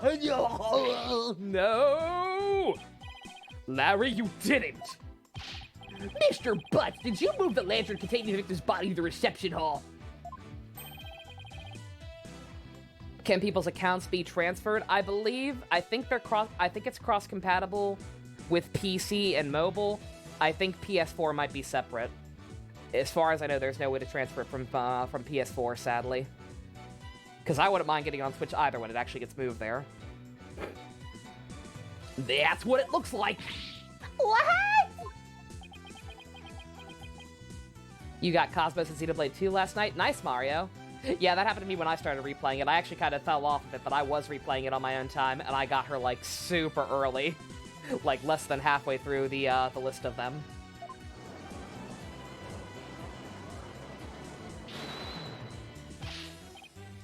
Wait, Nick! You don't think I'm the murderer, do you? Maybe you and Mr. Gloomsbury were fighting with Miss Wyatt and you ended up killing him? Maya, not you two! Look, I did sneak into the reception, but that's as far as it went. You know me, I wouldn't hurt a fly. You snuck into the reception. Yeah, sure, but some of the Sprocket men caught up and locked me into one of the cabins. It was pretty awful, actually. Replaying Xenoblade 2 on a new father, like torturing myself? Clearly. We've been over this. We went over this at length in the playthrough. I'm apparently just a tsundere sack of shit for that game. It's bad. Like, it's not good. The story is broken, the characters mostly suck, but the actual gameplay and the gacha system is fun. I got a problem, clearly. That's what I made that pterodactyl drawing I showed you, Nick. Ixnay on the Aerodactyl Tay, Larry. Mr. Wright, not even you would take this fast that far, would you? We are talking about Larry. What do I do? Do I accuse Larry of being the true culprit? The characters rough, but you like the blade system? Yeah, exactly, Spice. Same. Like, just I like the act. I like the act of playing that game without watching cutscenes. Again, even as I've been watching Chugga Conroy's playthrough before it went on break, I was skipping all the story cutscenes. I was just watching him play through it, and I was just watching it for his commentary. and I was skipping all the cutscenes when I was playing on my own time. Like, skipping the cutscenes makes that game fun. Fucking, yeah. I guess I have no choice but to accuse him. Wait a minute. Larry didn't have any reason to kill Gloomsbury. No, you're right, Mr. Edgeworth. Mr. Butts didn't have a reason to kill Mr. Gloomsbury. Damn it! No! No! Good night, Dusky. Have a good one. He might have had an imaginary reason to kill Soren Sprocket, sure, but not Gloomsbury. After all, he did steal Mr. Sprocket's bride and try to elope with her. Just because I tried to steal somebody's bride doesn't mean I'm a murderer. His commentary good? You've been debating watching it, Chuggas? Oh yeah, no, definitely. I was gonna say he's a little too lenient on the game and its issues. And he likes Tora. He keeps saying Tora's a good character. So he's got some bad takes, but it's been a very informative playthrough that's been very fun to watch. I believe you, Larry. I don't think he killed anyone either. He says Tora is good. Yeah, he likes Tora. He doesn't understand the issues with Tora's character at all. He is annoyed by the meh thing, though. You would never do anything like that. Nick, old buddy, old pal. I knew you'd come through for me. Funny, that considering your sworn testimony just now. Considering your sworn testimony just now that we were through. Why, chat, why do you love torturing me? Meh? Meh, meh, meh, meh, meh, meh? Meh, meh, meh, meh. Meh? Meh, meh, meh, meh, meh, meh, meh. Meh? Meh, meh, meh.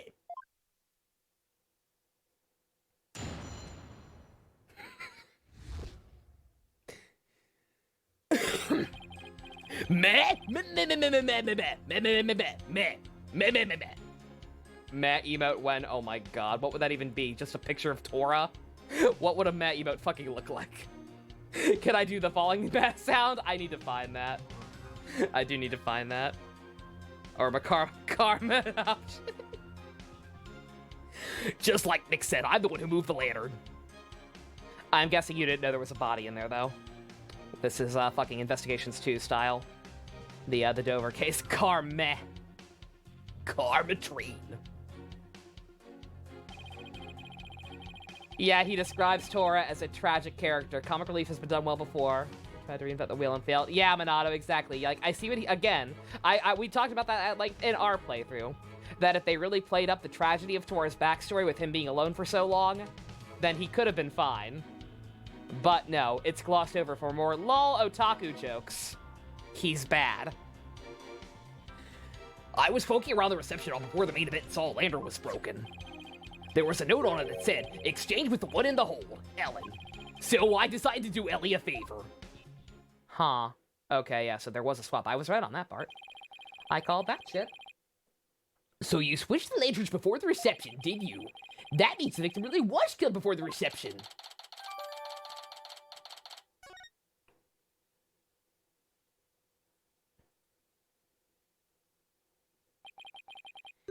It would appear that Mr. Butts completely fell for the defendant's scheme. Scheme? What scheme? I'm guessing the handwriting's not gonna match. Does it have the same smudge marks as that guy's letter? This note from the defendant, exchanged with the one in the hold, Ellen.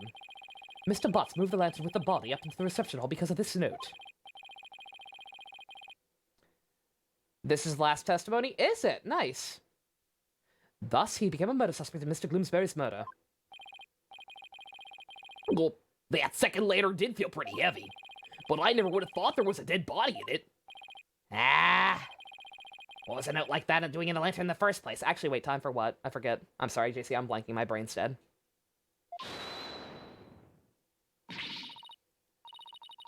You've got it all wrong, Mr. Edgeworth. I left that note for myself. It was simply a reminder because I can be very forgetful. Objection! Time for Genshin. He does mean, okay, sweet. I can progress with the story, finally. Get my ass kicked by whatever the hell this boss is gonna be. I think it has to be Child. But what the fuck? What a sorry excuse, Mr. Wyatt. The prosecution contends that this note shows one facet of the defendant's murderous plan. And you, Mr. Butts, you played right into Miss Wyatt's hands. No way, Edgy, I don't believe it. Do you still really believe Miss Wyatt to be the culprit, Mr. Edgeworth? Huh, of course. My sense of the matter remains unchanged. If you think I'm wrong, I'll prove it with your cross-examination. Gladly. Very well, Mr. Wright, you may cross-examine the witness. Time for Nico B's Larry reaction and the DLC promo video and Genshin 2. Sweet. Night night, Godzilla. You have a good one.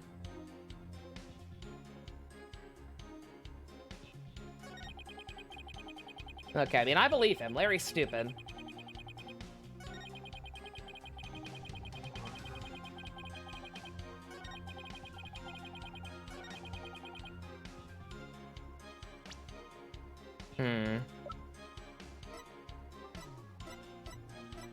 I wish I could see the note.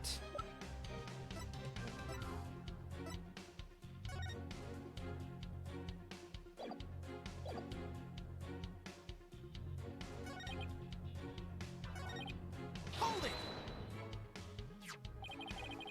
And that note wasn't addressed to you, was it?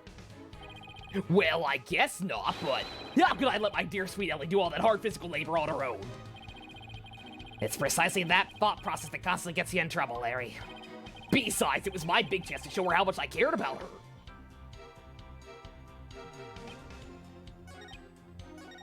Actually, I guess let's see. What is my hint? Knowing Larry, he definitely did something stupid somewhere along the way. Wow, Larry sure is one special guy. Not everyone has the privilege of being this distrusted by their best friends. Assuming he can't be trusted from the get-go usually makes things easier. I've learned. Oh, I see. You totally trusted me, totally untrustworthy.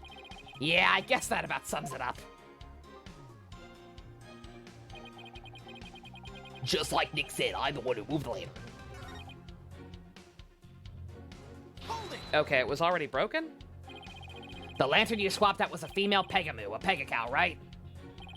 Yeah, I guess. Why did you replace the female lantern with a male one? Because I was too busy trying not to get caught. Well, I didn't have the time to check for little details like that. You didn't want to get caught, you didn't... You could have left well enough alone, you know? Whatever. Anyway, when I took a look at the broken lantern, I saw...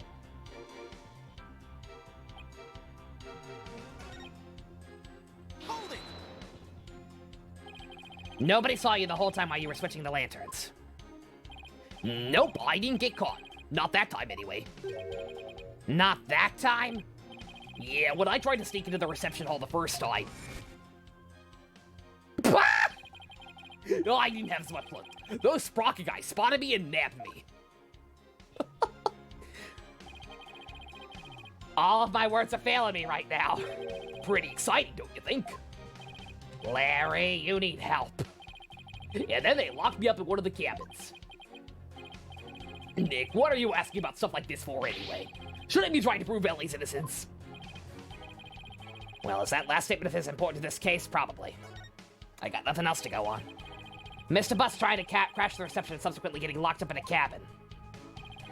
I believe these might be important facts of the case, Your Honor. Very well, but please add that statement to your testimony.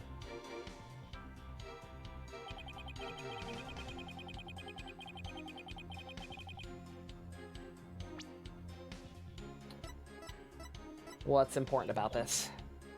Hold it! So you got locked up, that's what happened? Or then what happened? I broke out, then I started looking for Ellie and wandered into the reception hall again. That's when I saw the broken lantern, and replaced it. Even after they caught you once and locked you up, you still went looking for Miss Wyatt. But hold on a minute. What is it, Nick? Maya, doesn't something seem weird to you? Larry's saying he replaced the lantern after he broke out of the cabin. That's right. Oh, wait. Huh? You're right. It doesn't make much sense, does it? Mr. Wright, have you found an inconsistency in the witness's statement? Yes, I believe so, Your Honor.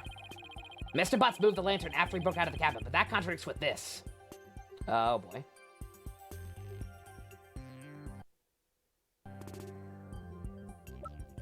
Let's see.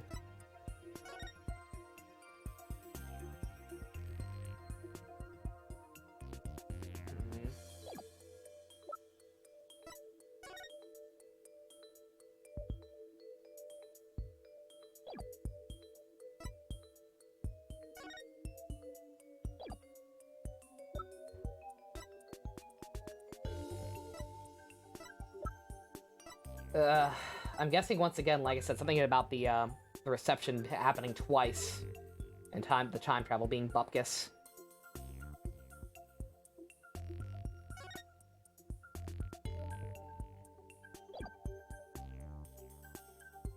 God, I wish the fucking things were visible in this. I don't know. I mean, it probably isn't that. I'm just being stupid. And in what sense does that piece of evidence contradict with the statement? Doesn't contradict at all, does it? Indeed. Oh, don't mind me, Your Honor. Looks like I just made a tiny mistake. That's all. Need an extra step to get there.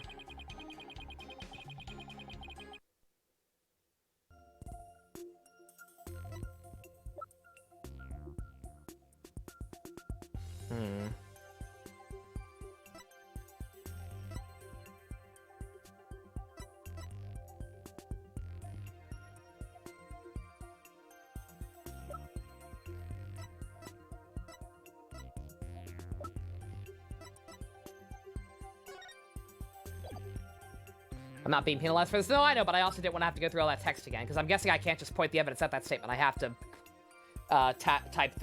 go through all that and then do it here specifically. And I didn't feel like doing that. Behold!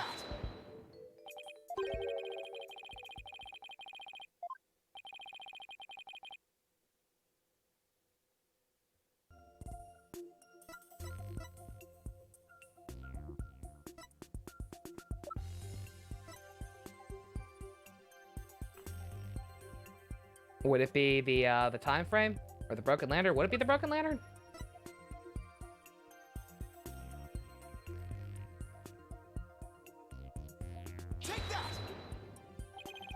Is that? Yes, the broken lantern, Your Honor. Mr. Butts, what you're saying doesn't make any sense at all. What? Why not? You swapped the lanterns before the reception began, right? Yeah, that's what I said, isn't it? But you also said you swapped the lanterns after you got locked up in a cabin for trying to sneak into the reception. In other words, you're saying you swapped the lanterns before the reception and after the reception took place. That certainly doesn't make any sense, does it? Mr. Butts, did you swap the lanterns before or after the reception? Which was it, before or after? There's a world of difference between the two. Well, Mr. Butts? I guess I can't expect guys like you to understand. In a nutshell, it was both before and after the reception. What? I tried to sneak into the first reception and got locked up. Okay, here we go, finally. The first reception? I don't like where this is going. Then, through the power of Ellie's pendant, time got rewound and we went back to the time before the reception. It was after that I replaced the lantern. So it was both before the reception and after the reception. Get it? We went back in time before the reception. So of course the reception would take place one more time after that, right? That's why I said it makes perfect sense. Mr. Wright, what the world is this witness talking about? Has he developed some sort of intellectual ailment I'm not aware of since I last saw him? Is he on drugs? Please take him away.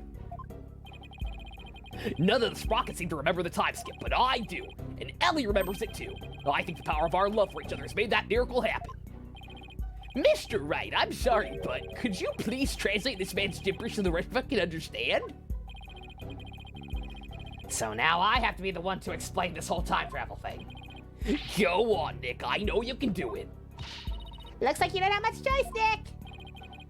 Ah, to heck with it. I can't lose any more of my dignity today anyway. The defendant, Miss Ellen Wyatt, has told me the following strange story. She said that after the reception ended, she was attacked by Mr. Gloomsbury. She claims that as she was being assaulted, she made a wish upon her pendant. Please take me back to that blissful moment. In doing so,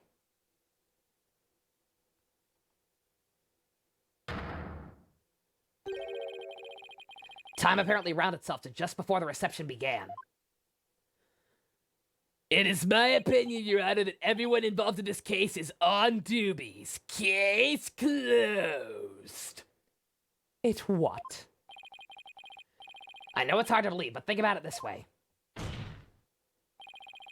Through the power of the pendant, both Ellen Wyatt and Larry Butts experience time travel.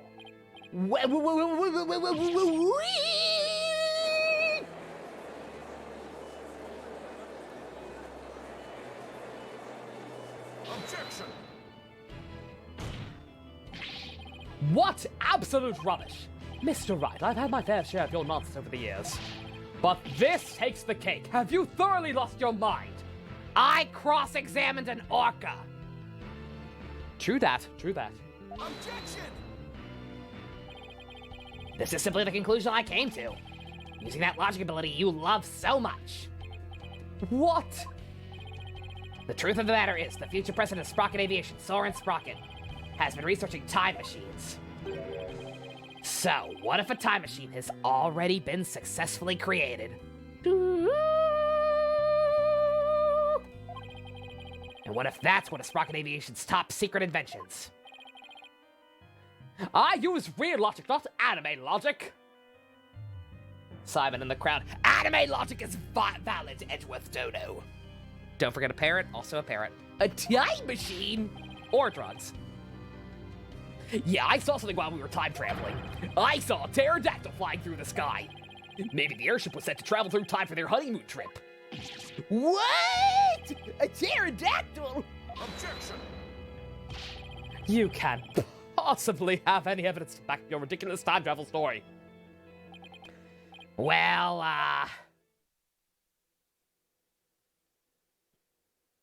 Huh, as I thought.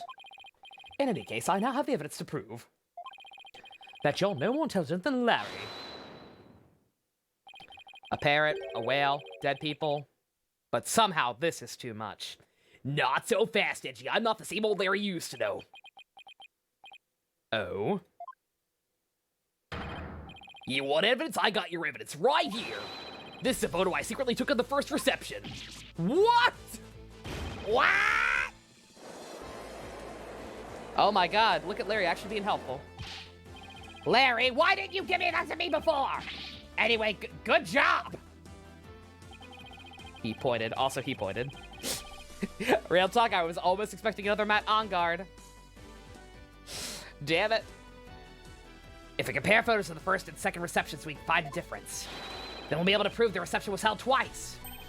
But do you really think such a difference exists? Yes, Your Honor. I just need some time to find it for you. This is preposterous. Very well. Please show the court what's different then. This is proof positive the wedding reception was held twice. Huh. What is different? Is it the flowers? Is that where the different flowers came from?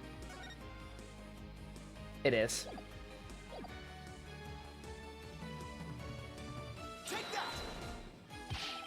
Please direct your attention to Miss Wyatt's bouquet of flowers. In the photo of the one her in-laws took, the defendant is holding a yellow bouquet.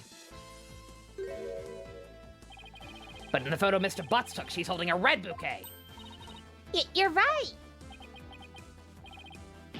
That's impossible! Flowers don't fucking matter!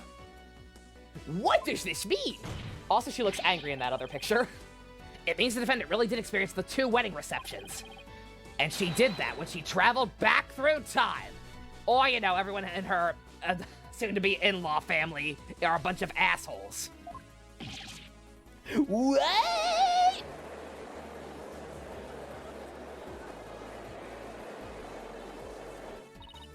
Nick! You did it! You proved Ellen's time travel story to be true! Yeah, I can hardly believe it myself. Thanks to Larry. What is happening? Just as Ellen said, the reception was held twice. This turns every assumption we based on this trial upside down.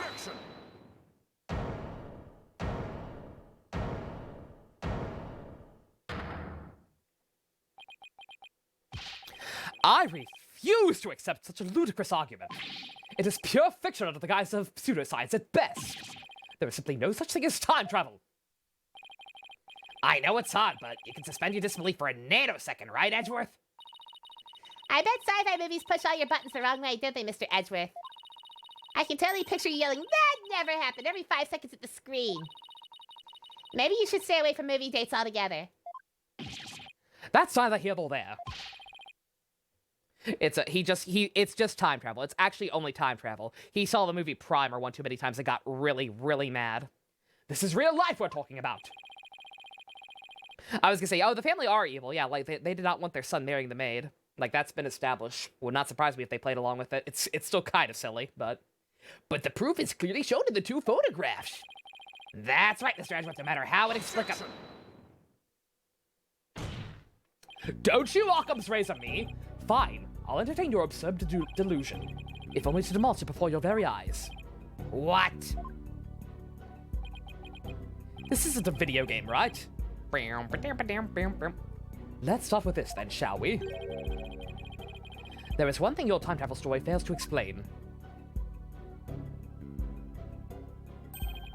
And that is the memories of the other guests there. The defendant and Larry remember the reception occurring twice, but no member of the Sprocket family has even mentioned such a thing. That's because the time machine is classified technology. I was gonna say, Maya mentioned going on movie dates. We know who Edgy goes on movie dates with. It's actually Maya. They're movie quote-unquote dates. They go to see the Kamen Rider movies every time the new one comes out each year. Edgeworth and Phoenix will never fuck. I hate this timeline. I'm not done, you bird brain! Bird brain! As I was saying, the entire family had been sworn to secrecy. If they had been, then why would they sworn the woman who was marrying into the family to secrecy too? Or why, what? Okay.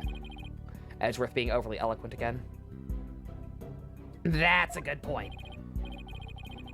Honestly, all it takes is a little common sense, Mr. Wright. Even still, how do we know the trip through time did not really occur? Why hadn't they? Why hadn't they? Yeah. That was a proper sentence, I believe. It's just my brain is dead and Edgeworth is fancy pantsy schmancy. Also bird brain because Phoenix. There's proof in the photos if it did. Besides, if time travel doesn't exist, well, I'd be a little disappointed, frankly. I was hoping to go back to the days of my youth. You mustn't allow yourself to be taken by Mr. Wright's whimsical tales, Your Honor. I've read about it in various literature, you see. They all said that time travel is just not logically feasible. Yeah.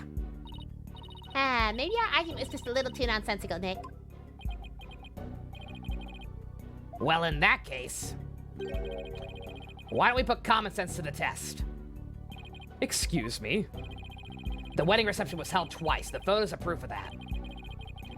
But it wasn't because of time travel. It's simply because the reception had actually been held twice. Isn't that the most reasonable way to interpret the situation? I've seen Endless 8, Nick. Don't think you can pull this bullshit on me. Would you care to elaborate, Mr. Wright? If time travel doesn't exist, then there's only one way to make sense of what happened. Somebody must have orchestrated this strange phenomenon, and that somebody is...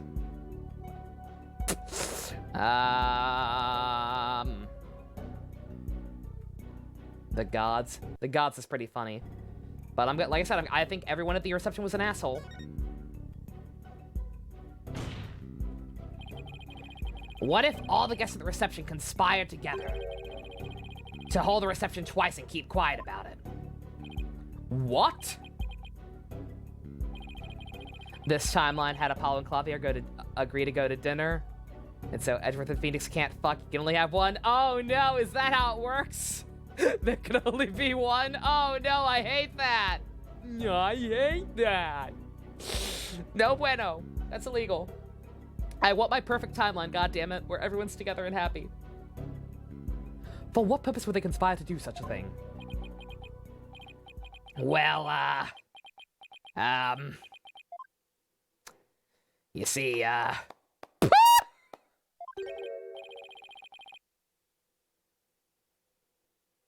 brilliant deduction defense.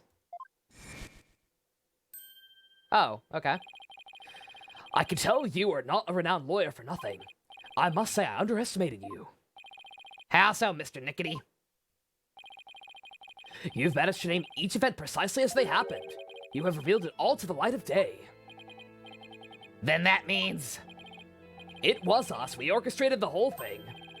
Yes, the reception was held twice. But not because of time travel, no. We simply held it a second time.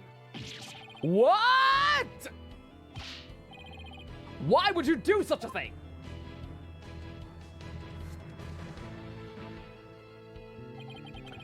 To make it as though the murder Miss Ellen committed never happened.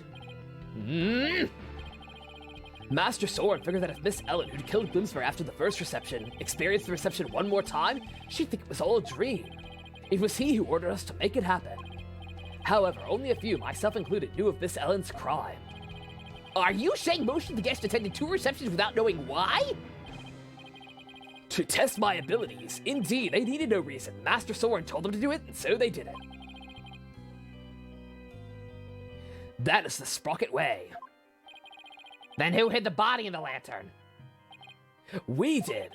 But we did not anticipate the pedals finding their way in, nor the actions of Mr. Butts. And that's how you intended to cover the whole situation up? Who's this cutie? Ken Wolf, is this your type? Oh my god, you can have him. This is Pierce Nickety, and you can have him, because I'm pretty sure he's evil as fuck. There is just one thing everyone here has wrong. The real scene of the murder was not the hold, it was the Vista deck. What? Then Miss Wyatt's recollection of the events must be correct. I admit we tried to cover this incident up, but the fact that Miss Ellen killed Bloomsbury is undeniable. This is quite a turn of events.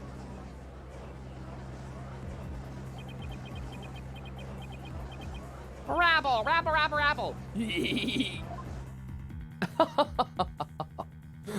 I'm sorry, I didn't know who was laughing. And so it appears we've arrived at the truth at last.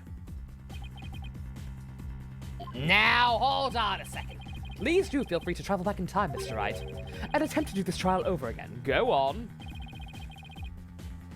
Let's not get hasty, Edgeworth. I bet you could do it. You just checked 5 billion different timelines to search for the perfect Ace Attorney continuity hunter? How many do we win? How many do all the OTPs end up together and stay together? How many do we win? 1.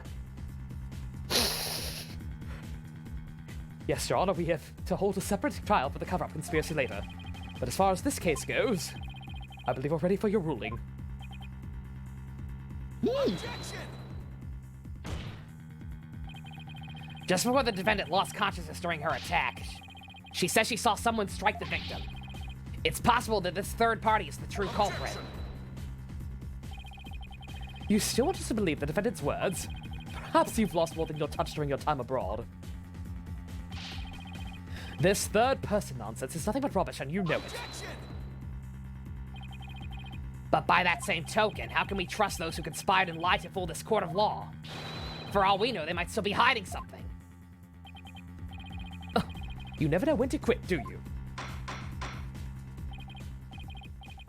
Now, calm down, both of you. In any case, there isn't enough trustworthy information for me to yet render a verdict. I suggest we continue the trial after both sides have investigated this matter further. Gotta go check the first 5 billion again, Hunter. God damn it, let me know if you find something. Very well, Your Honor. Phew, that was close. Mr. Nickety. Oh, the outfit very fitting since I finished Shaka Zero, Ken Wolf. Yeah, it's appropriate. That's why we decided to keep it, or part of why we decided to just keep it. As for you and your cohort's attempt to cover up this crime, your case will be brought to a separate trial following the resolution of this current one. Understood, Your Honor. Well then, this concludes today's trial. Court is adjourned. Yeah, alright, I figured. I called that shit. Oh! Alrighty. I'm glad we got that part out of the way. Like I said, that seemed like the fact that I leaped to that conclusion so early means it was obvious, because I'm big dumb. Judge about to prosecute 50 people at once, time to call it a night. For this game, yeah. Yeah, I think so. It's fun. Like I said, Ace Attorney is at its best when it's being completely serious or being funny. This one seems to be kind of having fun with the situation. The goofy-ass time travel and fucking Larry being around, so I'm down for this. And also, like, it's basically a reunion of the OG cast, minus Gumshoe. Like, we've got the whole crew back together. Maya's our assistant again for the first time in a billion years. It's fun. I'm enjoying it. Looking forward to seeing how it ends. It's a good case. It's a good one so far. Not sure if it's quite up to the heights of the Orca one quite yet, but I mean, we're still pretty early. But that'll do it for tonight. It's not a whale, but it's still fun. All right, so I'm going to switch over to Genshin Impact and do the story mode in that, but there were some video requests. What do we need to watch? People were saying we need to watch something. Gumshoe, yeah, no Gumshoe. That bump, like when we saw an investigator on the scene or whatever, I had a brief thought where I thought it might be him. But yeah, like I get not wanting to make yet another new 3D model for one case, even a DLC one. But god damn it, I would have appreciated it. I miss Gumshoe so much. Alrighty. What do we need to look up? I know someone wanted me to see Nico B's reaction to Larry, and then the video preview for this case.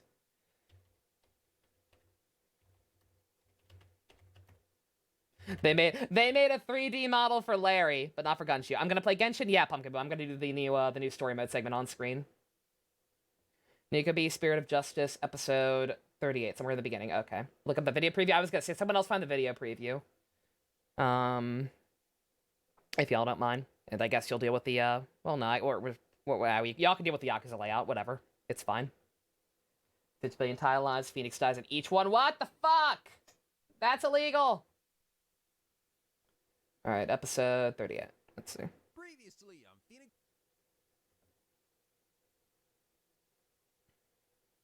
And yeah, after we watch these two, look at Matcha Dance. It's so good. Also, this GIF is now missized on this layout. What the fuck? I'm gonna have to fix that later. It's fine for now though. Yeah, no, I lied. I fixed it. Okay. Well, no, I can't fix it right now. Whatever. I'm not gonna worry about it. Focus on bringing these videos up. Change the stream title. Also change the stream title, yeah. Well, I can keep it on Ace Attorney for now, because it is still technically Ace Attorney Spirit of Justice we're doing. Just not me actually playing it. Let's see. Can never find anything. I've got so many freaking sources.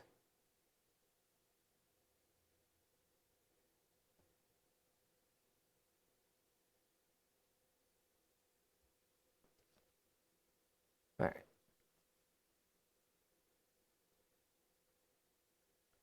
You got an alert saying I'm live? What the fuck? Twitch, what are you doing? It's been doing that shit a lot lately. Good god. Weird. Alrighty. Thanks, Wright. Spirit of Justice. Who is this? This funny Milady! I'm the real Princess.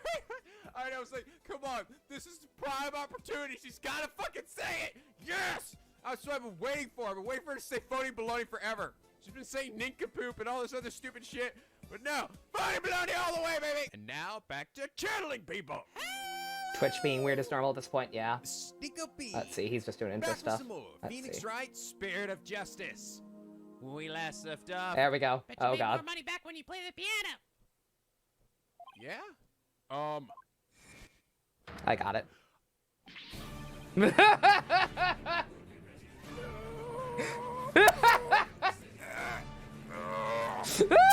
No!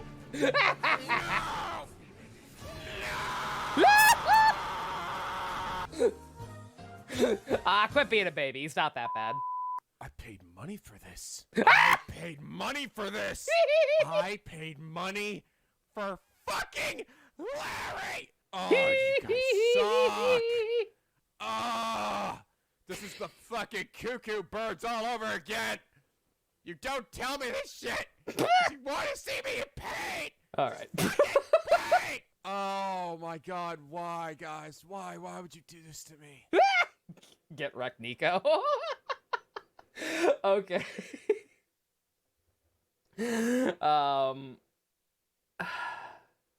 Where's this other video? Oh, you put in video game discussion? You can post links here. You can post links here if you, especially when I'm straight up asking for it. Let's see. Okay, let's see. There we go. This animation, what is this animation? He was so mad, I could see that. Oh dear.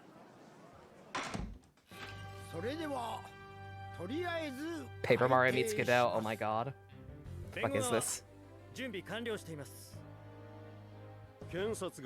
Oh, I have to actually read shit. 何やら今日はダウンロードコンテンツの特別編に関する重大な発表があるそうです。 May want to size up the closed captions. I don't know how to do that. ちなみに私に届けられた手紙にはこうも書かれていた。特別編では逆転裁判や逆転検事で活躍した I don't use closed captions very often. By which I mean at all. What are we doing? We're watching the special promo video for the DLC case we're currently in the middle of, Mina, and then I'm gonna do some Genshin Impact.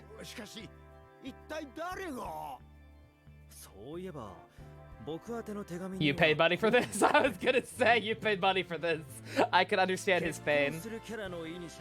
I can empathize.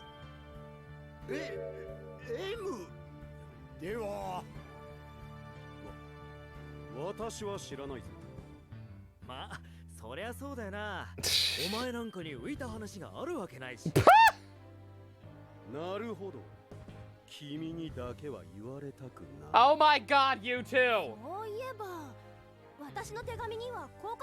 Actual translation. Just kiss already! なんだその妙ちくりんな組み合わせは。愛は時を超えるんだよ。え？誰だ？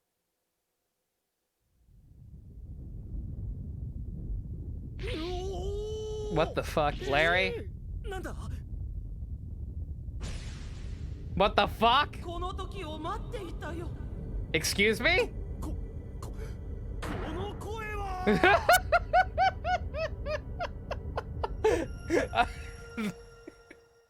Oh god! It got worse! It got worse! いよいよ私たちのラブストーリーが描かれるんだよ。なるほどくん、なんか絵が昔のままなんだけど。 Of course she's still 2D. 2D. You think they're gonna make a fucking new 3D model for Old Bag for a trailer?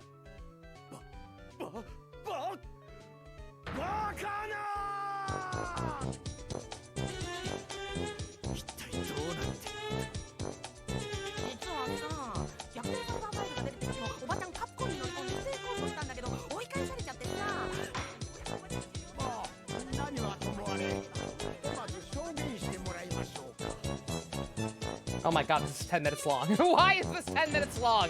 Jesus Christ. Oh, bag, I have to pee. イニシャル M といえばみっちゃんしかいないだろう。だからついにおばちゃんとみっちゃんが結婚するんだって思ってね。でもほら、若い Oh, bag, you fool. Can't you see that Larry is your true soulmate? タイムトラベルしてきちゃったってわけ。 I was gonna say, I can't handle 1 minute of Old Bag, let alone 10 minutes. I'm getting married to Edgeworth. You were hoping this was actually animated? Same, Spice. Actually, I was led to believe this was another anime preview, like the Spirit of Justice prologue.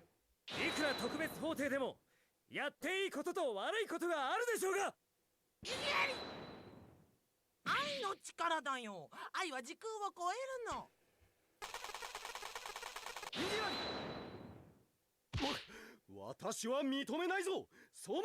Oh, Edgeworth uses Watashi? Okay, never mind. Edgeworth is his bottom. I didn't know Edgeworth used Watashi. 残念だがその可能性はないよ。お前の手紙にはこう書いてあった。 I learned something today. Actually, listening to the Japanese dub taught me something. 迷いちゃんは逆転検事では活躍したというほど出演していない。しかしみっちゃんはウブだから照れてるんだね。でもそこがまたいいんだけど。 I'm gonna be sick. みっちゃん Relatable. ハネムーンはどこに行こうか。 You feel like these two switch, but Apollo is 100% a bottom? Oh, no question. Apollo is borderline twink. Not full twink, but borderline tweak. Tweak, twink. Now, Larry? Yep. There he is.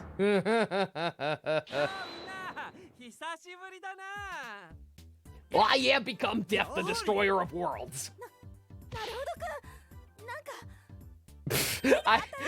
I appreciate them still using the localized names, even when they're clearly not saying it. Naruhodo.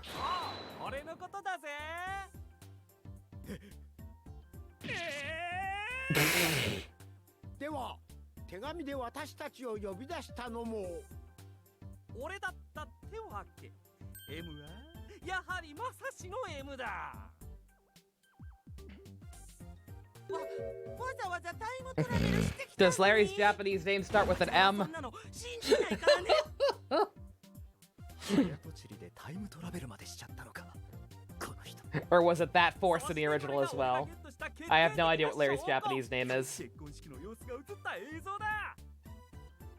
I know the only ones that Naruhodo's Japanese for. That's right. Yeah, no, I've heard that in Kamen Rider. So I actually knew that what it approximated to. 5 in the morning for you, Hunter. Yeah, good God, get some sleep. It starts with a Y. Okay, so it is just as stupid in both languages. Good. That's what I wanted.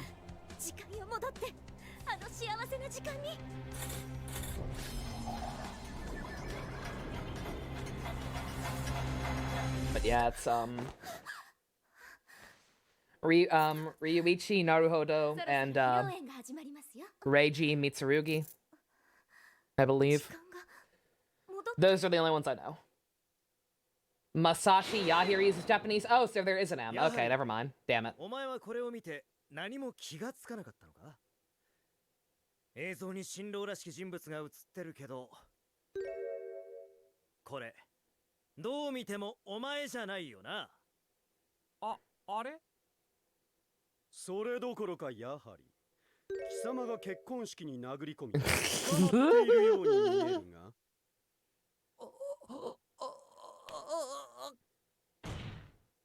つまりこの証拠品はお前の主張と決定的に矛盾している。お前もおばちゃんとよ早とちりしただけじゃないのか。そうだM というイニシャルもやはりが Masahi's the surname, yeah. Japanese is always weird with the, because I never know for sure if they're localizing the fact that Japanese names are backwards or not. But Masahi is the family name. Okay, well, still. Hi, Chloe. What's up? We're watching this little special DLC preview that came out before this case was released. It's only in Japanese, but we're just doing it. It's a fun little bonus. We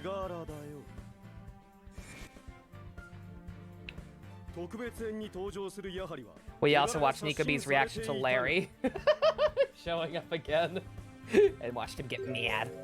She's not Chloe. This is non-canon.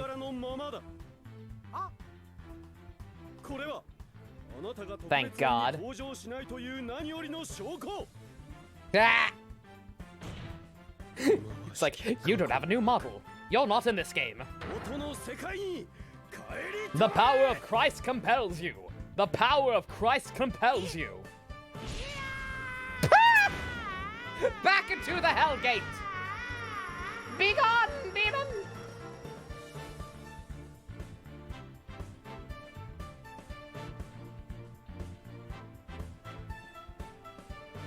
That's our show. Old bag is dead. Good night. 私は諦めないからね。未来の世界でいつか And then Gumshoe comes through the portal. I fucking wish. Same. 待ち構えてるかもね。現在のおばちゃん。まさに時を超えた愛だね。 So now we know that Edgeworth has exorcism powers. So why the hell was it? Why the hell did Aji play the Exorcist in the Mizono Swift videos? Obviously, it should have been Edgeworth. How are you? Pope Francis, and by the power of Christ.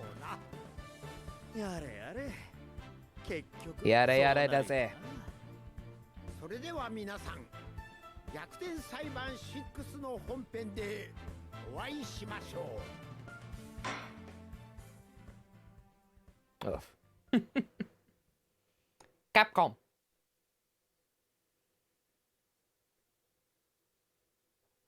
Alrighty. That's right, they have numbers instead of subtitles in Japan. That's nutty. Alrighty. Okay. Well, that was fun. Alrighty.